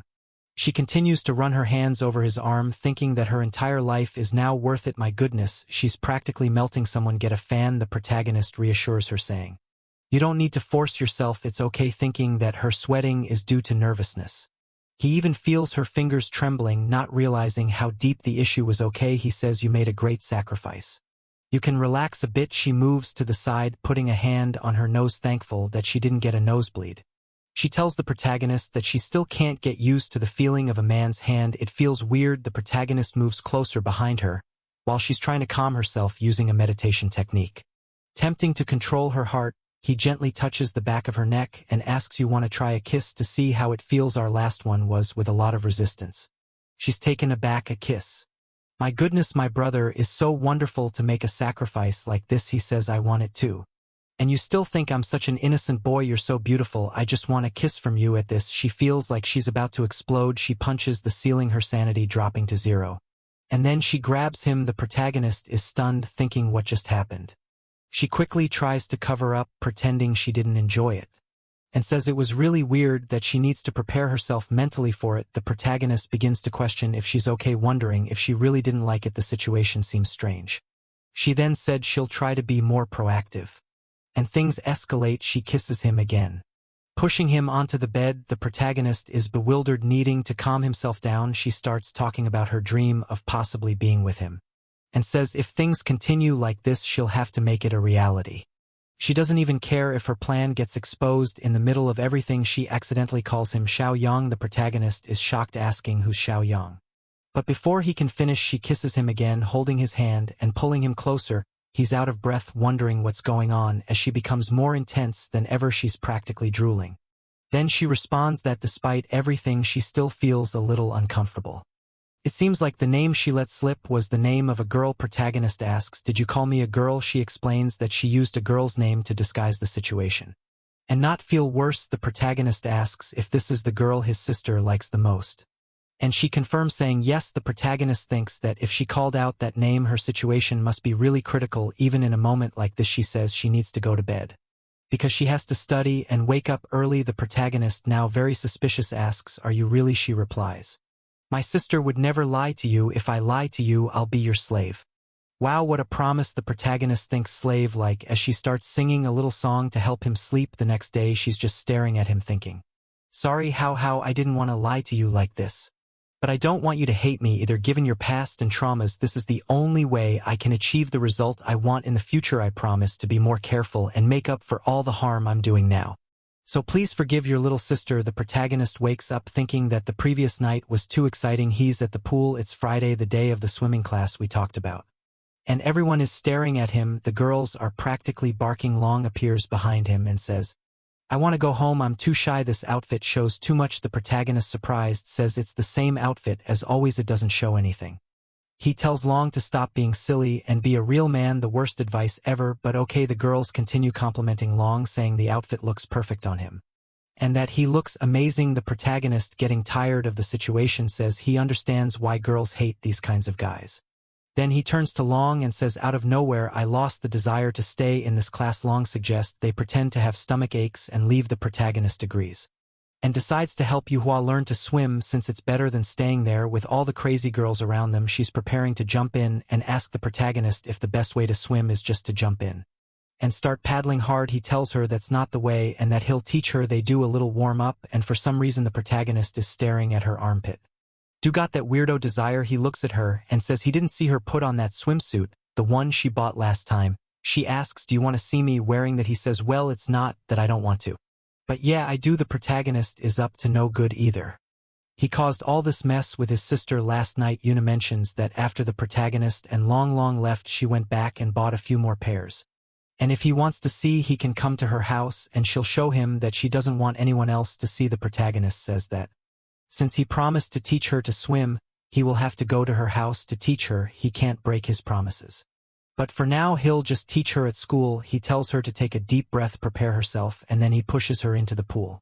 As expected, she starts to drown again. The scene cuts to her traumatized from almost drowning. The protagonist tells her to be careful, that she needs to breathe deeply and gradually. However, when he touches her, he notices that she's shaking, completely desperate and scared, and she says she wants to give him a hug because she's in shock. The protagonist, feeling sorry for her, says it's not a good idea, since it's class time and everyone's watching, so it's not the best moment to be hugging. She then shares a childhood trauma, explaining that once she ran off without her parents noticing, and when they found her, she was almost dead, having nearly drowned. Moved by sympathy, the protagonist offers to give her a hug. She immediately jumps at the opportunity, clinging to him tightly. While everyone around them comments on the situation, the protagonist tells the teacher that Yuha is having cramps, and that he'll take her away to help her later. When they're alone, he asks if she's feeling better. She says that she hates the pool and thinks she'll never get used to it. She apologizes, expressing that despite the protagonist's attempts to help, she just can't manage. John How feels a bit awkward, but reassures her, saying there's no need to apologize, and that she'll get the hang of it with practice. To compensate, he offers her a massage. Here we go again with the massages. He starts with her calf and then moves to her shoulders, giving her a firm but soothing massage. She immediately comments on how comfortable and calming his hands are, but she hints that she wants more, asking him to go for other places. When he asked where, she points to her upper body. Realizing the implication, John How tells her to stop joking around, insisting that he's a serious masseur and won't engage in anything improper. However, she kicks his hand away, angrily saying she wanted a serious massage, not a joke. He firmly tells her to stop talking like that, especially in public, and to give him her leg again, so he can continue the massage. She questions why she can't talk about these things, and he explains that such talk is perverse and is something only couples should do, and it should be kept private. No one in the class should know about it. "Do you want to be known as a pervert?" She looks desolate and confused, then starts crying, completely distraught. She says she doesn't care and wants to be known as a pervert. The protagonist is shocked, thinking, where's my innocent Yuha? What's happening? He tells her, you're only saying this because you don't understand how dangerous perverts are. You don't want to be an abominable person, do you? She replies that she doesn't care, since he gave her that massage and she no longer wants to learn how to swim. The protagonist makes a deal. If she learns to swim, he'll do anything she asks within reason. She agrees eagerly, clearly ready for something more. Back in the office of our dear Wei, we haven't seen her for a while. It seems she couldn't finish her work because she was busy looking at photos of the protagonist. She thinks to herself how exhausted she is and how she can't focus because of that damn goblin. She glances at her phone, thinking, why don't I just take one more look? She sees a picture she took in the helicopter and blushes. The scene shifts to someone pressing the elevator button, and a man appears asking if she's the general manager. Wai makes a face as if she's ready to scold her mother. Her mother says, do you think I'm the kind of mom who hits on her daughter's boyfriend? For heaven's sake, I'm just curious. With so many handsome men chasing after you, why did she choose this John? How specifically? Y responds that there's nothing special. And that she wants to get back to work. Her mother leaves, telling her not to sleep her desk. As her mother leaves, she thinks this is a real problem. It seems my daughter is in love, and that's a weakness that can't exist. The scene shifts again, showing the protagonist observing Wayne and secretary who had been expelled. He thinks, wait, isn't that the secretary who got kicked out? Let me go have a chat with her. He walks over, introduces himself, and asks if she has some free time. She's caught off guard, not expecting this. He gets straight to the point, mentioning that he noticed in their last argument that it seemed like they were both subordinates of Minware's grandmother. So what's the deal? The secretary interprets this as him showing interest in Y. He quickly clarifies that she's just a stalker, and he has no interest in her. He just wants to know why she's so fixated on him. Didn't she hate men? Secretary explains that it's not that she hates men, but she despises weakness, and since our protagonist is a total Sigma Chad, she couldn't resist. It seems she developed this hatred. Because of her father, he always obeyed her mother, did everything she said, while the mother would go out drinking and seeing other men. In the end, he caught a disease and died alone in the hospital. And the mother didn't even visit him. He died as a lonely, forever alone guy. That's why she despises weakness and clingy men. The protagonist thinks that maybe the best way to make Wei hate him is by pretending to be weak. Could that be the plan? The secretary suggests that he should join her because Wei would never treat him badly. Even after everyone left the army, she hired everyone who had been at the base with them and gave them much higher salaries. So it's guaranteed that if he joins her, his life will only get better. The protagonist says it's not possible because she wants to dominate too much, and he's the kind of person who doesn't like that. If they were together, one of them would always be mad. At that moment, someone appears and says, young man, I finally found you." The secretary is shocked, and the protagonist is confused. It seems she's already closed the cafe, and only the security guard is left, having sent everyone away. She's staring at the protagonist, saying, "You look good, but how long have you two been dating?" The protagonist tries to explain, saying she's overreacting and they're not even dating. She retorts, "Not dating, for heaven's sake. Is it possible that my daughter still hasn't managed to win you over? This is a disgrace for the family." The protagonist asks why she's looking for him. She says it's inconvenient to talk here, suggesting they go inside. She's taking the protagonist to a private room. The secretary senses something bad might happen. She tries to rescue the protagonist, saying that we just call of Zhang Hao, and she's just there to fetch him, so let's leave. But the woman beckons her closer with a finger, and when she hesitates, she gets a sharp elbow to the chin. The protagonist is utterly confused by the turn of events. The woman apologizes, saying it's been a while since she had to land a blow like that, so maybe it came out too strong. The protagonist stands there stunned, wondering what's going on. "I caught up in some mess again." The woman remarks, "Oh, young man, you're quite calm. Any average student would be intimidated by now." The protagonist says that ever since he got involved with Y, these situations have become common, so be somewhat used to them. Now that he knows she's the mother, he's thinking she's the gang leader. "So I better not mess up." The mother then comments, "It's obvious my daughter doesn't like delicate men. What I don't understand is why it seems like you don't like her. Don't you want to be my son-in-law? Don't you want to join the Y family?" The protagonist tries to deflect, saying he's just an ordinary citizen and doesn't deserve her daughter, claiming there's nothing special about him. He also says he needs to leave because his family is probably looking for him. She says, "Since you're in a hurry, I want to make a deal with you." The protagonist is surprised, asking, "A deal with me? I'm just a high school student. I can't help you." She insists that only he can do it, because according to her observations, her daughter is obsessed with him. If he asked her for something, she probably won't refuse. The protagonist, still confused, listens as she tells him to invite Wyatt on a trip to a specific location. Once there, he is to set up a situation where her people can arrive and capture her daughter. Then she promises to give the protagonist a lot of money, enough for him to move to another country and live an easy life. And then he says, "Wait, you want me to help you take down Wei? Isn't she your daughter? How am I supposed to take her down?" She responds, "It's simple. I want my title as the head of the family back. There hasn't been a mother-daughter relationship between us for a long time." The scene shows a panel indicating that Wei had beaten her mother, taking control of the family. The protagonist, feeling awkward, says, "With all due respect, isn't Wei already the head of the family?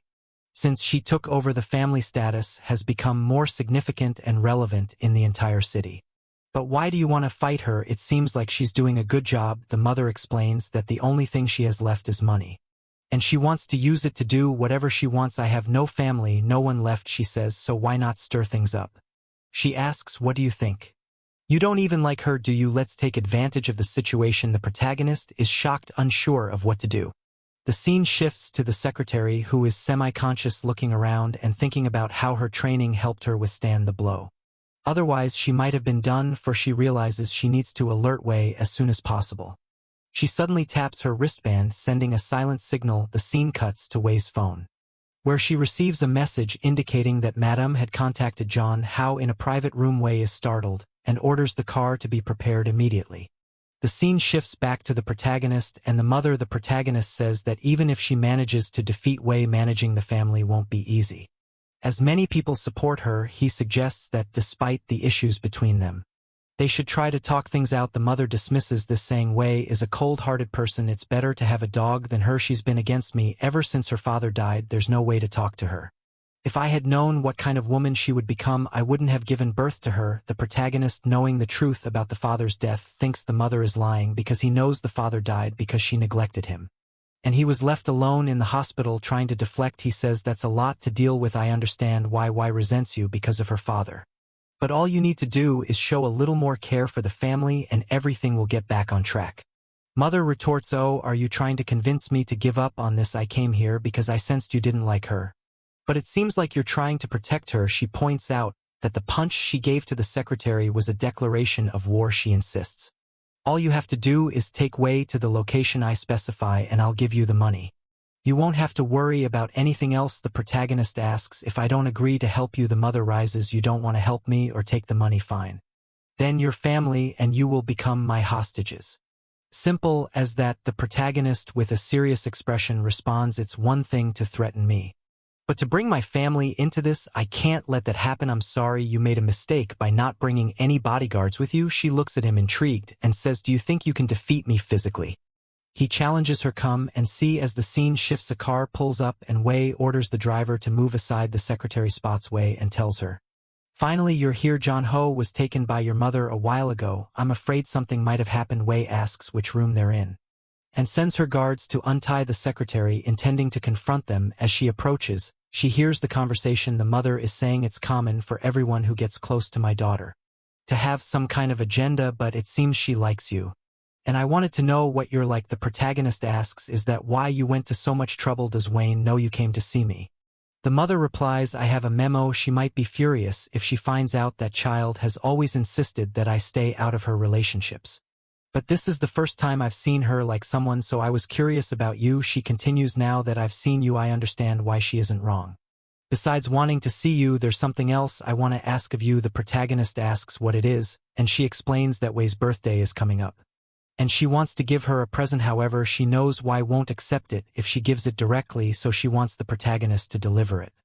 Meanwhile, Wei is listening to everything, feeling perplexed. The protagonist and the mother continue with the mother, explaining that the Wei family is large and prosperous, requiring multiple heirs. The problem arose when her father couldn't have children, leading the mother to push many men toward her, hoping to produce an heir. The mother didn't want to, but she had to. Over time, she distanced herself too much from Wei, and by the time she noticed, Wei was already grown now. She hopes the protagonist can help her resolve this mess. The protagonist responds that he can't help with that if she wants Wei's forgiveness and understanding.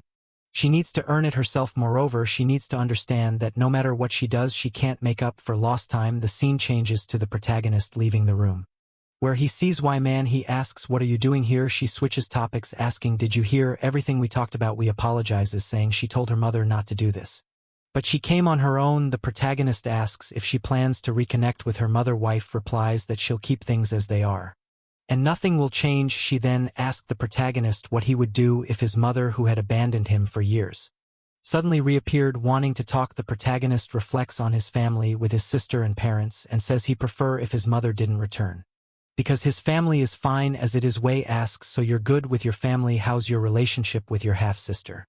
He responds, it's fine, really good. Why are you asking? She reveals she's considering moving his family so she can protect them more easily. The protagonist refuses, asking why she keeps insisting on this.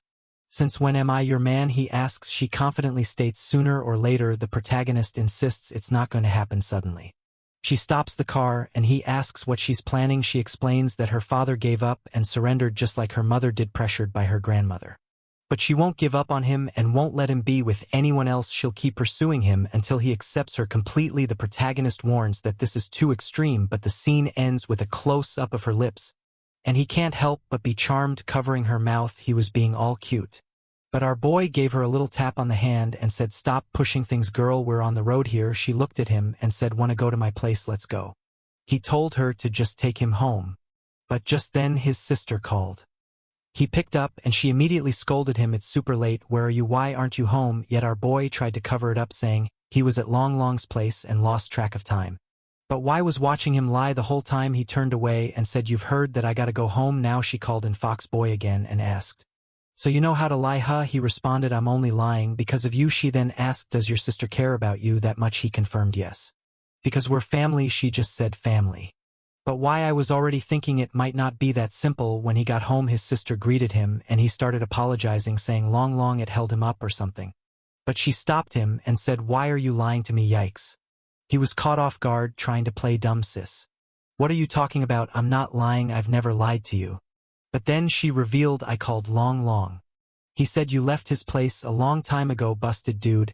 He didn't expect her to have Long Long's number. She continued, "I've always been alone just like you, with single mom working all day. I only learned what family warmth was with you. I consider you my favorite brother. But it seems I was too sentimental to you. I'm just a stranger. Ouch, bro, you screwed." She shed a tear and said, "If you don't want me involved in your life, fine, I won't bother you anymore." She turned to leave. The protagonist tried to grab her arm, asking her to listen, apologizing and explaining that he had gone out to dinner with a friend, but was afraid she worry. He reassured her it was just a friend, nothing more. Desperately, he continued apologizing. But she shook off his hand and said, "You just need to understand that I care about you." And then she walked away, leaving him defeated. Our boy collapsed, lamenting that he was a terrible person, feeling awful for disappointing her despite all her kindness. Back in her room, obviously in shock, she thought, "Oh my God, I can't believe I had the courage to slap his hand if he's really mad." But then she told herself she needed to be confident. She couldn't just let him walk all over her. Maybe slapping his hand was too much, though. Should she apologize on her knees? She fell to the floor, lost, unsure of what to do. But then she regained her composure, thinking, "Wait a minute," he said. "He went out to dinner with a girl. Who is this girl?" He felt the need to lie to me about. She's ready to investigate. Is there going to be an honest showdown between the two? Cut to the night, and she's sniffing his clothes in the laundry, trying to detect a perfume. She remembered it was the same perfume she had smelled before. Couldn't be the perfume of that girl, Yuya.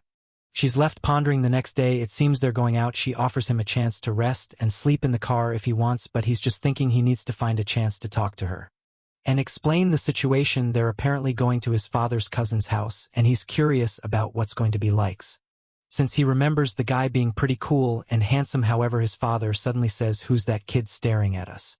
When the protagonist looks, it's Yua, looking all cute in her outfit. His dad asks, "Who's that bold girl here, son?" He responds, "A classmate." He goes to greet her and ask if something's wrong, why she's there. She says she came to invite him to an art exhibition together. Meanwhile, his parents are thinking she's probably a potential girlfriend, impressed by her boldness to come to the door like that. And big sister is watching, ready to kill you. Ha! The protagonist introduces his mom and dad to you, Ha, who is visibly happy, apologizing for the inconvenience and introducing herself. She seems delighted to meet everyone, feeling that things are going well. Then the protagonist's sister steps up and bluntly asks, "Are you trying to date John?" How? Without hesitation, Yua says yes and admits she likes him a lot. This shocks everyone. A sister starts to explain something but gets cut off by their dad, who advises John how not to fall in love because he's too young. The protagonist tries to clarify that Yua is just a friend from school. The father then turns to Yua and insists that his son is too young to fall in love and that she should not come around anymore or follow him. The protagonist tells her that they have some family coming over and suggests they discuss this later. Yua, pretending to be naive, asks, "So I can't fall in love with him?" The protagonist's mother responds that she can fall in love, just mount with John. How? The protagonist is unsure how to end the situation. His sister steps in, saying she'll handle it. She gets close to Yua, making the protagonist's mother worried, thinking she might be hitting on Yua. But the sister is just trying to smell Yua's perfume to see if it's the same as the one on the clothes. To cover it up, she puts her hand over Yua's mouth, saying, "It's okay, you can still love me, please." At this point, the protagonist's mother pulls the sister away. Alarmed, the protagonist asks Yu on a leave, promising they will talk later. She apologizes and leaves. The sister is left thinking, if it isn't the same perfume. Then who is this other woman constantly around my John? How the scene shifts to the protagonist's father greeting the cousins when they arrived. The cousin who used to be quite a player now was in short shorts looking very dainty. The protagonist, despite all the chapters, still isn't used to it. Later, during a conversation in the garage, the topic shifts to the situation with Yua. They talk about understanding how being so attractive is likely pursued by many. Cousin then comments on how beautiful the protagonist's sister is, and the protagonist mother agrees, saying Kin is also very beautiful. Protagonist, looking somewhat disappointed, tries to escape the conversation by offering to help his dad in the kitchen. However, his cousin stops him, saying John How is so good looking that he should just take care of himself like a flower, and everything will work out for him. He advises John how to find a rich woman and relax. The protagonist insists he likes helping his dad when needed, but his cousin keeps insisting that women nowadays are learning to cook just to please men, so he doesn't need to worry about that. Realizing his cousin won't stop bothering him, the protagonist suggests they go to his room. To continue talking in his room, the cousin notices how plain it is and asks if they're sure it's not his sister's room. The protagonist explains he likes his simple lifestyle, but the cousin says he needs to learn more about cosmetics and beauty. Immediately, the cousin asks if he has a girlfriend, to which the protagonist replies that he doesn't. The cousin then stands up and says, "See this outfit I'm wearing? My girlfriend bought everything." The protagonist seems unimpressed, obviously recognizing that his cousin is someone who sells out for easy money. The cousin then asks if his sister has a boyfriend. The protagonist replies that she doesn't, but a lot of people are after her, mentioning that she even had a stalker following her at one point. Cousin comments that he's heard she's not only very smart, but also quite attractive. The protagonist is shocked, considering the cousin just mentioned having a girlfriend. At that moment, his sister enters the room and tells them that lunch is ready, so they should come down. Cousin winks at her, trying to be charming, and says, "I'll be right there." As they leave the room, the sister apologizes for her earlier behavior and expresses a desire to talk privately. The protagonist later to apologize properly. The protagonist, sensing something is up, agrees, saying he also wants to talk. They agree to chat after lunch. She urges them to eat quickly, showing her eagerness. The scene shifts to them finishing their meal, with the protagonist declaring he's done eating, and she responds similarly. However, just then the protagonist's phone rings and he answers. It's the woman from the antique store, informing him that the plate he had requested to be repaired is ready. He asked about the condition and the cost, and she informs him that his girlfriend already paid for it. Confused, he wonders who could have done this and quickly excuses himself, saying he has urgent business to attend to. His sister doesn't seem too pleased, though she tries to hide her frustration, reminding herself to keep calm and not pushing him away. She tells the protagonist not to be late or to worry about him. He assures her he'll be back soon and leaves, relieved that she doesn't seem too upset.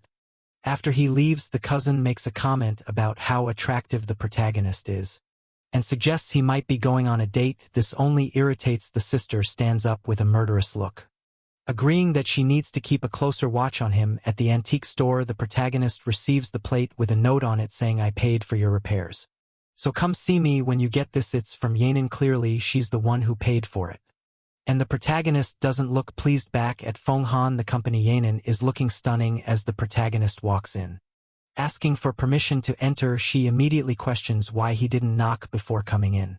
He starts to leave, but she stops him, saying he's staying cause once she finishes her work, they're going out for dinner. The protagonist tries to decline, saying he's not available, and then pulls out the repaired relic, asking her how much she would deduct from his debt for it.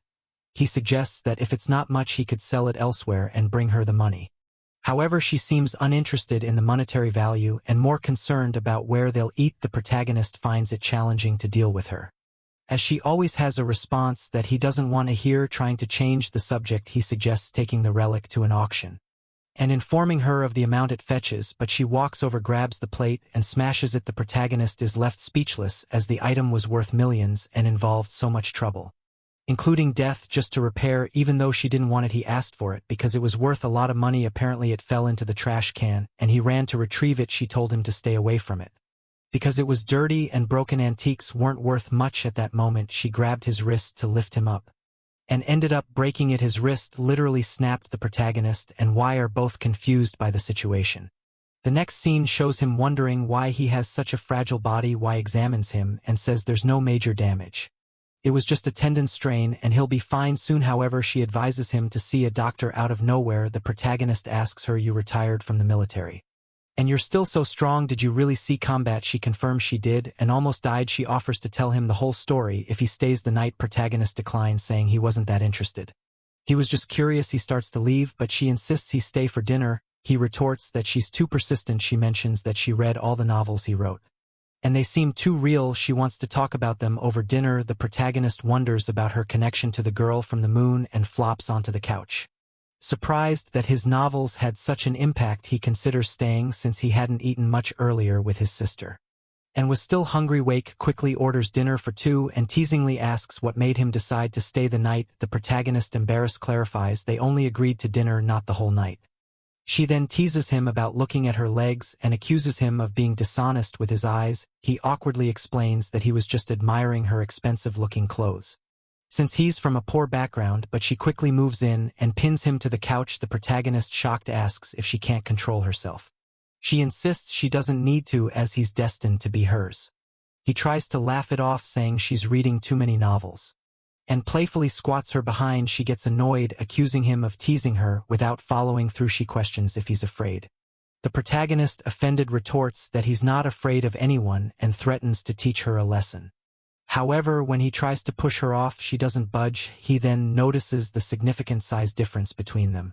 She relents, telling him not to get angry as he might hurt his hand again. As she stands up, the protagonist grabs her by the shoulder, throws her onto the couch, and tells her to stop, annoying him, saying they don't match. She suddenly changes the subject, saying she's studying the reason behind the red moon and will explain it to him. The next chapter shifts to the protagonist's house, where his cousin wonders why the protagonist's sister doesn't like him. At that moment, Yuba shows up at the protagonist's house, and his cousin is contemplating making a move on her. She greets him, but he steps aside, giving her space to pass. The protagonist's parents appear and see her, expressing surprise. However, she immediately hands them apology gifts, saying the first is for John Hao, the second for the father, the third for the mother, and the fourth for the sister. The father continues, insisting that she should stop hanging around John Hao, as he won't fall in love anytime soon. The mother chimes in, telling her to leave. Meanwhile, the cousin is shocked to find out that she might be a suitor for John Hao. Yuba clarifies that she doesn't want to fall in love with John Hao. She just wants to spend the rest of her life with him as great friends. The parents look at her skeptically, clearly thinking she's not being truthful. Yuna pleads, asking them to let her be friends with John Hao, and hands over a briefcase. The mother, feeling the need to set boundaries, decides to play the role of the strict parent and tells Yuna that she doesn't want to see her around John Hao anymore and that she should stay away from him. The cousin, overhearing this, thinks he'll have a chance to comfort her after she leaves, but Yuna firmly states that John Hao is special to her and she'll remain friends with him regardless of what they think. Meanwhile, back with the protagonist in Wei, she's recounting a story about being on a mission and receiving a fatal injury. Just as she was about to die, she saw the red moon and somehow survived. The protagonist is puzzled, noting that her experience seems entirely different from his. He asks if she might have been hallucinating due to her severe injuries, but she insists that wasn't the case. She explains that her wounds were beyond modern medicine's ability to heal, and that's why she's been studying the phenomenon of the red moon ever since. She mentions that during the second appearance of the red moon, she noticed the protagonist, whose behavior didn't match anything she'd seen before. She found his novel similar to some dreams she had, leading her to believe that he might have some connection to the red moon. The protagonist, surprised by her experiences, watches as she begins to unbutton her clothes. Done, and asking why she's undressing, she points to her abdomen, explaining that it was there she received the fatal wound which destroyed all her internal organs. However, as you can see, she has no scars. She wonders why so many died that day, yet she survived, and asks him if the world in his novel truly exists. Realizing the only way to handle her is to cooperate, the protagonist agrees, but sets conditions. He must be free to contact his family whenever he wants, and she can't isolate him for her studies. She gets upset at the suggestion she might imprison him, but he retorts that capitalists have a cold heart. With a sigh, he resigns himself to the fact that he'll have to deal with her for now, and reveals, "I'm not from this world. When I saw the red moon, I woke up in this body." The scene shifts back to Yu Ha standing under the sun, waiting for John Ho's parents to accept the gift. It seems she's determined not to leave until they do. Father finally relents, saying, "Okay, since you seem to have no bad intentions, I will allow you to be friends." She responds that Jong-ho was her best friend, and she would never have any ill intentions. He observes that she appears sincere and accepts the gift, then tells her to return to her family. Later, in the living room, the family examines the gifts she brought. Gorgeous jewelry. Naturally, they suspect it's fake, because nobody gives such expensive gifts. They're trying on the pieces. Commenting on how realistic they look, almost like the real thing, the sister then enters and asks who gave them the jewelry. The mother explains that it was a friend of Hao's who came by, and they didn't know what to do. So they accepted the gifts. But they all believe it's probably fake. The cousin agrees, but the sister picks up a sapphire, and upon examining it says it doesn't seem fake, judging by the cuts and details it likely is a genuine sapphire worth tens of millions. As everyone stood in shock, especially the cousin with ulterior motives, the scene shifted back to the office. It seemed the protagonist had finished explaining to Wei everything that happened with the Red Moon, and how they ended up in this world. Wei was lost in thought, contemplating the existence of parallel worlds. She asked, "So in your world, do men chase after women, and is it normal for them to walk around shirtless, showing off their chests?"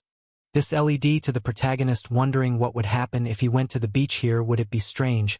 He didn't dwell on it much, but thought about it briefly. He confirmed that everything she said was true, and that he's a normal man. When he sees a beautiful woman, he can't help but look a little longer. In his world, he wears shorts to the beach, but here he's considered a wild man.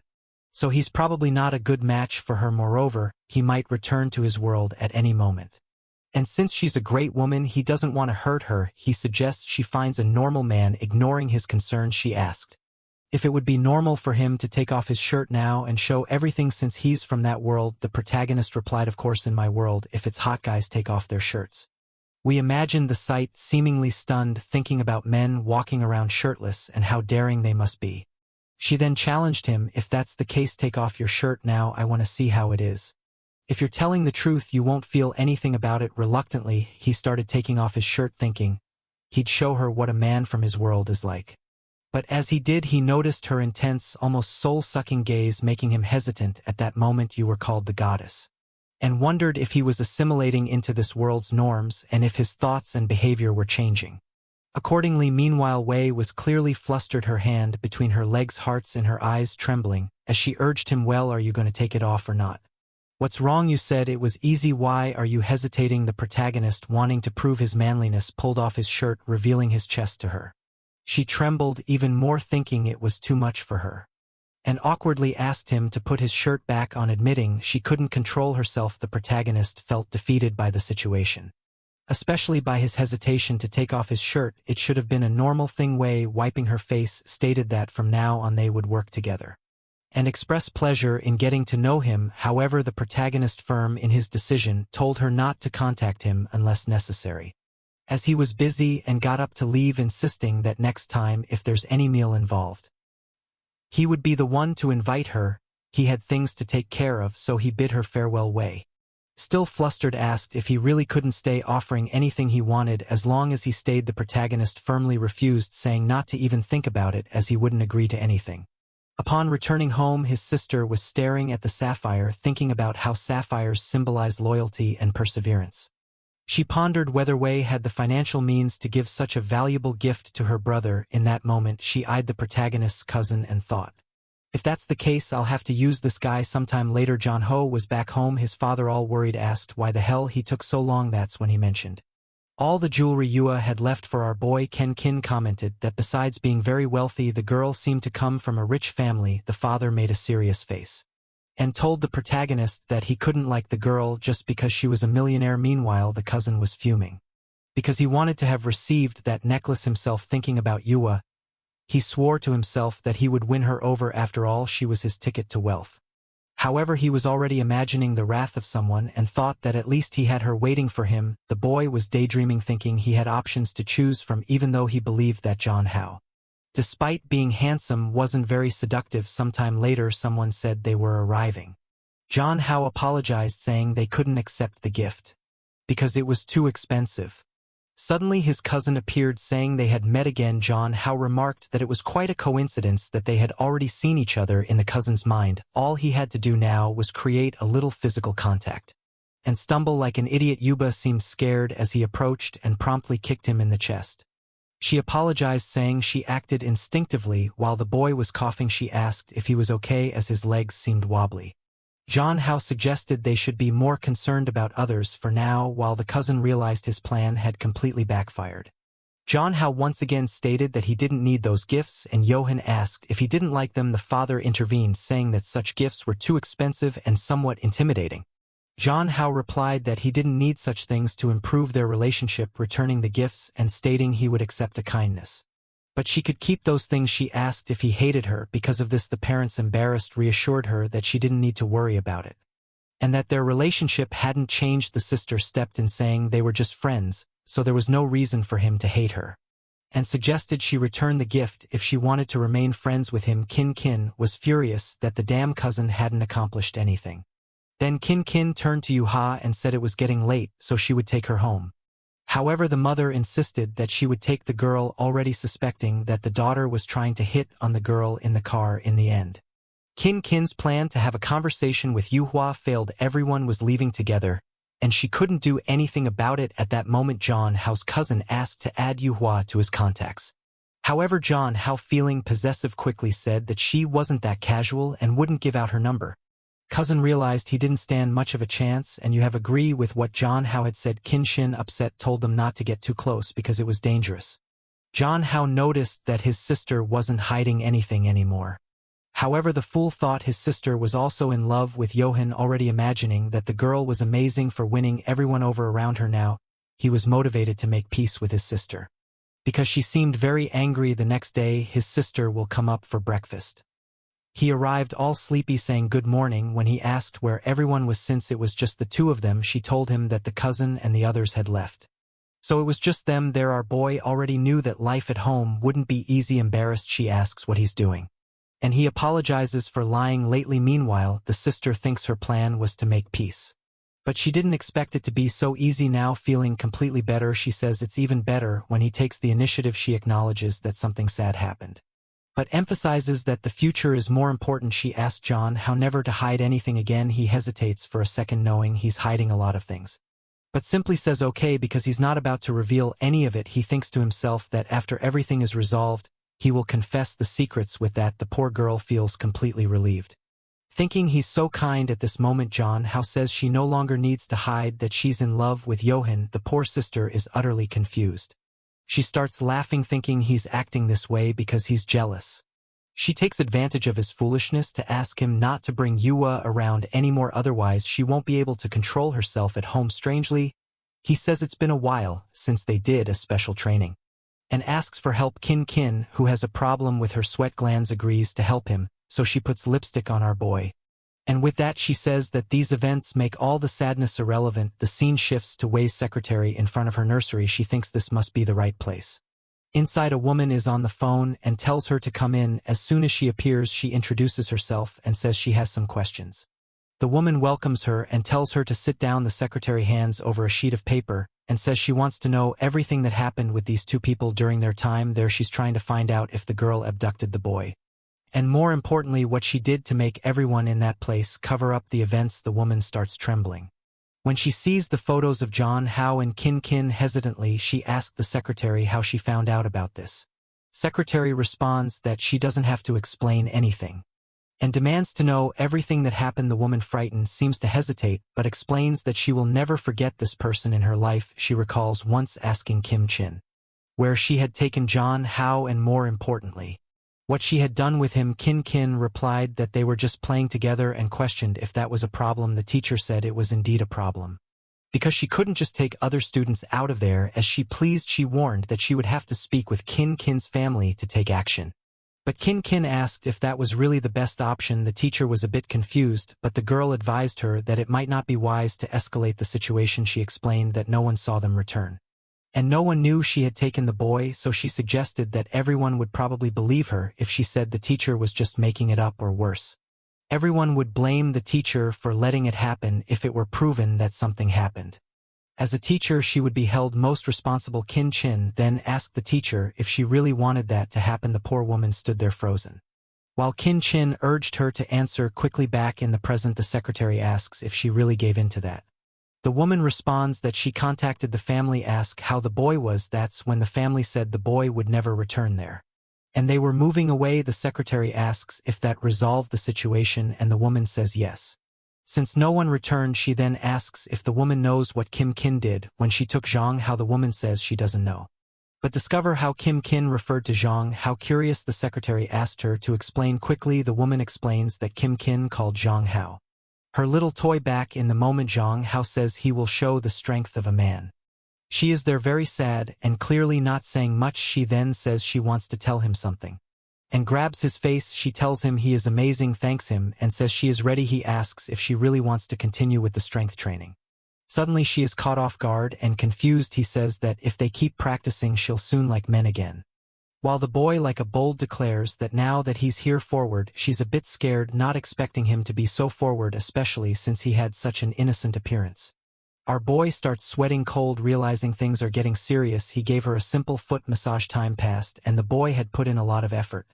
And then asked her to check that his heart was racing. That's when she thought that the training they did when they were younger hadn't been in vain. Now she knows she just needs to complete the next step to fully win over John. How our boy says they will continue. She sees that he's standing there preparing for something and asks if he's talking about this. He tells her not to be nervous and to relax, but now she's the one who's scared. Because there's unlikely to be anyone else intervening, she's panicking, not knowing how to react, while John Hall thinks she's cute. When she acts like this, he then smiles, saying that he's finally going to do it, but obviously he feels something strange. His stomach starts hurting and he doesn't know what's happening. She asks what's wrong. And he says he's feeling some strange discomfort as he suffers, wondering why it hurts so much. She tells him to wait there while she gets some hot water. Going to the kitchen, she thinks it's a shame she almost won the game, but she's excited because this confirms the boy's intentions. She decides that when the time is right, she will confess to him, while later she brought some milk and a few eggs for him to eat. She asked our boy, who was lying down, if he's okay. He says it didn't help much and asks if she knows any medicine since she's a doctor.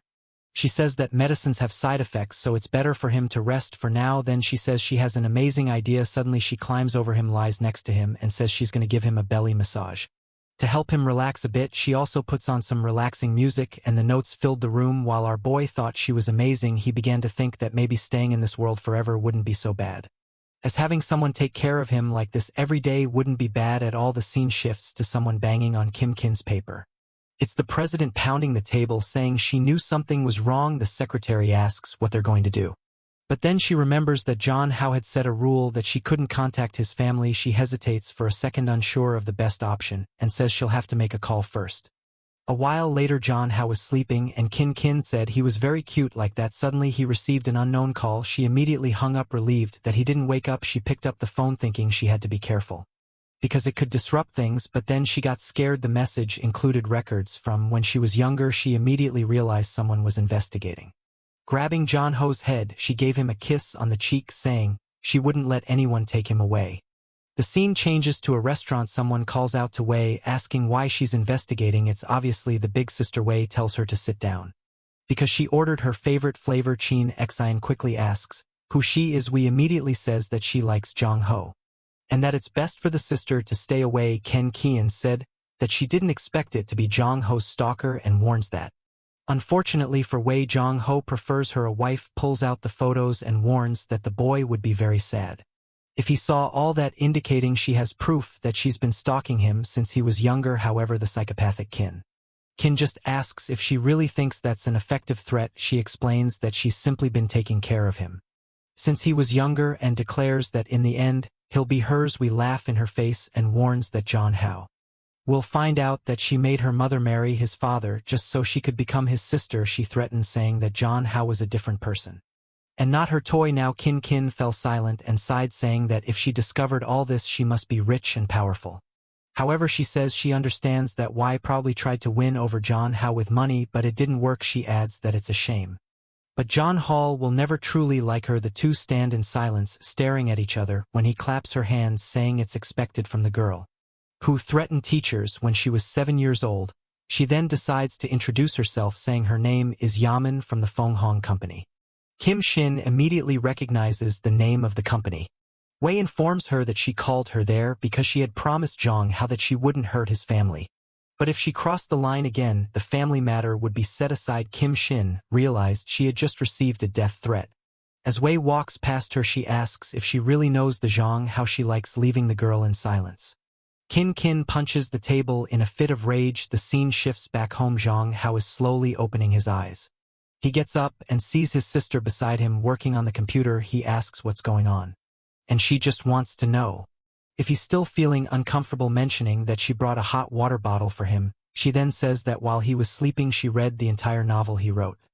She found the world he described to be quite interesting and realistic. Embarrassed, he says he only wrote those things to stand out among others and make more money. His sister remarks that it felt too real, and that the protagonist really seemed like a real girl. She warns him not to confuse fiction with reality, because real life is different. Handing him the hot water bottle and saying it will make him feel better. She then hugs him, telling him that if he has any problems, he can always tell her because she's worried about him. The scene changes to the next day at school, standing next to Yua.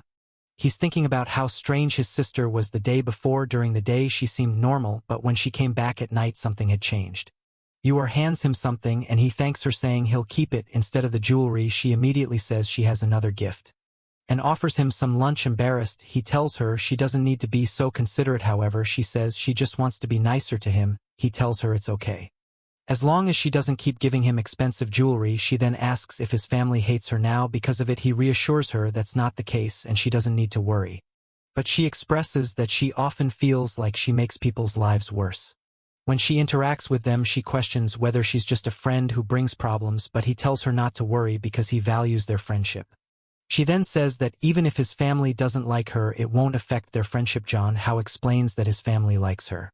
They just don't want them getting romantically involved. That explains that she feels like his sister, on the other hand, doesn't like her at all and seems to want to keep them apart. John Hao has no idea what happened, so he just thinks she's being insecure. He stands up, telling her she doesn't need to change or try to please anyone. She will still be his friend and she doesn't need to rush to prove anything.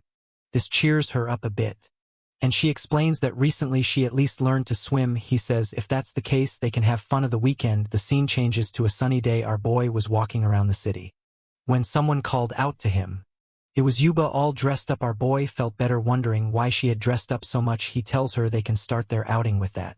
She pulls out a giant notebook full of things she wants to do with him. Our boy wonders why she seems so prepared, and she starts listing a bunch of things they need to do today, mentioning she even bought tickets for a movie called Season of Love. He says he's confused because he expected her to want to watch a war drama. However, she says no, she chose this because she's sure it's his favorite. With that, he takes her hand, saying it's okay and that he'll be happy no matter what she chooses. Thanking her for being so thoughtful, she just holds his hand in agreement. With that, they head to the cinema. Yuba stands there a bit lost. John Hao asks what's wrong and tells her to snap out of it. She brings the popcorn, looking a bit awkward, saying she didn't expect there to be so many people there. The scene then cuts to the two of them watching the movie. Our boy hands her a juice. John Hao comments that she seems happy, and she explains that despite the crowd there's plenty of space. As she enjoys the juice, he receives a call. That's something. Our boy makes a face, clearly not pleased, and without a doubt he declines the call. Yua asks what's going on and he says it's nothing important, thinking that since she's so happy he'll make the most of his time with her. Our boy is just watching, thinking the movie is awful because it's clearly upside down. Then a little hand grabs his. He asks if she wants popcorn. She says no, so he hands her the juice, saying that must be it.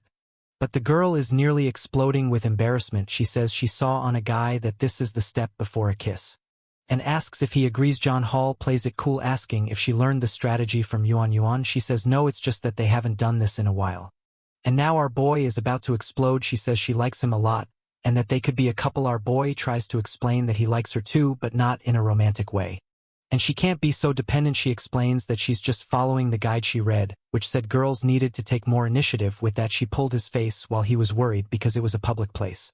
She said she would save money and leaned in to whisper something to him, who was about to explode, unsure of what to do. Then he held her hand and suggested they focus on watching the movie. Time passed, and I'm not sure what happened, but she looked exhausted talking about the guide. He said he had to see this guide and her strategies, then grabbed her hand to read it. She was a bit confused. He glanced at her plans, then lightly hit her head, asking why she didn't just ask instead of acting like this. Embarrassed, she said she just wanted to be there with him.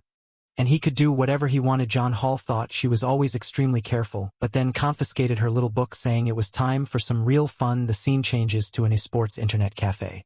The poor girl stood in front of the computer unsure of what to do. He asked if she'd never been to an internet cafe before, and she said her family doesn't allow it. He then asked her not to tell anyone, or he'd get in trouble with that. The boy started playing, already scoring a pentakill. She said she was trying to understand, but it was too difficult. He explained that he just wanted her to have fun, saying that since she already had good grades and a good family, the only thing he could do was help her be happy. He then opened another game, apparently a shooting game, and explained the controls for moving the character and aiming for a headshot. He congratulated her, thinking her family must be very good. For someone who just started playing, he also thought that given her interest in weapons, this type of game was obviously a good fit for her. After a while, he said their time was up. She asked why he didn't put more money in so she could play more, but the boy warned her not to get addicted or she'd spend her whole life on it. As they walked down the street, they were chatting, until he mentioned that her phone was ringing. She answered and seemed to agree with something. It seemed like she was talking about leaving, but in reality she wanted to keep playing with our boy. He thought to himself that he would help her have even more fun today. With that, they played the drum game, the dance game, and the shooting game. Later, as they were heading back, she said it was one of the happiest days she ever had. John How told her not to take it too seriously, because it's something they could do anytime, and she was all smiles, saying she understood. As they were walking, a car suddenly passed in front of them. As soon as the door opened, he knew trouble was coming. He thought it might be an owl, but it was actually Yui's butler, who turned to our boy and said her parents wanted to meet him. Her mother, it seems, was looking into information about John How, smiling, though wasn't clear if it was out of joy or anger, knowing that her daughter had been ignoring messages while having fun. Meanwhile, John How had no idea they had planned a party for her at the mansion, but she preferred to stay with him. At the door, the butler told him not to worry, as the master was not someone who regretted visits. As soon as John How entered, he saw the mother standing there, or perhaps the father, as it wasn't clear who was who, and was asked to sit down. Our boy thanked them and realized it was the father. As he thought the man looked very young at the table, the father asked if you had fun, and she said yes. He then told her to go take a bath because her clothes were dirty. And he turned to John How, saying they could have lunch together. He mentioned he'd heard that our boy had been making her very happy, and wanted to thank John How as her father. Our protagonist, very polite, said it was just a matter of friendship. But he noticed the thank you seemed somewhat insincere. It seems John How wasn't very well liked there. The father then asked how much money he wanted to stay away from you. The boy wondered why the plot always seemed to take this turn. He told John How that she had missed a family gathering because of him, and our boy was confused by the sudden change in attitude. He apologized, saying he had no idea she had a family event that day. The father said he was misunderstanding, and in fact he wanted to thank him for that. He offered a card, but John How refused, saying he didn't want money in exchange for friendship. The father asked if things weren't obvious enough, saying it would be rude to spell it out further. John How, now at a loss for words but growing angry, explained that everyone seemed to think he only cared about money. He told her father that he was mistaken, saying that he was getting to know Yua gradually, and realized she was a good person, just not good at expressing herself. He became friends with her because of her honesty and kindness, not because of money. He acknowledged the difference between their families, but insisted he was only interested in being her friend. Returning the card to her father, who gave a small smile, the man placed his teacup on the table, saying it was good to be young, and mentioned he'd heard that Yua had brought John How over for a night. He assumed the boy was selling himself. Our boy felt devastated, knowing that if he revealed who wanted to destroy whom, the father would go crazy. At that moment, the father, slightly crazy, commented that the boy had a face that could destroy countries. Embarrassed, John How complimented him back, saying he was very handsome. The father thanked him, saying he was an interesting boy, and then asked him to continue being a good friend to you. John How agreed, saying it would be easy. A scene changed. The exit. As the father was leaving, he mentioned that he would prepare another banquet for his daughter, but advised her to be more careful. Yuehua said she understood, but noted she was out with John How, who was her friend. The father smiled and said that if that was the case, she should value friendships. In front of Yu Hang, he asked Zhang Hao if they were really just going to remain friends and never be a couple. Poor Zhang Hao felt silent, unsure of how to respond. He turned to the father and said he understood perfectly and would avoid any contact. The butler then appeared and told John Hao that it was time to go. The father told John Hao that it seemed there was nothing to worry about, but before leaving he instructed the butler to keep an eye on the two. Our boy was exhausted. and Yuna asked if her father had caused any trouble. He says everything's fine, and that it must just be fatherly love, and he checks his phone and is startled. He has a series of missed messages. Scene changes to his home. It's nighttime as he's returning Ken, who is soon going to have liver problems, is as usual a bit drunk. Embarrassed, Jean Hao approaches and asks why she's drinking alone. She simply asks why he hasn't been answering his phone at that moment. He knows he's in trouble for ignoring those calls.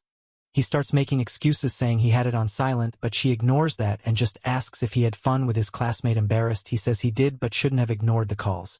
Ken says it's fine, but he'll have to make up for today by spending time with her tomorrow. She tells him that he has to talk to the platform people tomorrow. She says it's perfect, because they can go to the mall together and can sort out that issue. She tells him to take a shower and just agrees, while Ken thinks that with these two competitors, she'll have to be more aggressive. The scene shifts to the next day. Someone says they're embarrassed to have asked to meet him on the weekend. Our boy responds to Song saying it's no problem.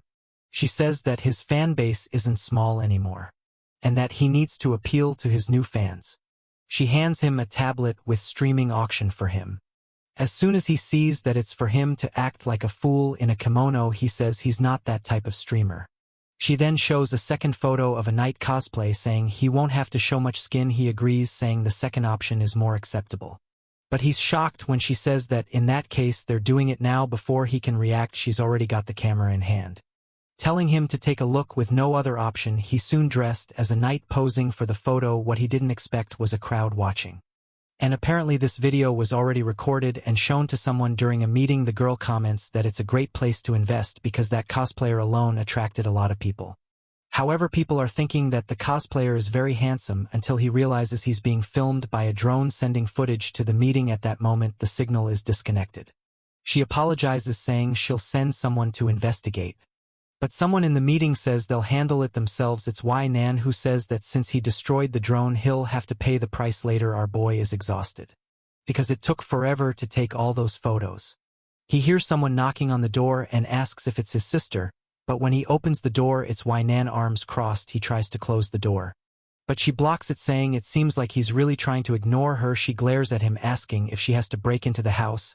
He reluctantly invites her in. Sitting on the couch in business attire, she asks why he hasn't been responding to her for the past 2 days. Embarrassed and trying to cover it up, he says the day was very busy and offers her some tea. She just laughs in his face, asking why he's dressed like that, and if he really thinks it's good to earn money this way. He says she wouldn't understand, thinking to himself that she once wanted him to be a streamer for her company. She asked why he wants to continue streaming if she already told him she'd pay much more, but our boy, tearing up, says a man has to earn his own money. She just laughs, saying she agrees with that, and pulling him by the collar says they need to resolve the drone issue. He's flustered, asking if that was her company's drone. As he's about to talk about money, she says she knows a better way to compensate. Before he can respond, she kisses him. She helps him catch his breath and tells him that the outfit suits him well. Our otaku boy jokes that she would look good with cat ears. She asks if he wants to see her wearing them, and warns that he have to kill her first. Out of nowhere, the boy becomes energetic and gives a playful drum tap. She looks confused, and with 50 kilograms of muscle, he lifts away. She comments on his courage to lift her in such an embarrassing way. He admits he has courage but can't hold her up for long, because he's already trembling. He asks her to get down, and she says he might collapse to the ground.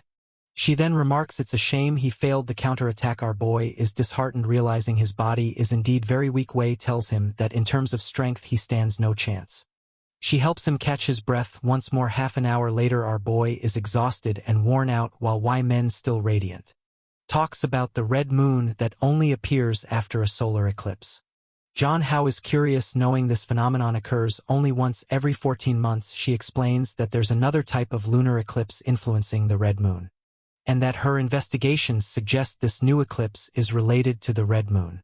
John Hao becomes intrigued, thinking this might relate to how his body ended up in this world. As his sister arrives back home, the two of them look back and John Hao is startled. Ken's groceries fall to the floor, and she surprised asks Hao what he's doing. She thinks to herself that she must be going crazy to see him like this. She questions why he's dressed that way, and he explains it's for a stream he's doing. She understands it's work. While thinking he looks amazing, he says he's going to take a shower because he's tired. She offers to give him a massage later. He suddenly stops and calls her, saying it'll be difficult to remove all the tied-up clothes, and that he needs help. Of course Ken doesn't refuse such an offer. He's suffering, dying of heat, asking her to take it off quickly, while he thinks to himself it's good that way, didn't try to escape. As she helps him undress, he remarks he felt like a cantuna. She notices his sweaty back and feels a bit uncomfortable. He says he smells bad. But she says it's a pleasant smell, hugging him and saying he looks handsome in that cosplay. She teases that if he did more cosplay she might stop liking women. She's excited when he mentions he'll have to make cosplays for live streams. With that, he goes to take a shower thinking it would be good to make her like men, but then someone coughs in the bathroom.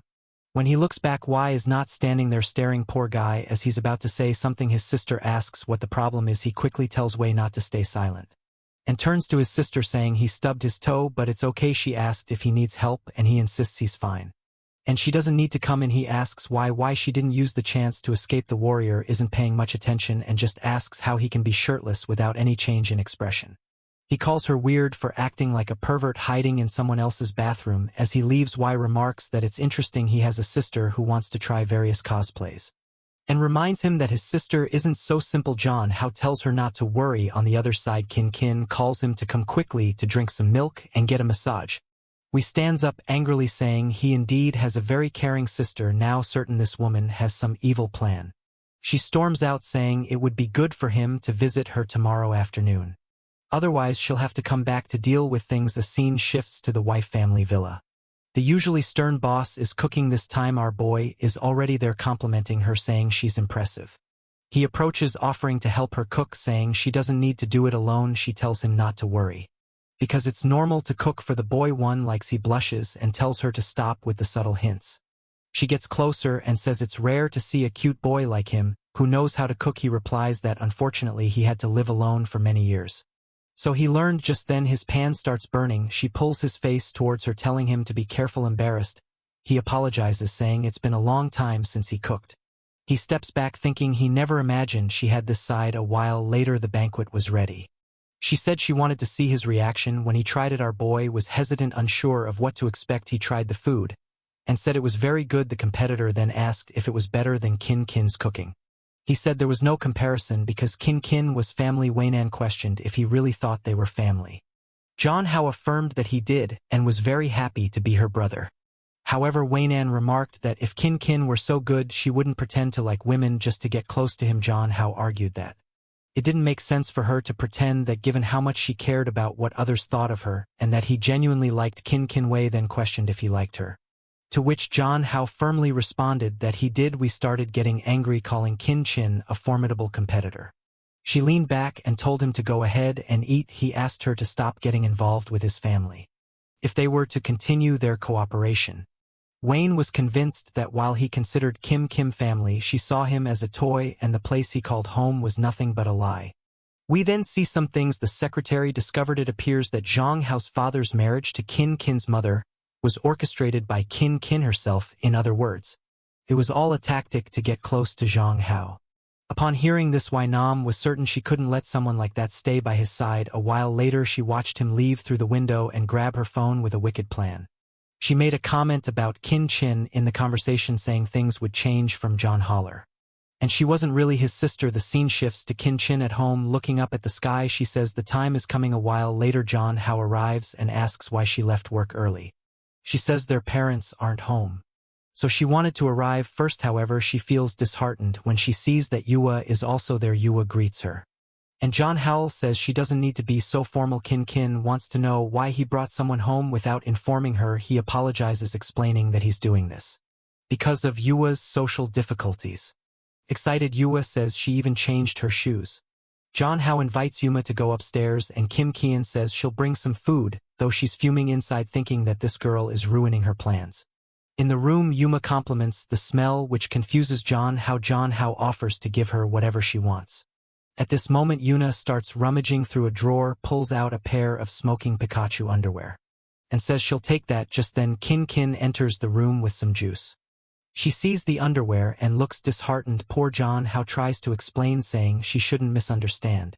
Seated with both of them, Kitten says she understood perfectly what was happening. John Hao tries to explain that Yuha is just socially awkward and not a pervert. Kin decides the best plan from now on is To reduce the amount of time the two spend alone together, she invites Yohan to her room saying she wants to show her something cool. Yohan thanks her saying she's very kind.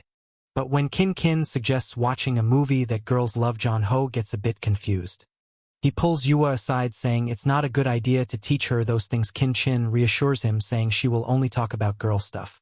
Then tries to pull Yua along saying she will teach her what a girl needs to do. Jong-ho confused asks if Kin is interested in Yua.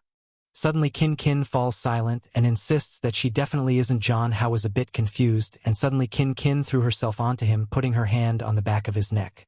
She noticed he was out of breath and gave him some air while Yua was almost crushed. A moment later, he pushed Kin away and asked what she was doing. Poor Yua had nearly suffocated. Then Kin suddenly admitted that she lied to him. The scene shifts to a taxi in front of the house. Jong-ho says goodbye to Yua and apologizes for his sister. Yua says she just felt a bit breathless, a little embarrassed. Jong-ho explains that it's his sister's way of showing she cares, and considers mentioning what she had seen. However, Yua doesn't seem to fully understand the situation. He dismisses it and tells her to be careful on the way home. As the taxi drives off, Yuma rummages through her bag, finds the gift Jong-ho gave her, and wonders if he really prefers Kin, who is now standing at the door just staring at him. Jong-ho, a bit startled, turns and calls out to her. But then he remembers that Yoon didn't say anything and realizes she might not have lied. He asks Kin if she really doesn't like women. She stands there in silence without responding until, a bit embarrassed, she admits she doesn't. She then shockingly confesses that she lied because she likes him too much. She tries to explain that she likes him so much that she knew no one would understand, so she acted this way. Now that he's discovered the truth, he's a bit confused, saying it's a bit strange. She steps out into the rain saying she understands it's weird, but just wanted to be close to him, and reveals that she doesn't want to lose him again. Jong-ho tells her to calm down or she'll catch a cold and asks if she's referring to their childhood. She says yes, but knows he doesn't remember much. While thinking to herself that she'll do anything to stay with him, she then reveals to him that she has secretly always been close to him from elementary school to now, and has never left his side. She admits she likes him so much that she has been doing foolish things. Just then Wei-nan appears saying she arrived at the right time. She calls Kim Chin and informs Jong-ho that, as you can see, Kin was never really his family. Jong-ho is shocked to learn that Wei-men knew about this and had this conversation with him. He feels downcast as Wei-men says Kin has been lying from the beginning and urges him to come with her, warning that he might forget who he was in the past. Kin yells at Wei-nan to get away from their house, but Jong-ho calls out to his sister. Kin turns and tells him not to worry, assuring him she'll handle it. However, Jong-ho hands her the umbrella, looking disheartened, and tells her to go inside first. He says he'll leave for now and give her an answer later. Kim stands there confused and unsure of what just happened. The scene changes to Wagner's apartment, where she tells Jong-ho not to catch a cold. She hands him a towel, but he's just standing there in silence.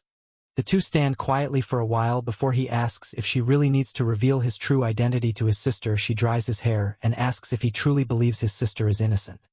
A man goes to a book and says if he really wants to know the truth, he should take a look at it.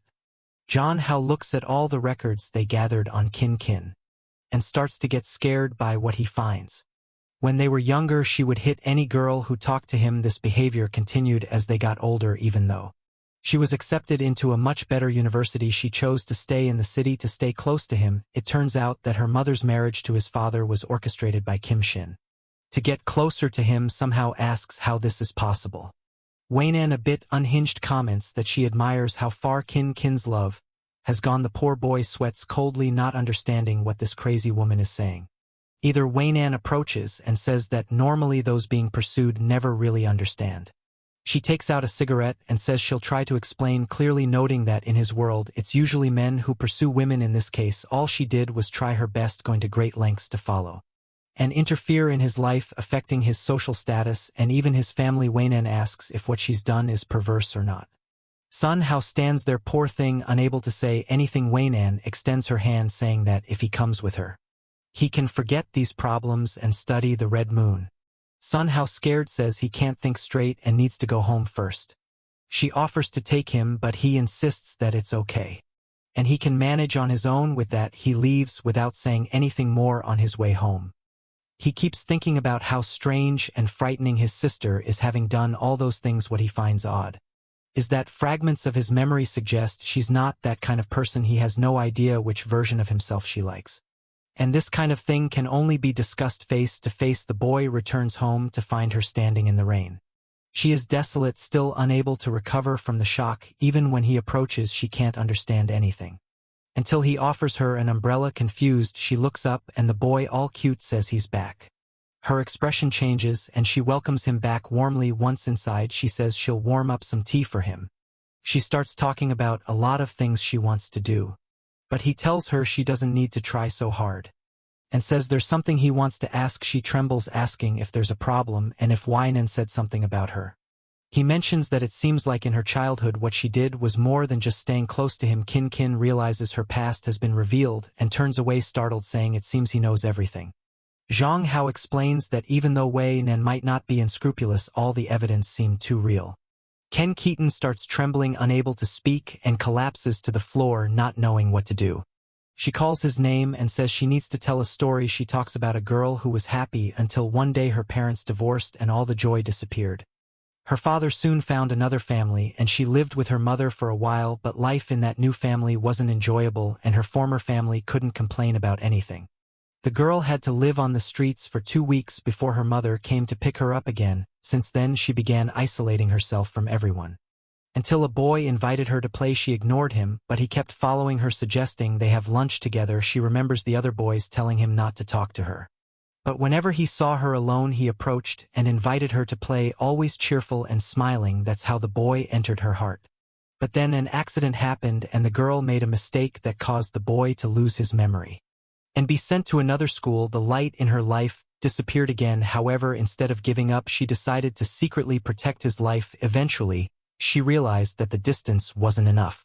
And that's when she began the plan of using her mother to become his sister. Crying, she admits she knows it was wrong, and that the plan was a disaster. John Hao wonders if this is how she feels about the real owner of this body. She apologizes, calling herself possessive, and reveals that she is of course the girl in the story. She says she expects him to hate her for this, but all she ever wanted was to have him to herself and not share him with anyone else. The boy starts to think that even though they aren't related by blood, she really takes good care of him, and he also likes Kin.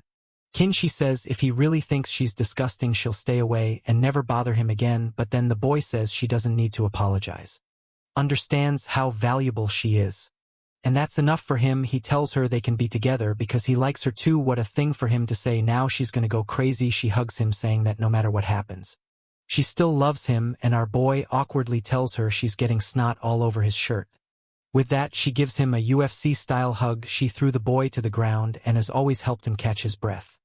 As he lay there, he thought to himself that this felt like a first love. The time they spent together was sweet. Being around her always made him happy. She always wanted the best for him. She mentioned that her life felt like a dream, and she was incredibly happy. Meanwhile, he felt increasingly guilty knowing that her connection was with the past, to John Hao, not with him. She then said she would go downstairs to prepare dinner and call him when it was ready. He was left deep in thought, realizing that he was taking advantage of her feelings. He wondered how she would react. When he told her the truth, he called out to her, and she turned around to ask what it was. He hesitated, especially when she smiled, and asked if the baby was having a problem. Feeling foolish, he said it was nothing important, and told her she could go make dinner. Obviously, he lacked the courage to tell her the truth. The scene changes to Fenghong Enterprises. John Hao was there again, and why not comments that their meeting was very good. John Hao doesn't seem very enthusiastic and asks her to get to the point. She crosses her leg and says she wants to ask him something. She asks how the conversation with his sister went. John Hao uncrosses his leg and says they're doing fine. Why Man questions what he means by fine and accuses him of deceiving her, since she knows the person his sister likes isn't the current John Hao. She suggests that eventually Kim Chin will discover he isn't the person she truly fell in love with, and who knows what she'll do then. Hesitant, John Hao says he can't predict the future. Why Man, observing his troubled mental state, thinks that if things continue this way, she'll have to take matters into her own hands. She changes the subject and talks about his career as a streamer, presenting a proposal. She mentions that he's in the top 3 on the platform and should realize there's a limit to being an internet celebrity. She hands him a paper suggesting that if he really wants to make money, he should have his own products. It's a clothing brand idea. He asks if this is just her idea. She says she doesn't care about other investors, but she has never lost money. She explains that her research on the Red Moon has been costing her, so this is the least he can do to help her recoup some losses. Jin Hao agrees not to pay with flesh and blood.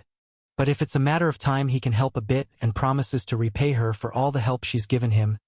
He then asks what style of clothing she has in mind and she tells him to be independent and create his own style later. As he leaves, she thinks to herself that with her strategies it will be easy to manipulate him. Her plan for now is to keep him busy with his career.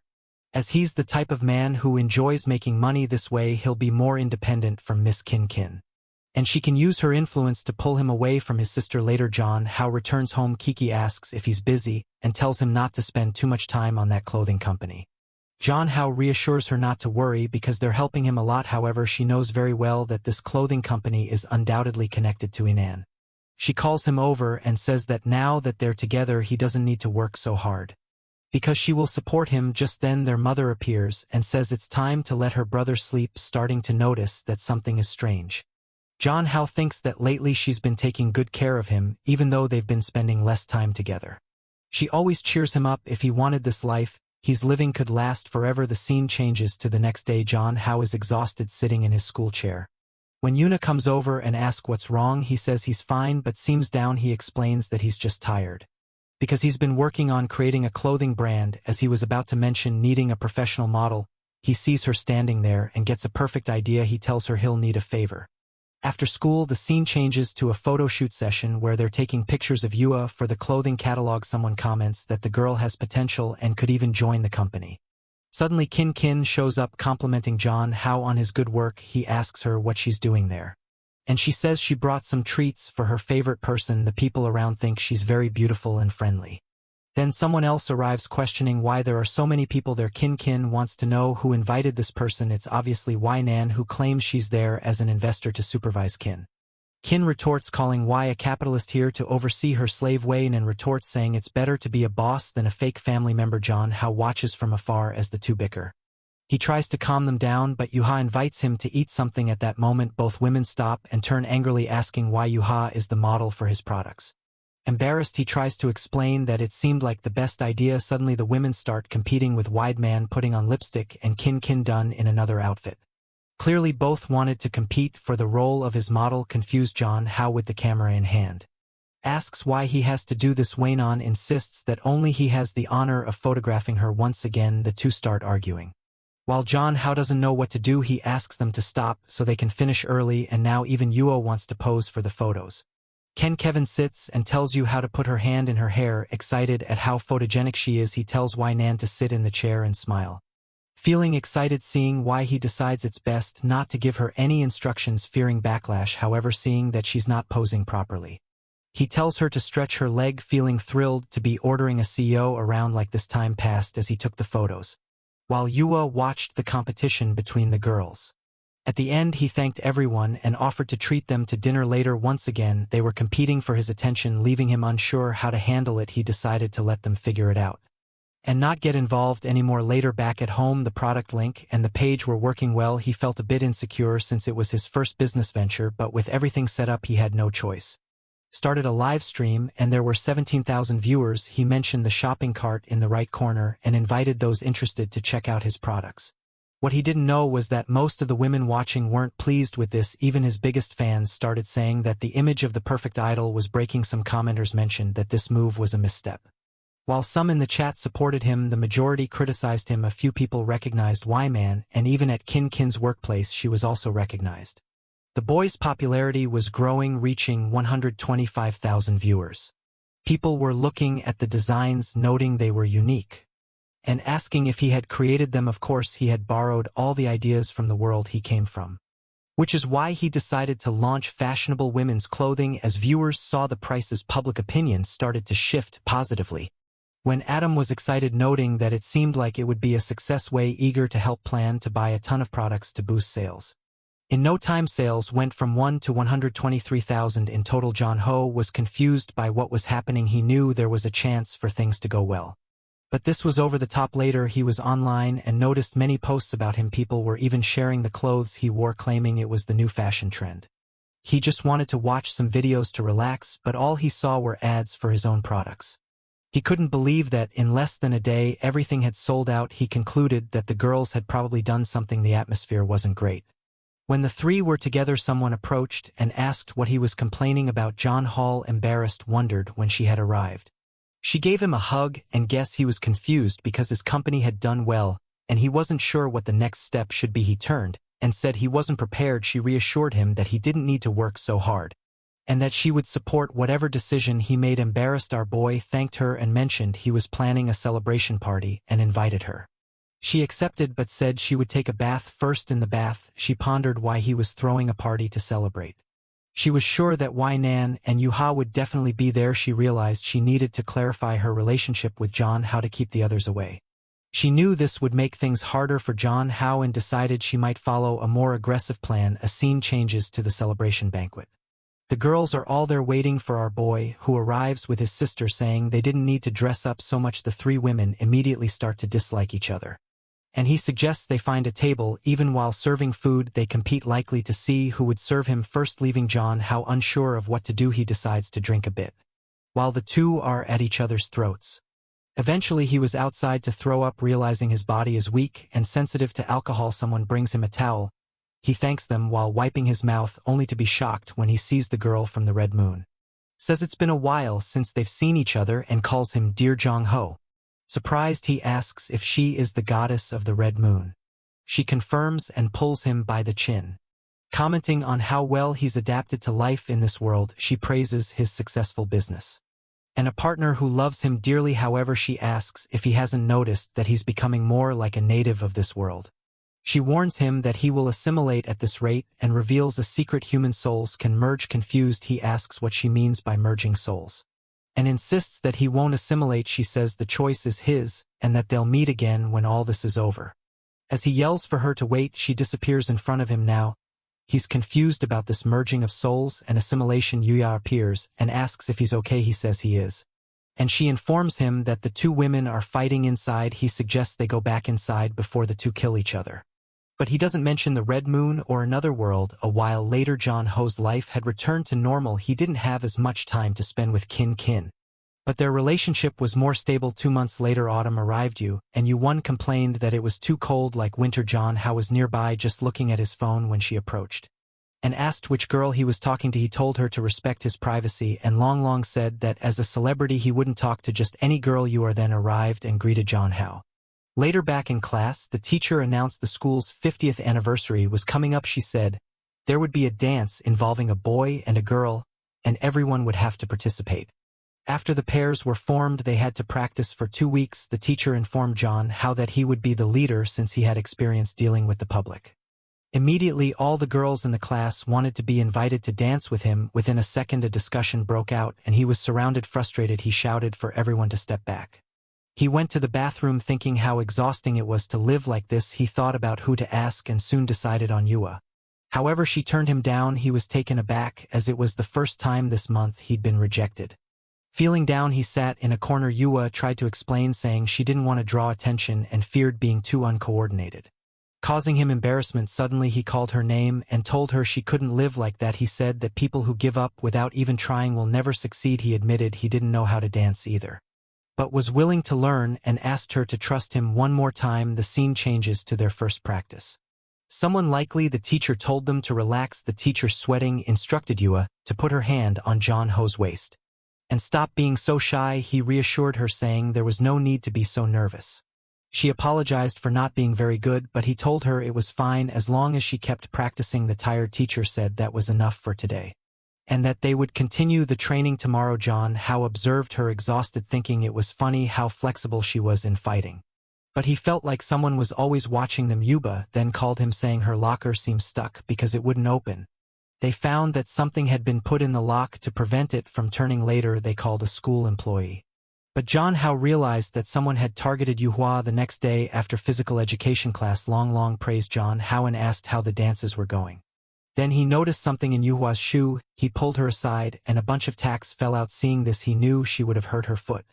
He shouted, asking who had the nerve to do such a thing. His two friends were furious, calling it ridiculous. While everyone around remained silent, John Hao wondered if this was related to the dance. He knew someone's intention was to make Yua quit, and he was determined to find out who it was. The following morning, he approached Yua and asked if she had offended anyone recently. He advised her to be careful. Suddenly, he saw a bucket heading towards her head. In a heroic act, he put his head in the way, taking the hit himself. A drop of blood fell on Johan's face, but John Hao, seemingly unfazed, asked if she was okay. He turned to shout at whoever was above them. But Johan warned him to be careful. Ignoring her, he ran upstairs, determined to find the culprit. He opened the door to the upper floor and found a girl crying, saying she didn't want to hurt him, she just didn't like Johan monopolizing him. John Howard said nothing. As she continued shouting that you didn't deserve to have him all to herself, the girl seemed to go mad, lamenting that she shouldn't have hurt him. Immediately, Yujang Hall ran to her, grabbed her arm, and pinned her to the ground, telling her to stop this nonsense.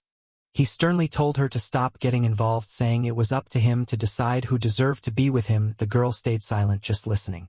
Then Yuga appeared, crying and running towards him. However, Jong Ho's vision began to blur. He couldn't understand what was happening, or why he couldn't see clearly at that moment. He seemed to recall various situations.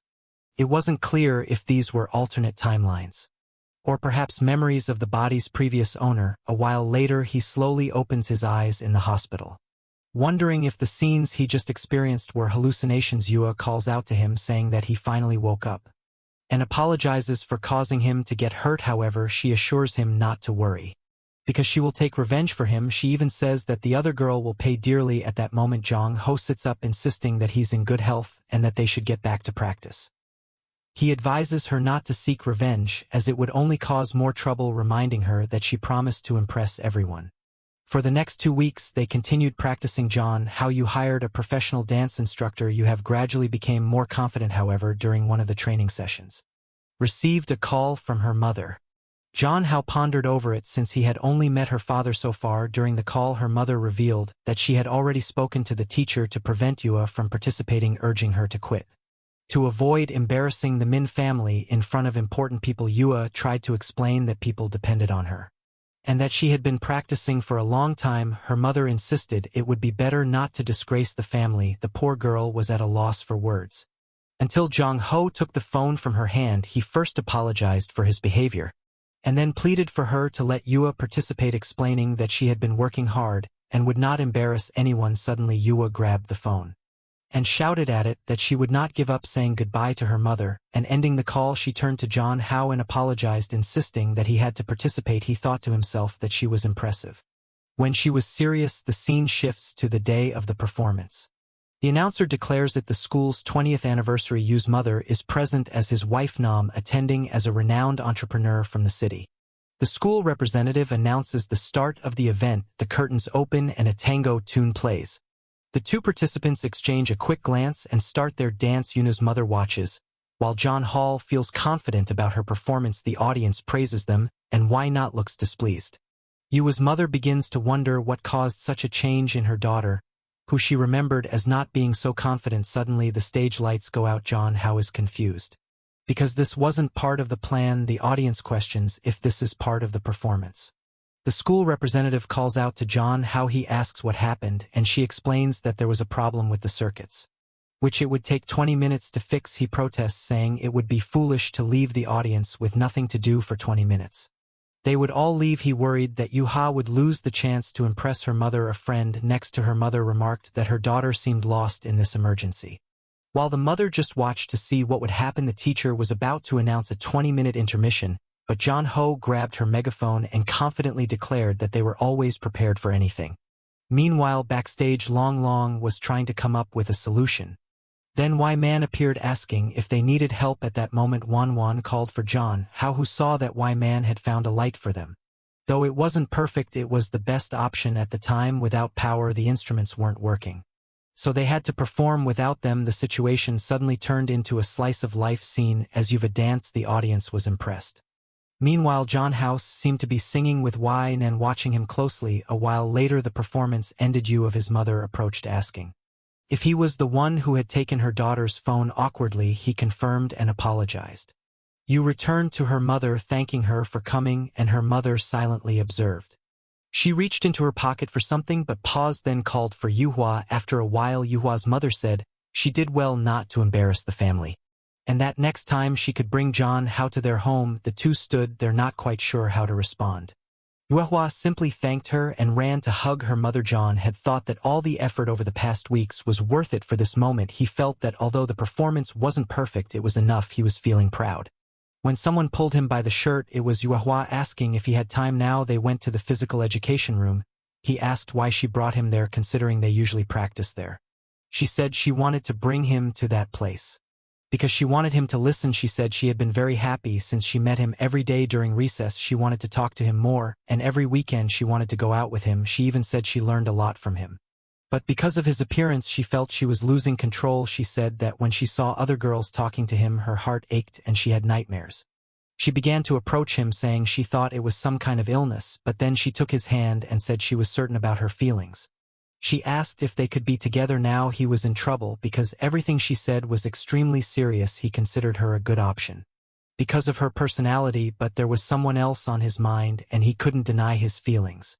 He thought to himself that this wasn't a very manly way to be decisive and he couldn't act like this. So he called out to Yuba, apologized, and said he couldn't accept her love. She was devastated for a second. He started to say that he already had someone else.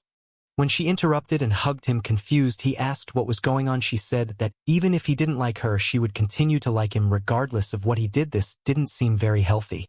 But she said she would wait for him, and holding his face said she had been waiting. So nothing would change with that. She helped him catch his breath. Apparently for a long time near the window Wei was there, noticing the situation and thinking, instead of feeling jealous, wondering what was happening. Later John Hao told himself that he needed to be more honest with his sister Kin Kin. He threw his clothes on the floor, complaining that no one was making things easier for him. Suddenly Wei opened the door, forcefully greeting him. Startled, he asked how she could invade someone's privacy like that. She approached him asking if you had confessed. He replied that she probably heard everything. The president said she was satisfied with his response. John Hao asked what she meant by satisfied. The president explained that she had to take things out of her car to help him with that dance. So now he had to repay her. He told her ask instead of doing these things and promised to help somehow. She said that in this world good husbands always help their wives dress. Seeing what she was doing, he asked what kind of craziness this was. She informed him that he would have to help her put on her stockings again. He tried to pretend he didn't like it. But he was clearly flustered. He began to help, thinking it was an easy way not to betray his sister's trust and still calm this crazy woman. But the angel on his shoulder said it was clearly a betrayal. The devil, on the other hand, said it was his duty to help people. They started arguing, calling each other names. John Hall thought it wasn't very manly to owe people favors. He began helping and asked why we like wearing those stockings so much. She said her social status required her to always look presentable, and asked if he liked it. He continued helping, saying that even in his world this would be considered a bit wrong. Suddenly he stubbed his toe and she trembled a bit. This girl clearly wasn't right in the head either. She apologized. While thinking about why she was acting this way, John Hao on the other hand noticed that she seemed different. She blushed, unsure of what to say. Then she asked about the incident of the hospital. He explained the situation with the bucket, saying it was accidental. However, Yaman was already eager to punish the person responsible, and he told her to forget about it. He said she could finish dressing herself, since he wasn't very confident with that part, but she seemed to notice something. She adjusted the rest and thanked him for his hard work. Outside, while waiting for Wei to finish dressing, she asked why he was still shy since she had already seen everything. Suddenly her phone rang. It was a call from her secretary. When she answered, the person apologized, but said it was urgent. The secretary informed her that they had found what they were looking for. One man was startled, asking if it was true. She said she was going immediately. She waved goodbye to John Hao, saying she would treat him to a meal later. However, he noticed that something had happened because she changed suddenly. A while later, John Hao was back in bed, exhausted. But there was no peace in that house. As Kin Kin came to check on him, she asked what was wrong, mentioning that he seemed very talented in dancing, referencing the performances with wine and that were recorded. She acknowledged it was a school event, but admitted she felt uncomfortable. She hugged him, saying she didn't like how popular he was becoming. She asked if she wasn't enough for him, wondering if he needed other things. John Hao thought to himself that making the woman he liked cry wasn't something a real man should do. However, the more she depended on him, the guiltier he felt. She kissed him intensely, while he thought that in the end he needed to tell her everything. After she had metaphorically sucked his blood, he asked what the problem was. She told him not to worry, saying it wouldn't happen again. But this time she wanted him to remember it clearly. Just then a plate crashed to the floor. John Ho's father entered asking what was going on. Both of them suddenly became nervous. They tried to explain, but it was clearly difficult to get out of the situation.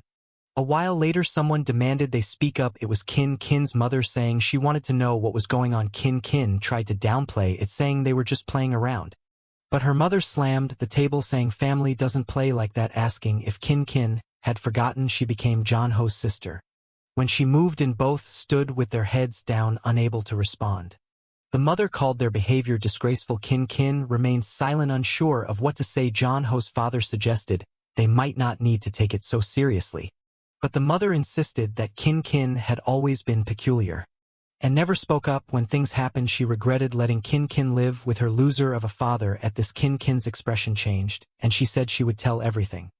But John Ho interrupted, saying they were practicing for a vampire play coming up at school. He was going to be the lead actor, and asked his sister for help. Their mother looked confused, asking what this was about.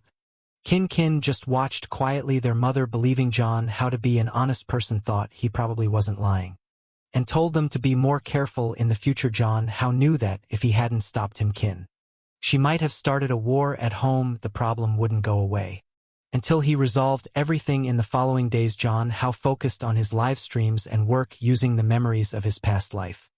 He excelled in school with all the support he received from Wine, and he became a top streamer. Everything was going well except for one thing. He began to remember the past. When Kin was pulling his arm, he recalled her promising him the stars and the sky, asking if he liked her too, and the current Kin being startled, asking if he wasn't the real John Ho. With that, he woke up. It was obviously a nightmare. He started to realize that the memories of the previous owner were becoming clearer. All of this started happening after he last saw the goddess of the red moon. He even went to a psychologist who ran some tests, because he might have had a problem. After that accident, however, his mind was found to be perfectly fine in the middle of it all.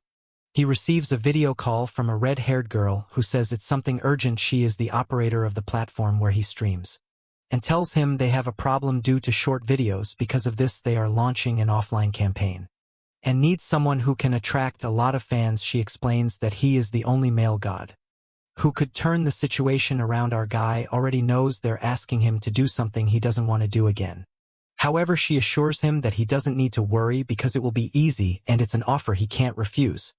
If he accepts, he would earn 8-figure salary per year at these events. He gets excited and asks what activities will be involved in this event. The scene shifts to a beach. His friend informs him that it will be a reality show similar to a Mr. Beast Survive on a deserted island for 7 days video. And of course Kin is there as his assistant, so he won't be alone. Seeing this, our guy says the island doesn't seem so bad. Then someone calls him. It's Yua, who found out about the event and obviously came to see him, but where there are 2 there are 3. Naturally, Wainana is also there, asking why everyone is watching the show she set up. As they start arguing again, John Ho stands there unsure of what to do. The organizer calls everyone to a meeting to explain the rules. The group gathers around a table, and a blonde guy announces that he will be the host of the show. He explains that Miss Wainan will be a special guest. He goes on to say that participants will pair up and compete to see who is the strongest. The first round will have 2 events: volleyball and capture the flag. In the second round, everyone will be taken to survive for 5 days on a deserted island. Those with the best rankings in the first round will be able to select the best survival items. Some papers with the rules are handed out, but YN tears them in half, saying there's no need to worry about that, since it will be easy. The blonde guy tries to explain that it would be better if she read them, but she just asked if he's really going against her word, not wanting to offend her. He quickly says no. Of course, several streamers from the platform want to pair up with Miss Wei. John Hall thinks it's obvious, since she's probably one of the organizers. Then someone calls out to him. There's 3 other girls from the platform who say they would make a great pair with him. He feels a bit awkward, unsure of how to respond. Meanwhile, a blue-haired guy comments that John Ho has nothing but a pretty face. He approaches John Ho, saying he looks like a beauty from 1,000 years ago, and points out that as a gamer he earns much less than John Ho, who sells his face and body every day. Our guy decides to ignore him, simply saying that the blue-haired guy has a lot of fans too. But the guy continues, saying he heard John Ho ruined the career of one of his friends. John Ho wonders if this is another idiot seeking revenge. The guy then proposes a bet to John Ho, stating that the loser has to stop streaming for a month and put loser and subordinate of the other. As the title of their live stream, the guy was confident, thinking for sure that Y-Man would partner with him. At that moment, Y-Man approached and called for her teammate. The fool, blushing, thought she met him. However, Y-Man grabbed John Hao, saying she would partner with him. John Hao asked why she got involved in the competition, to which she replied that she was there to help him. However, he said that he was a man who didn't need anyone's help to win, but she just called his name and mentioned that call she had received earlier. He said they found another person who, like him, came from another world. John Hao was shocked because he had no idea about this. Wayman explained that this person knows you are from another world and seems to have something special, but first they would verify the authenticity of everything this person said. John Hao wondered what would happen if there really was another person like him. Then she caressed the boy, telling him not to worry since she was taking care of him. Suddenly someone cleared their throat nearby. It was of course Kin Kin, saying that the sun was very hot and he needed sunscreen, so he left with his sister, telling Wayman to prepare for the competition. Wayman watched as Kim Chin once again led him away. A while later, the blonde announced the start of the competition. The first event was volleyball, and naturally John Ho's team would compete. Both teams were on the field, and he told them to get ready. Our guy was up against the blonde, and the baldy white man tossed the ball up and served with such power that the ball twisted. The poor guys on the other side didn't stand a chance. A few plays later, they were on the ground admitting defeat. The blue gear guy from earlier, who had also made it to the final, commented that John Hao had been carried by his team. He approached, asking if John Hao even knew what volleyball was, and warned him that now he would learn the difference between them. With everyone on the field, the match began. The blue gear guy threw the ball up and jumped about 30 meters to serve. John Hao was shocked, and Y-Man realized it was almost professional level skill. The ball came crashing down, and Y-Man told John Hao not to try anything. However, the ball hit him square in the face. The announcer remarked that it seemed the blue team's strategy was to injure John Hao. Y-Man asked if he was okay. The guy on the other side was laughing, saying accidents happen. Of course, Y-Man told him to shut up, but he responded that you would show them what cruelty really was. The game continued with the scores staying close. When I tossed the ball up and this was their chance to win, she aimed at the exhausted guy on the other side, who accidentally managed to block it with his arm. Both teams jumped to intercept. Suddenly John Hao, channeling a scene from Haikyuu, told her to trust him. Instead of spiking, she gave the ball a light tap, and John Hao awkwardly jumped 30 meters. Though clumsy, he managed to hit the ball with his face, at least landing it on the ground, thus winning the round. A while later, everyone was attending to the worn-out John Hao. As usual, they were competing for his attention while he was unsure what to do. While they fussed over him, the blue-bearded guy recorded the scene, saying he would embarrass John Hao. Later, while John Hao was walking around, everyone seemed to be talking about him. He sensed something was off and wondered what was going on. A girl beside him suggested he check the search results. The top result mentioned Anchor and John Hao winning 1-3. He wondered how this had happened and saw a photo from the previous day, realizing that someone from that place was sabotaging him. This would obviously damage his online image. A blue-beard guy approached, saying it looked like a paparazzi had caught him, and that people like that should be jailed. Then White Man bumped into him. She got a list of everyone who had arrived on the island and warned that whoever it was, she would make them disappear. Once she found out, the blue-haired guy trembled.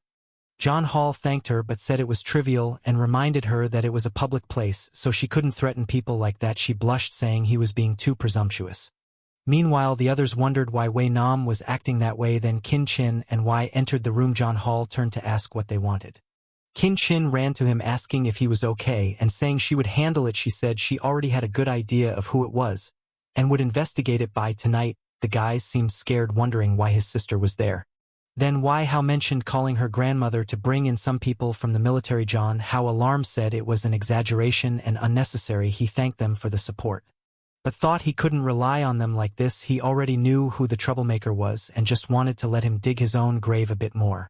And so the second day of the event arrived. Reporters were all eager to interview John Hao, obviously wanting his opinion on the leaked photos. He decided to explain and said it wasn't as complicated as everyone thought.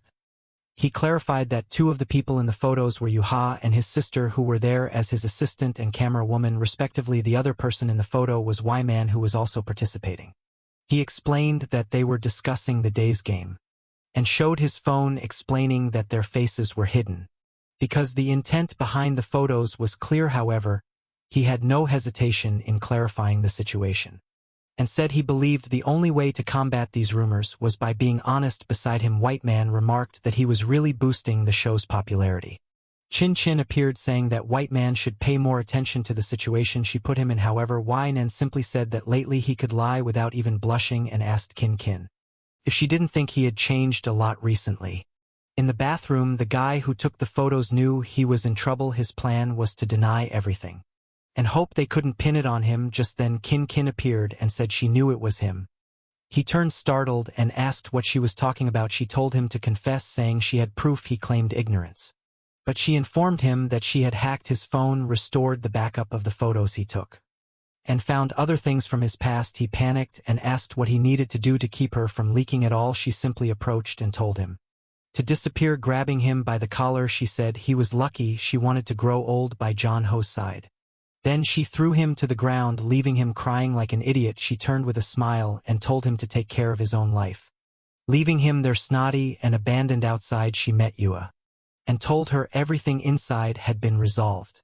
She said that if Yua had any questions she could ask her later. During the capture the flag competition, a guy ran out as soon as it started. Zhang Hao, surprised, told Wai Man to be careful, but the guy slid on his knees to Zhang Ho, grabbed his foot and said he was quitting the competition. Praising him, Zhang Hao was confused and asked if the guy had some other trick up his sleeve, but the guy just begged Zhang Hao to forget everything that happened. The organizer tried to explain that the event had already started and asked what the guy was doing. The guy then revealed to everyone that he was the one who took and posted the photos of Zhang Hao. Wai Nan simply watched, and the guy cried, saying he just wanted to go home. In the end, his team quit and Zhang Hao's group advanced. But Zhang Hao knew the guy must have been threatened somehow to quit like that. When Zhang Hao opened the door to his room, he saw something unexpected. His sister was there waiting for him as usual. He asked why she was there, and she immediately hugged him, saying she came to this place to take care of him. Embarrassed, he said he understood and asked what she wanted to do. She was silent for a moment, remembering when Wayman had said he seemed different. She laughed, thinking that apparently Wayman was losing to his sister Yuhua, who was nearby. Said that no matter how much he changed, she still wanted him, but Wayman told her to shut up. Kin Kin thought to herself that even if he changed, she still liked him, and that no one was better for him than her. She then said she wanted to confess their relationship to their relatives. Zhang Hao hesitated, wondering why she was bringing this up now. He approached and humped her, saying it was a promise. Then it was the last day of the competition, where they had to carry supplies across the island. In that place, finding food, water, and shelter would be the biggest challenge. In the jungle were Zhang Hao and Yanan, who seemed ready to take on a wild adventure. Zhang Hao couldn't stop thinking about how strong she was. She looked back and asked if he was scared or what was going on. He said it was nothing and they could start right away with that. She entered the forest, telling him to stay close. She grabbed some mint leaves and said they would be essential for surviving mosquitoes. Zhang Ho was impressed, remarking that she really was a soldier before she handed him some and told him not to worry, as with her around, this challenge would be easy. All they needed to do was reach a nearby lake. When they arrived, she said she would try to catch a fish and told him to gather some berries. However, she reminded him to use the walkie-talkie or signaler if he encountered danger. Zhang Hao assured her that there was no need to worry, and everything was fine. She told him to hurry and come back to eat the fish. As Zhang Hao wondered, he thought that after this event they needed to distance themselves. A while later he returned and called for her. He explained that he didn't know which berries were edible, so he brought them all. She praised him and said she had also found something useful, but then her expression changed, and she told him not to move. He was confused, unaware that there was a snake near his hand. Unfortunately, he ended up touching it. The snake turned towards him, ready to strike. White Man immediately jumped in to protect him, taking the bite herself. She quickly pulled the snake off and threw it away. Zhang Hao asked if she was okay. Her knee was bleeding, and she had been bitten on the arm. Zhang Hao thought she was in serious danger and knew she needed treatment. He pushed her down and told her not to move. A production crew member informed the organizer that it was a non-venomous snake, so there was no serious concern. The organizer suggested sending support, but not to arrive too quickly as the bite was on her shoulder. Zhang Hao saw no issue with helping to remove the venom. However, Wai Man was confused by his actions. It was too late though. Because the boy was a professional lifeguard, she wanted to tell him that wasn't the proper treatment for a snake bite. And the event crew even had to cut the live stream temporarily. Nearby, Chin Chin was observing everything. Clearly not happy, Zhang Hao spat out the blood he had sucked, determined to find some bandages. However, Wai Man, out of breath, told him to wait and asked where he had heard that this was the way to treat a snake bite. She explained that if it had been truly venomous, He shouldn't have tried to suck it out as he could get infected. She clarified that the snake wasn't venomous, so all they needed was some clean water. A doctor was being sent over, and the organizer reminded her not to interfere with the game. Then someone called out saying they would come too. It was of course Kin Kin. Being well known in the medical field, people recognized her. She announced that as Jong Ho's sister and a doctor, she wanted to check on him. The other doctor said it would be an honor to have such an incredible doctor. As her as might fell, the two were in a cave. Jong Ho mentioned that he was starting to feel awkward with how much she was staring at him. The camera was on the ground. And he asked if it was okay and they were supposed to be filmed. She simply said that she was the boss, so it wasn't a problem, and explained that what was about to happen couldn't be broadcast on TV. She began to approach Jong Ho, who asked why she was acting like this. All of a sudden, seeing her expression, he joked that it seemed the snake had some other kind of venom. However, she was 10 times stronger than him and threw him to the ground. Unfortunately, there was nothing he could do. She was too strong for him. She then commented that her clothes were a mess because of the wound, but mentioned it might be very convenient outside. Someone said they should be close. It was a group of doctors, one of whom commented that they had lost the walkie-talkie signal. Kin Kin started to get worried. Then she heard some noises beside her. When she looked, she asked who it was. It was of course Yahello. This guy couldn't go a second without having all three around him. When the doctors looked back, Kin Kin had disappeared. Kim then asked Yua how she was in the jungle. Yua said she had been following them. Kim told Yua that even though she liked Jong Ho, it was impossible for them to be together. Yua simply said she knew that, however, all she wanted was to stay by Jong Ho's side and make him happy, and of course, if she found anyone who made him unhappy, she'd explode that person's head. Kin Chin just observed quietly. Meanwhile, somewhere else, someone was telling a certain person to stop. Our boy had been immobilized, and the president warned him at this time he couldn't escape. He said he didn't want anything, but she replied that his body was more honest. Just then they heard someone shouting his name. He immediately recognized the voices of his sister and Yahello and told Yu and Nan to get everything in order. The president was furious once again, annoyed that the others had ruined her fun. A little later, the two of them entered the cave. Jong Ho immediately asked his sister why she followed them. He was making excuses when she noticed some marks on his neck. Furious, she immediately called out Yuan Man, who told them they shouldn't be there, since it was a competition area. However, Kin Kin lunged to punch Yuan Man, who easily defended herself, and asked if she really wanted to go down this path. She then landed a solid punch on Kin Kin's stomach. Jong Ho was shocked. As they started to fight seriously, the president approached and asked Kin Kin who she thought she was to try to teach her a lesson. But then they heard something. Yua was also coming in to try and punch the president. Yunan easily blocked it, but Yua didn't stop saying that anyone who hurt Jong Ho was her enemy.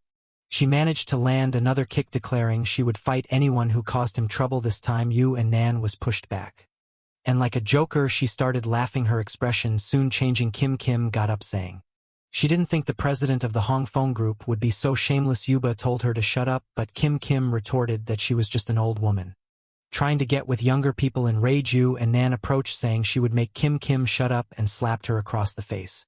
Jong Ho couldn't believe what was happening. He stepped forward and apologized for his sister, asking Yu and Nan to control herself, because no one there could match her. She only replied that his sister did everything to satisfy her desires with him. From the ground, Kin told How that he didn't need to apologize. Slowly getting up, she said it was all Yuan Man's fault. Jong Ho noticed that his sister's mouth was bleeding and was alarmed, but Kin declared that woman would never touch Jong Ho again. Nan, feeling provoked, said it seemed Kin wanted to die. But just then Jong Ho told her not to do anything because he was already Kin's boyfriend. The two women were shocked, and Kin, of course, he gave a little smile. He explained that this event was just a farewell and that he would never speak to Yu and Nan again after this. He added that they were never compatible.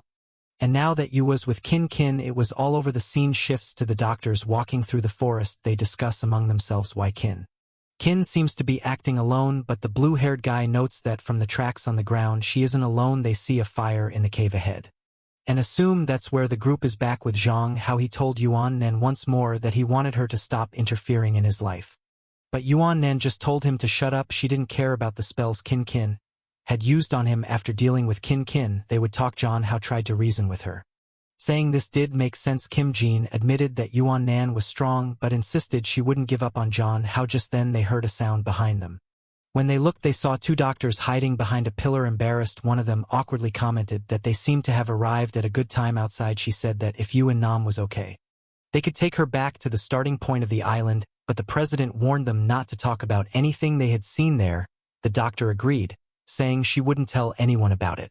But at that moment her expression changed. An arrow struck the back of the doctor, passing through and startling Wayne, and someone was approaching from the side. And she had no idea who it was. The person nearly slashed at her, but she dodged just in time. It was the blue-haired guy from earlier.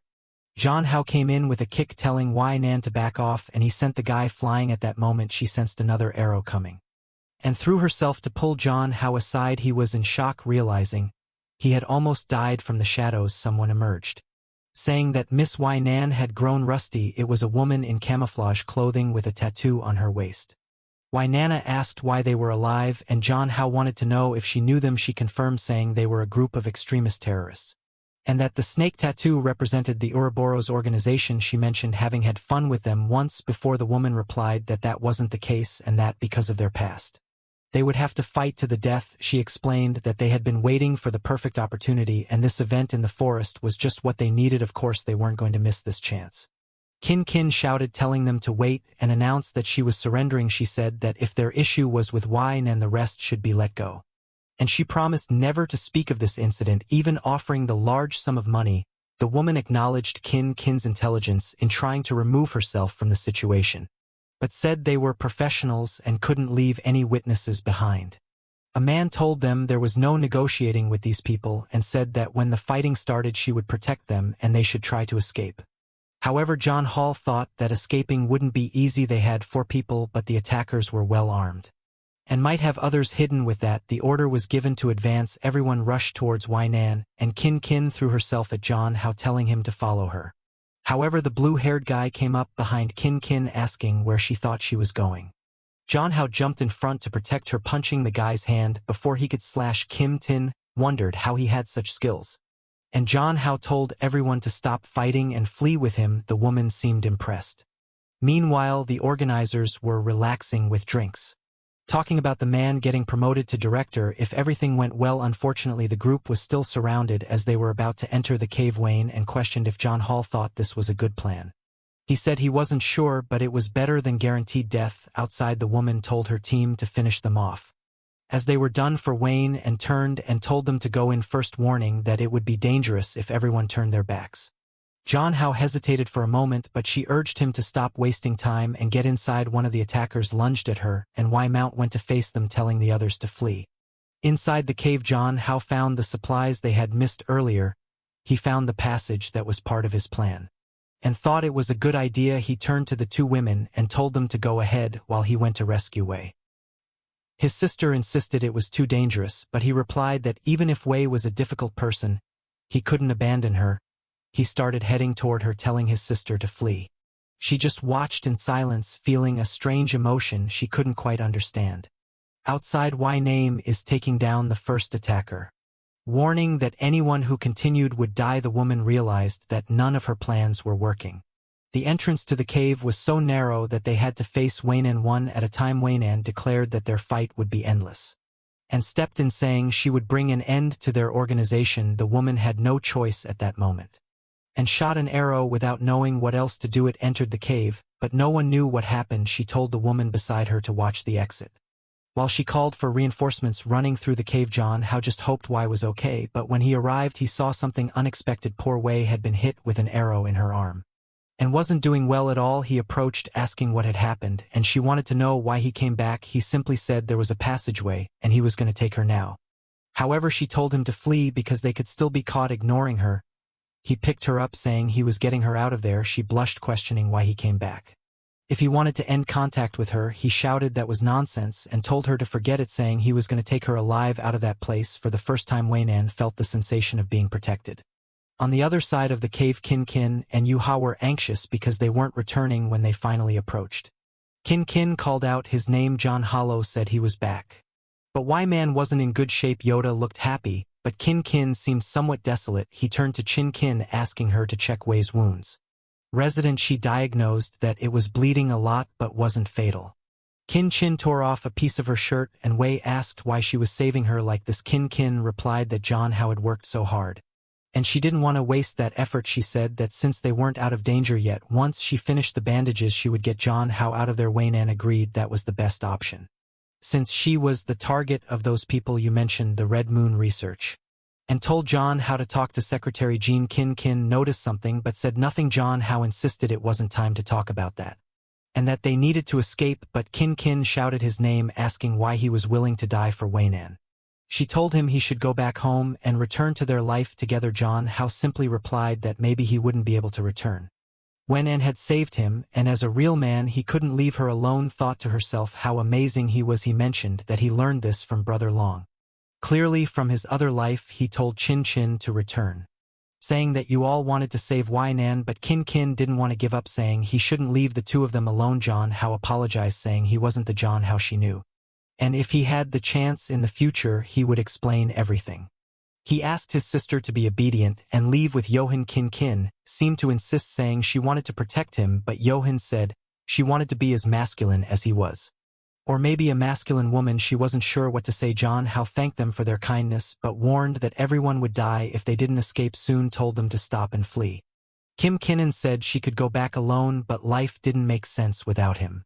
So she didn't want to leave him there. She wanted to stay with him. At that moment someone asked what kind of romantic drama was unfolding.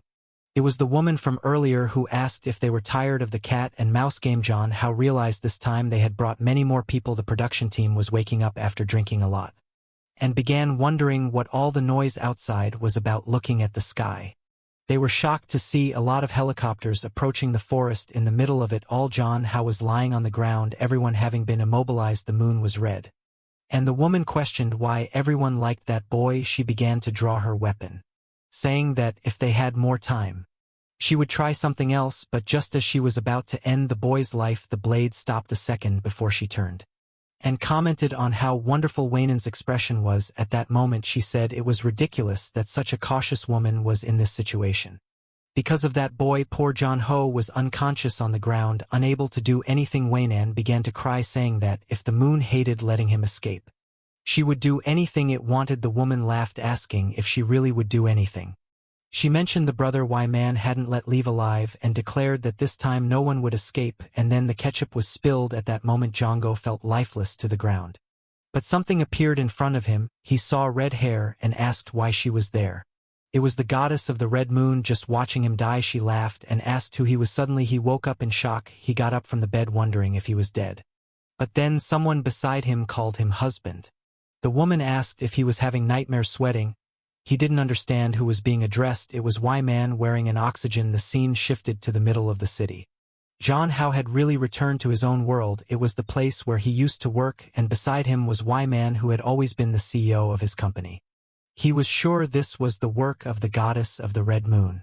When Nan asked what he was thinking about so much, in question if he had thought about the proposal of bringing his father to live with them, she mentioned that it would be harder for his father to raise a child alone, and that their house was very big, especially since when their child was born they would need help. He quickly noticed her hand on her belly and felt confused. Apparently he was going to be a father. She then pulled him by the tie and reminded him that when they were alone he should call her wife. He hesitated, and she asked why he was acting so strangely. John Hall thought to himself that she was still identical to the Wei Noun from the other world. So he called her wife and she thanked him. They arrived and she said she was going to work but told him to send a message. John Ho didn't expect to return to his world in this way if he ended up there, because he died. What happened to Kin and Wei Yuan? He wondered if in the end he hadn't been able to save anyone. But then he asked himself the most important question: what were Kim Chin and Wei Yuan doing in this world? He knew that in the past life Kim Chin was a famous doctor.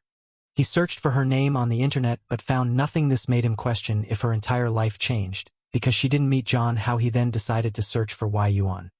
Strangely, instead of a military family, it now seemed like an entrepreneurial group. This made him realize that he no longer had any connection with either of them, and worst of all, he had no idea how they were living. The most inexplicable thing was that he returned to this world and became Wei Yuan's husband without any explanation. He then wondered how he had managed to seduce the CEO. After that, he left the office and wandered aimlessly. The world seemed familiar, but it was very strange at the same time. He went to where his house was in the past life. He didn't know how his father was living, and then why Yuan appeared and asked why he had returned. Before the end of the workday, she approached saying she was planning a surprise, but he had already arrived. She asked if he remembered that today was his birthday, and that she had planned a party with his father. John Hao seemed confused and asked if it was really his birthday. Why Yuan just stared at him and asked if he was having some problem. He just said he wasn't used to her being so kind. John Hao found it strange that he had no relationship with her, and now had to live as if they were husband and wife, so he asked how a woman as ambitious as her ended up with a common guy like him. She said he was acting very strangely, and didn't seem like the guy she knew. She put her arm around his shoulder and said that if he was anxious about the marriage, she would take care of him. She gave him a kiss and told him not to worry. Then she said they would discuss this more later and asked if they could go to the party. Obviously Jong Ho was just observing everything.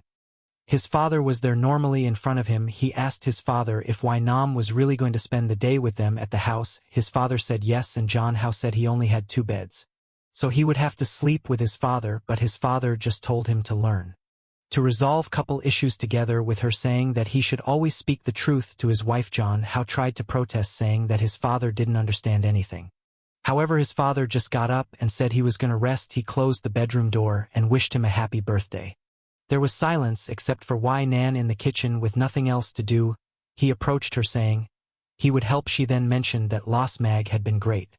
So why didn't he want to continue today? Embarrassed, he realized she had overheard the conversation with his father. She asked if she was pushing him so hard that his body couldn't keep up. At that moment he felt dejected, not realizing things had gotten to that level.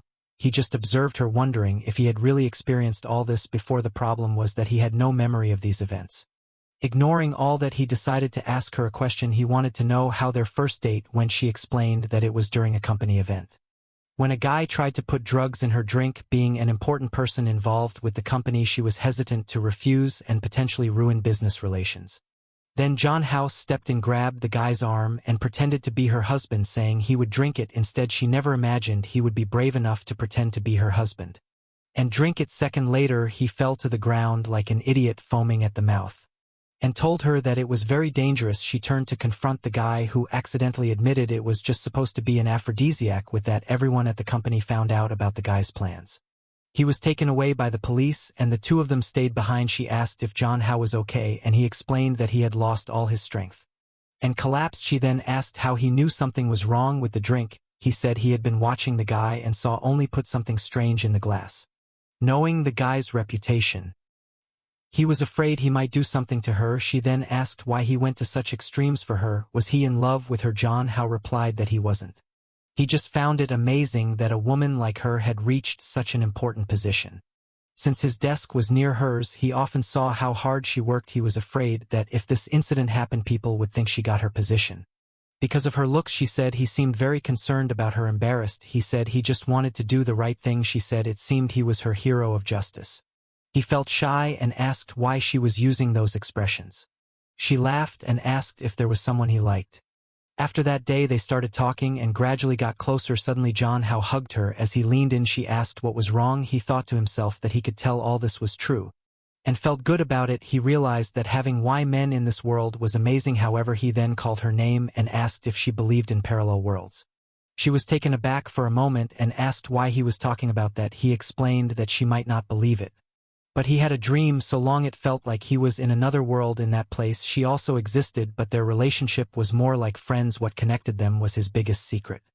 But there were also 2 other people who were important to him. Because of him, these people went through various dangers and might have even lost their lives. He failed to help them and couldn't tell the truth, leaving him confused. She suddenly turned, grabbed his face, and said it was okay for him to tell her because she was the person he should trust. But she didn't worry about other worlds because she wanted to live the rest of her life with him in this one. However, she said she didn't want him to live with regrets, because that would make him happy. If he needed time to resolve those issues, she wouldn't mind. At that moment, he noticed a red light around her, but she leaned in and said this was the first time he had shown interest in others. Then she attacked him before he could respond.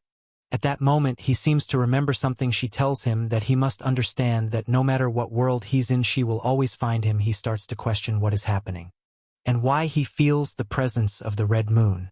Suddenly he feels something strange and disappears in front of Wayne, and she comments on how quickly it happened. But now it's her turn. A voice asks if this is her choice approaching why, and it remarks that it believes she was the most possessive of them all. It touches her shoulder and says she should have chosen to stay there with him forever, but now she'll have to compete again. Nan replies that if he returns she believes he will make the same choice as she did. Furthermore, even if she has to compete, she will give her best. The goddess says she likes this attitude. She mourns that it's a rare trip to come to this world, but they will never see each other again. With that she disappears. Nam thinks to herself that it might have been nice to stay there, and then she too begins to vanish. I don't know what's going on. But everyone is disappearing and reappearing once again. Our protagonist wakes up in another place. He asks his wife why they can't leave. That's when someone covers his mouth. This time it's Yuva. Says the pervert is dead. He's confused, wanting to know where Wei has gone. However, Yuma just tells him not to move. And to be honest, he asks why his classmate is on top of him. A while later, observing Yuma on her phone, he realizes it's another trick of the blood moon. This timeline is many years after the previous one. He knows everything is extremely chaotic. But he must stay calm. Clearly, he is being teleported between lives. He could lead only to be sent back to despair. At this moment, Yuhad extends her hand, apologizes, and says she accidentally restrained him. He says it's fine, noticing that now she's a police officer. However, it seems that in this world she doesn't know him. She tells him to hop on the bike because they're going to the station. Our protagonist thinks she looks older and cooler. At the police station, she apologizes to the captain, saying she caused problems for their department. He scolds her, reminding her that their job is to serve the public. However, she's always anxious and disrupting operations. So she needs to learn to stay calm. She continues apologizing, promising it won't happen again. In the office, everyone comments that it seems she only got that position through connections. John Hao thinks that just like in her previous life, she's living in an isolated environment. He turns to the guard and says he never felt threatened. In fact, it was good to know she was trying to protect him. Feels much safer knowing she's an officer who doesn't let criminals escape. He then asks her if she agrees.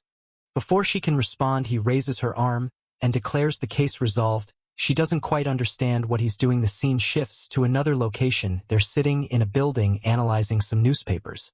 It seems he's helping her find a criminal who takes photos of women. She says this person must be around 25 years old and stays near the district where he was passing through. When she saw him freeze when she called out, she suspected it might be him and apologizes for throwing him to the ground. He says he's already told her he doesn't mind at all. When he pats her on the head, she asks what he's doing. He changes the subject, saying her methods for fighting crime are really clever.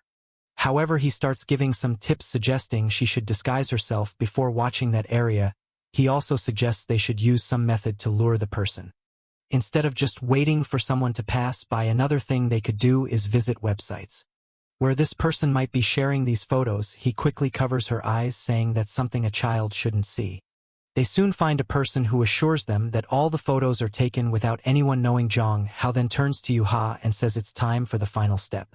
They just needed a trap. The next afternoon at the train station, Zhang Hao expressed his discomfort using someone else's bait. That's why he donned a woman's cosplay, feeling embarrassed about walking around like that. But he told himself that being a real man, this was just a piece of fabric to help a friend. Then Yui came over, grabbing him and telling her friend to come along. John Hao wondered why it felt like she was testing him and missed the old calm and obedient Yuhua. The problem was that everyone on the train was staring in shock. Yue was glaring everyone around. And John Ho knew this wouldn't work if she wasn't discreet. They've been on the train for a while, and it was strange that no one had tried anything. He saw a school kid talking about playing a game and figured it wasn't them. A guy complaining about the stock market, clearly preoccupied with other matters. And a calm old man who didn't seem suspicious. Frustrated, John Hao wondered why no one had taken the bait. Yue tried to reassure him, saying they could try again if needed. Suddenly, the entire train car jolted. Yue stumbled and fell into John Hao's arms, wrapping herself in a pile of fabric. He told her to stay still and be careful. But the men nearby, seeing the situation, were instantly smitten. Yue, still acting odd, commented that he was impressive even as a woman, leaving John Hao confused.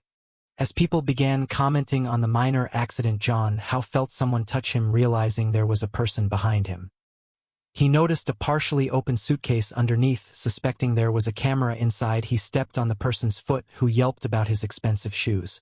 John Hao turned and accused him of being overdressed for a pervert with a hidden camera. The man, realizing John Hao's voice was male, questioned the absurdity of the setup. John Hao demanded he open the suitcase. Sure, there was something incriminating inside. The man tried to leave, claiming they were crazy and attempting to walk away.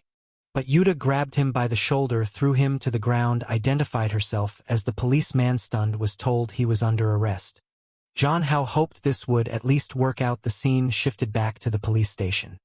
In the end, Jong Hao successfully helped her, and their work was acknowledged by the department. Later, they were at a shopping mall, where Jong Hao was frustrated that pictures of him dressed as a woman were spreading online. You were joked it was his fault for not being ugly, and thanked him again, saying that as expected she couldn't do anything without his help. Jong Hao tried to reassure her, saying she was smart and just needed to work on her social skills.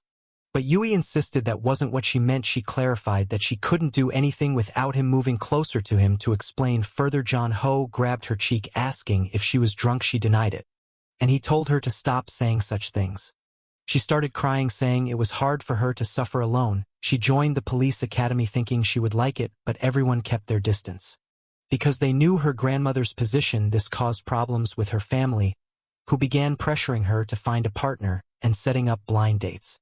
But she always refused because they weren't like him. Jong Hao was confused, not understanding what she was talking about, especially since they theoretically hadn't known each other long.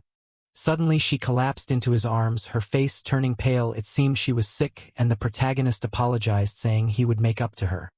He carried her, saying he knew the perfect place. They headed to the beach, where Jong Hao remarked that it was the perfect place for her to sober up a bit. However, Yua complained that she didn't enjoy being carried. She mentioned that her feet hurt, prompting him to massage them. She complimented his skills, and he mentioned that he learned it all while working on his parents' farm. Suddenly she called his name but remained silent. She thanked him, and he asked if she needed anything else. You have stood up, stating she understood now as the red moon shone above. She said she couldn't selfishly keep him there.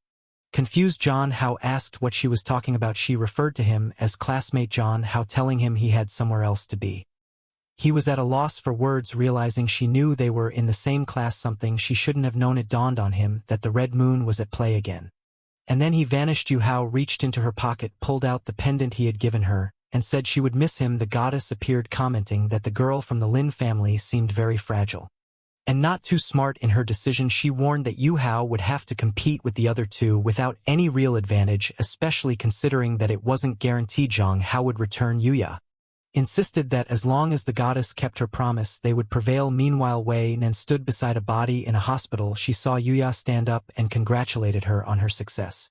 She then turned to Kin Kin, saying it was now her turn, but asked her to understand that it was his life they were dealing with. Kin Kin hesitated for a moment, but then affirmed that she knew what she had to do. Jong Hao felt like he was falling into an abyss, and wondered what was happening. Again, he was puzzled as to why he had first gone to Yunan's world and then to Yuhas. The strangest part was that both seemed to know something, almost as if they were certain he was leaving. He questioned if they had also traveled through time. Considering the events, it seemed there was an agreement among the three. And the goddess. The lingering question was what the purpose of all this was. Suddenly, he was blinded by a flash of light. He looked down his hands and realized he had time traveled again, but now he didn't seem much older. In fact, he was back in primary school. He worried that changes in the past might affect everything that happened in the future. Lawson thought he was hit by a ball, falling to the ground with a bloody nose. Later, he woke up to someone peeling an apple beside him. He looked up to see a much younger Kin Kin, who asked if he was awake. Confused, he asked if she was his sister. Kin Kin. She remained silent for a moment, then said she had been waiting for him for a long time and had a question. Jong Hao was startled by her tone, recognizing it as his sister's. She asked if he was the real Jong Hao. The protagonist hesitated for a moment, realizing she seemed to know the truth. He then confessed that he wasn't the old Jong Hao she knew, explaining it was just a coincidence that he ended up in this body. He told her he was an ordinary man from another world who woke up in this body with some of the old Jong Hao's memories, but no idea how he got there. He admitted the only thing he was certain of was that he liked Kin Kin. Crying, she asked if the real Jong Hao would ever return. Protagonist said he had no idea. The apple fell to the ground as she spoke of losing the meaning in her life. Seeing her holding a knife, Jong Hao rushed toward her. As she said that since he had disappeared from this life, everything was pointless, he grabbed the blade, telling her not to say such foolish things. He insisted that everything that had happened was his fault, so it was his responsibility to make things right. Since he had taken over Jong Hao's body, it should be him who dies, perhaps allowing the real Jong Hao to return. But Kim Kin said he knew that this wasn't the world where the other Jong Hao existed. However, John Hao insists that they can't know for sure unless they try. Maybe if he disappeared this dream would end, but Kim Keenan says she can't do it even if he isn't the real John Hao. He trembles as he asks what's wrong. Meanwhile, outside the teachers are discussing John Hao's well-being. One of them reassures the other that being young, he should recover well from the trauma. They decide to check on him. But when they open the door, they're shocked by what they see. They quickly intervene, asking what is happening. The teacher rushes over, grabbing Kin's wrist, asking if she intended to hurt her classmate. John Hall tries to explain the situation, but the teacher doesn't let him speak, insisting that he leaves immediately. As John Hao is led away, he tries to defend Kin, saying she didn't do anything wrong. However, the teacher is already on the phone reporting that a girl named Kin appeared to have attempted to harm a classmate. Time passes, and we see a man, apparently Kin's stepfather, apologizing for her behavior and explaining that she's having some mental health issues. He presents a gift to the teachers, hoping they will understand. The teacher suggests he returns home, as they'll need time to resolve the situation at home. Kin's stepfather praises her for being well-behaved but holds a belt, questioning why she's causing trouble at school. Her mother tries to intervene, but he, seemingly skilled in Muay Thai, intimidates her. He declares it's pointless to try to teach Kin anything. Kin warns him not to touch her mother. Her stepfather reminds her that he's the one supporting the household, calling the parasites. He then threatens her mother with a belt, but Kin, in a sudden outburst, hits him on the head. He falls shocked, asking if she's crazy. While Kin prepares to strike again, her mother screams for her to stop.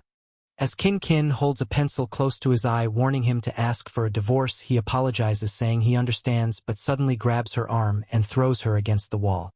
Chin petite and light crashes against the wall. The stepfather remarks that he always knew there was something wrong with her, and starts kicking her, saying he's going to teach her a lesson. Outside, John Howell searches for an address, remembering that Kin's house should be around there. Later, we see Kin on the floor, battered but conscious, contemplating the futility of everything. She believes she's a complete failure, unloved and unnoticed, with a dysfunctional family. She thinks maybe she never deserved to be loved and considers ending it all. Yes, as she contemplates her dark thoughts, John Hall appears at the window, asking if she's okay. Startled, she questions why he's there and how he managed to climb up to the 6th floor. He tells her to forget about that. As window cleaners nearby wonder where the safety ropes have gone, John Hall then asks if she's had trouble with her stepfather, mentioning he heard yelling. She tells him to mind his own business, saying if he's not the real Jong Ho, he should stop saying useless things. However, Jong Ho insists that he can't ignore it, stating that a real man always does what's right. Later, Kitten steps out of her room, seeing her stepfather with a swollen forehead. From a distance, she watches them. The man sarcastically comments on her impressive ability to pick the lock. He then extinguishes his cigarette, saying she needs to be disciplined again, and moves in to strike her with the belt. However, a hand interrupts. It's John Howell apologizing for the sudden visit. The man recognizes him as the kid from the incident and asks what he's doing there. John Howell says he heard that his friend would be away from school for a while, so he came to visit. He didn't expect to find such an animated house. The stepfather claims that nothing is happening and questions how a kid like John Howell has this kind of strength. The stepfather assumes John Howell wants some form of compensation and asks what he wants. John Hall simply asks that the man leave Kin and her mother alone. If he doesn't, everything he's done in that house will be reported to the police. The man starts laughing, questioning if John Howell came to play the justice messenger. He yells anyone would believe the words of a child who hasn't seen anything, and argues that those with economic status control everything. So there's nothing John Howell can do despite Kin's dissatisfaction. Her mother enjoys a more comfortable life now. John Howell retorts that the man is pitiful and points to a clock, revealing that everything has been recorded with Kin's bruises as evidence. Everyone will believe him. He then punches the man, incapacitating him. They quickly escape. Outside, Kin, confused, asks John Howell why he's doing all this for her in this alternate world. He replies that even if the world is false, the suffering is real, just as she didn't need a reason to be good. To the real John Howell, he doesn't need a reason either. She thanks him but says that betraying John Howell would be like betraying herself for over 10 years. Apologizing that her life no longer has meaning, John Howell grabs her arm, insisting that she live for herself, and that she isn't a burden or responsible for everything. She reflects on all her memories with the real Zhang Hao and wonders if choosing to forget him would mean abandoning him in another world. Zhang Hao tells her not to forget the past as it's part of who she is, and even if she can't choose anyone, she still needs to move forward. He encourages Qin Qin to start anew. She blushes and is taken aback. A hand appears affirming everything Zhang Hao said is true. She hears a familiar voice and turns to see the real Zhang Hao. Confused, looking at his own hand, Qin Qin asks if it's really him. He confirms it, explaining that he's always been present, observing everything, even though he couldn't do anything. Seeing her so sad gave him the strength to speak up. He urges her to start living for herself as she's done so much for him, and apologizes for not understanding her actions in the past. He recalls the time when she scared everyone by hitting them, and she held him, reminding him of their promise to always be together. He remembers feeling scared and telling her he hated her and didn't want to stay with her, preferring to go back home. He yelled that he never wanted to see her again. Now the real Zhang Hao apologizes, admitting he was too immature to understand everything. He acknowledges that, in the end, it was his actions that hurt her. Qin Qin cries, calling out his name, while the current Zhang Hao watches silently. He remembers the moment she collapsed and said she would leave. He found her disgusting, but he had told her not to worry. Now he finds himself face to face with the real Zhang Hao. He pleaded, asking not to reject Qin Qin, warning that this would be their last conversation, and that, if he turned her down, she would probably end up alone. He emphasized that he was the only one who could save her now. At that moment, the goddess of the Red Moon remarked how boring the situation was, saying no one was interested in watching this family drama. Everyone was startled, and Zhang Hao asked what she was doing there. He wanted to know the purpose of all these games and why she was putting in so much effort. Suddenly she floated in the air, blew in his face, and asked if he was angry. She said she had no obligation to explain, but would make an exception for him. She recalled that, during the event on the island, he had come very close to dying. However, he was her favorite toy, so she didn't want him to die so easily. She tried to wake him up, but unfortunately he fell into a deep coma. That's when she discovered a very rare phenomenon: two souls in the same body, harmonious yet contradictory. Finding this very interesting, she decided to play a fun game. She allowed the three women who loved him to invade his dreams and try to win his heart without him realizing it, to see if he would choose to stay in that world or return to reality. This could have led to their identities being revealed and conflicts arising, or they could have been envious and tried to force him to stay in that world. She thought it was very interesting because she expected everyone would want to monopolize him. What she didn't expect was that the three women would come to an agreement to bring him back. She then started pulling his cheeks, asking if he had some kind of magic. One of the Zhang Haos interrupted, saying it was enough, and asked if she could take him back. She agreed, but warned that his time was running out. They were startled and asked what she meant by that. She reminded him that she only had powers during the periods of the Red Moon, just as she had brought him from another world to complete the first wish. She warned that he might die immediately upon returning, since she was extending his lifespan. She questioned if he was finally experiencing hallucinations and headaches due to the shared memories. Confused, Zhang Hao asked her to explain what would happen. She said that probably the two souls would continue fighting until both disappeared. Qin Qin shouted, saying she wouldn't accept the real Zhang Hao disappearing again. The real Zhang Hao said that sending a soul to another world for that person to die was the same as murder. The goddess laughed at their mention of murder and said that when a toy breaks, she just replaces it. Zhang Hao wasn't sure if she lacked the energy to help or just didn't care. What he understood was that the longer he spent in this body, the more hesitant and indecisive he became. The truth was, if both souls stayed in this body for too long, he would go insane and lose his sanity. The problem was that the goddess was just toying with him, and he had nothing to negotiate with against her. To him, it felt like a dead-end situation. A crack appeared in the sky, and she said she was tired of explaining. She was going to send them both to enjoy their last moments. The protagonist told Zhang how to stop crying and just listen to what he was about to say. He told him to reverse everything he did if he raised his left arm. Zhang Hao should raise his right. If he lifted his right foot, Zhang Hao should lift his left. Zhang Hao acknowledged, and they began to make movements reminiscent of Dragon Ball. The goddess wondered what kind of idiotic plan this was.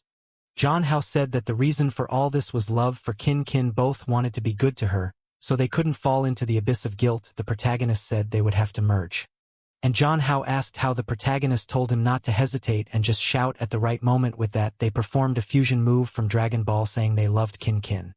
The goddess laughed, finding it hilarious. But suddenly smoke appeared in front of her. The John house had merged. She wondered how that was possible. The unified John How wonders if it was a success. Kin struggling to comprehend what is happening feels overwhelmed. However, John How hugs her and asks if she's okay. He quickly explains that he is not just one John How, but both, with the memories and experiences of both lives. No matter what happens, he will always be there for her. The goddess of the red moon in treaty remarks that this plan is quite interesting, trying to combine two different people into a better one. She mentions that she has brought many people into this world. But all men eventually lose their minds, is the only one who has achieved a perfect union without succumbing to desire. John How then speculates if she has been hurt by someone, suggesting she always targets men and ruins their lives because some man broke her heart. She snaps at him to shut up and stop meddling in her life. A red aura surrounds him, and Kin and John How tells the goddess that she will find a good person. She threatens to come after him again and restart the cycle. John How thanks her and says he'll be waiting. They can play together next time. The goddess is left puzzled by this bold boy's offer. Sometime later, John How wakes up in a hospital, slowly opening his eyes. The women around him ask if he has finally woken up and how he is feeling. Why man is excited, wondering if Kin managed to resolve things. They explain that his hair suddenly turned black, and his heart stopped for a few seconds. John How assures them that the goddess did nothing and that everything is fine now. White man vows to avenge everything the goddess made them go through, and agrees, stating that whether for good or ill, they will take down that woman. John How tells them not to worry, the goddess won't appear for a while, since she is powerless until the next red moon, which will be in 7 years. Wagner promises to protect him to the best of her ability. At this moment, Kinchin apologizes, admitting that everything almost went wrong because of her selfish desires. John How reassures her, saying that it's all in the past and that he should be the one thanking them. Kim Chin then declares that from now on John How will have to live with her so she can protect him every day. However, Y Man immediately asserts that he will clearly be living with her. Y Non presses John How to choose among the three of them. Knowing the competition will be tough, feeling awkward and unsure of how to respond, John How tells them they won't like his answer. But he can't lie. He asks if it's possible for the four of them to live together. The three women fall silent, shocked by his suggestion, and then berate him, asking what nonsense he's talking about. Kin grabs him, worried that he might be confused due to the accident, and points out that the public opinion would be scandalized by such an arrangement. Y Nan firmly states that she would never share him, especially not with someone as treacherous as Kin. Tensions rise, with Kin seething with anger, declaring she will deal with Y Nan. However, we suggest that Kin Tien could stay close as a servant or a good friend. Once again they start arguing, and John How wonders how they ended up back in the same situation. Says she doesn't care as long as John How wants it too. She's willing to stay close to him and give him her love no matter where they are. She then announces that she's going to make a final move, leaving him confused. Opening a book, she starts a marriage vow, promising to stay with him in sickness and in health. The two doctors are taken aback by her determination, concludes by saying that she has chosen the person she wants to spend the rest of her life with. John How stands there speechless. He reflects on how much he has changed from the person he was in the other world. Whenever he was down, Kin was always there to help him. Wei, on the other hand, taught him things and perspectives about this world he never imagined, and Au has always been someone he could rely on and trust. To him, all three were like bright lights, showing him the way. He understands that his request is wrong, but he wants them to consider it. He can no longer choose one and leave the other sad. They could be together, but the price would be that they would never be able to legally marry. White Man narrows her eyes and asks if he thinks he's in an NAN to be making a harem. She says that if it were any other man, he would have already been thrown into the river. However, she says it's not impossible as long as he agrees to one condition: in their private space the other two cannot appear. She must be the first and also the first to have a child. Kin pushes her away, reminding her that the boy is still in school, and assures Yang Ha that no matter what happens, she will protect him from everything. However, it's clear that this is part of her plan to gradually monopolize him for herself. Meanwhile, Y Man argues that there must be a hierarchy in a household, and as the most successful, she should be the head. Kin refuses, stating that she has lived with Zhang Hao the longest. While they argue, Au innocently mentions that they are the only ones the same age. With a sigh, John Hao coughs and they ask if he's okay. He says he feels awful and would only feel better if they stopped fighting. They all jump onto the bed with him, And he thanks everyone. The scene jumps to 2 years later. On a certain island, someone looks at a paper and tells them they're being watched. It's John Hao, and someone brings him something to eat. Of course, it's Kin Chin, reminding him to replenish his fluids. From a distance, Man calls out to him saying it's time to start their daily exercises. John Hao asks Kin Chin if she wants to join the exercises. Are you then suggest that after the exercises, they could practice someone-on-one fighting? John Hao reflects on his quest to understand the meaning of being a true man.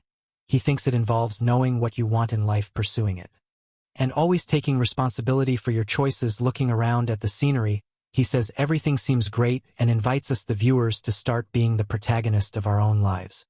The story then fast-forwards a few years. John Hao's parents are puzzled by a letter in their hands. There's a mixed-eyed child standing before them. In the letter, John Hao apologizes for disappearing for a while, but says that they are all doing well. He explains that the child is their grandchild. The butler who brought the child says that John Hao will return in a month. To greet everyone, the father comments that their son is quite peculiar, going on a trip and leaving a grandchild behind. While John Hao's mother wonders who the child's mother is curious, they ask the butler, who unfortunately has no idea either.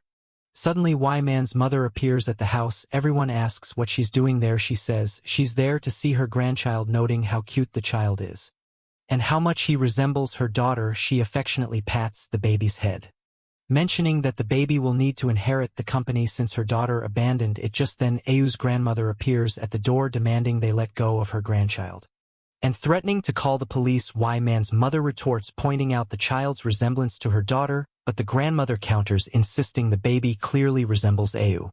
As they bicker, Young Ho's family watches in silence. The baby suddenly starts crying, causing the women to feel embarrassed for arguing over such a matter. John Ho's father reminds everyone that John Ho mentioned he would return in a month. They all agree there's no rush, and they can figure everything out later. For now, the most important thing is to take care of the child.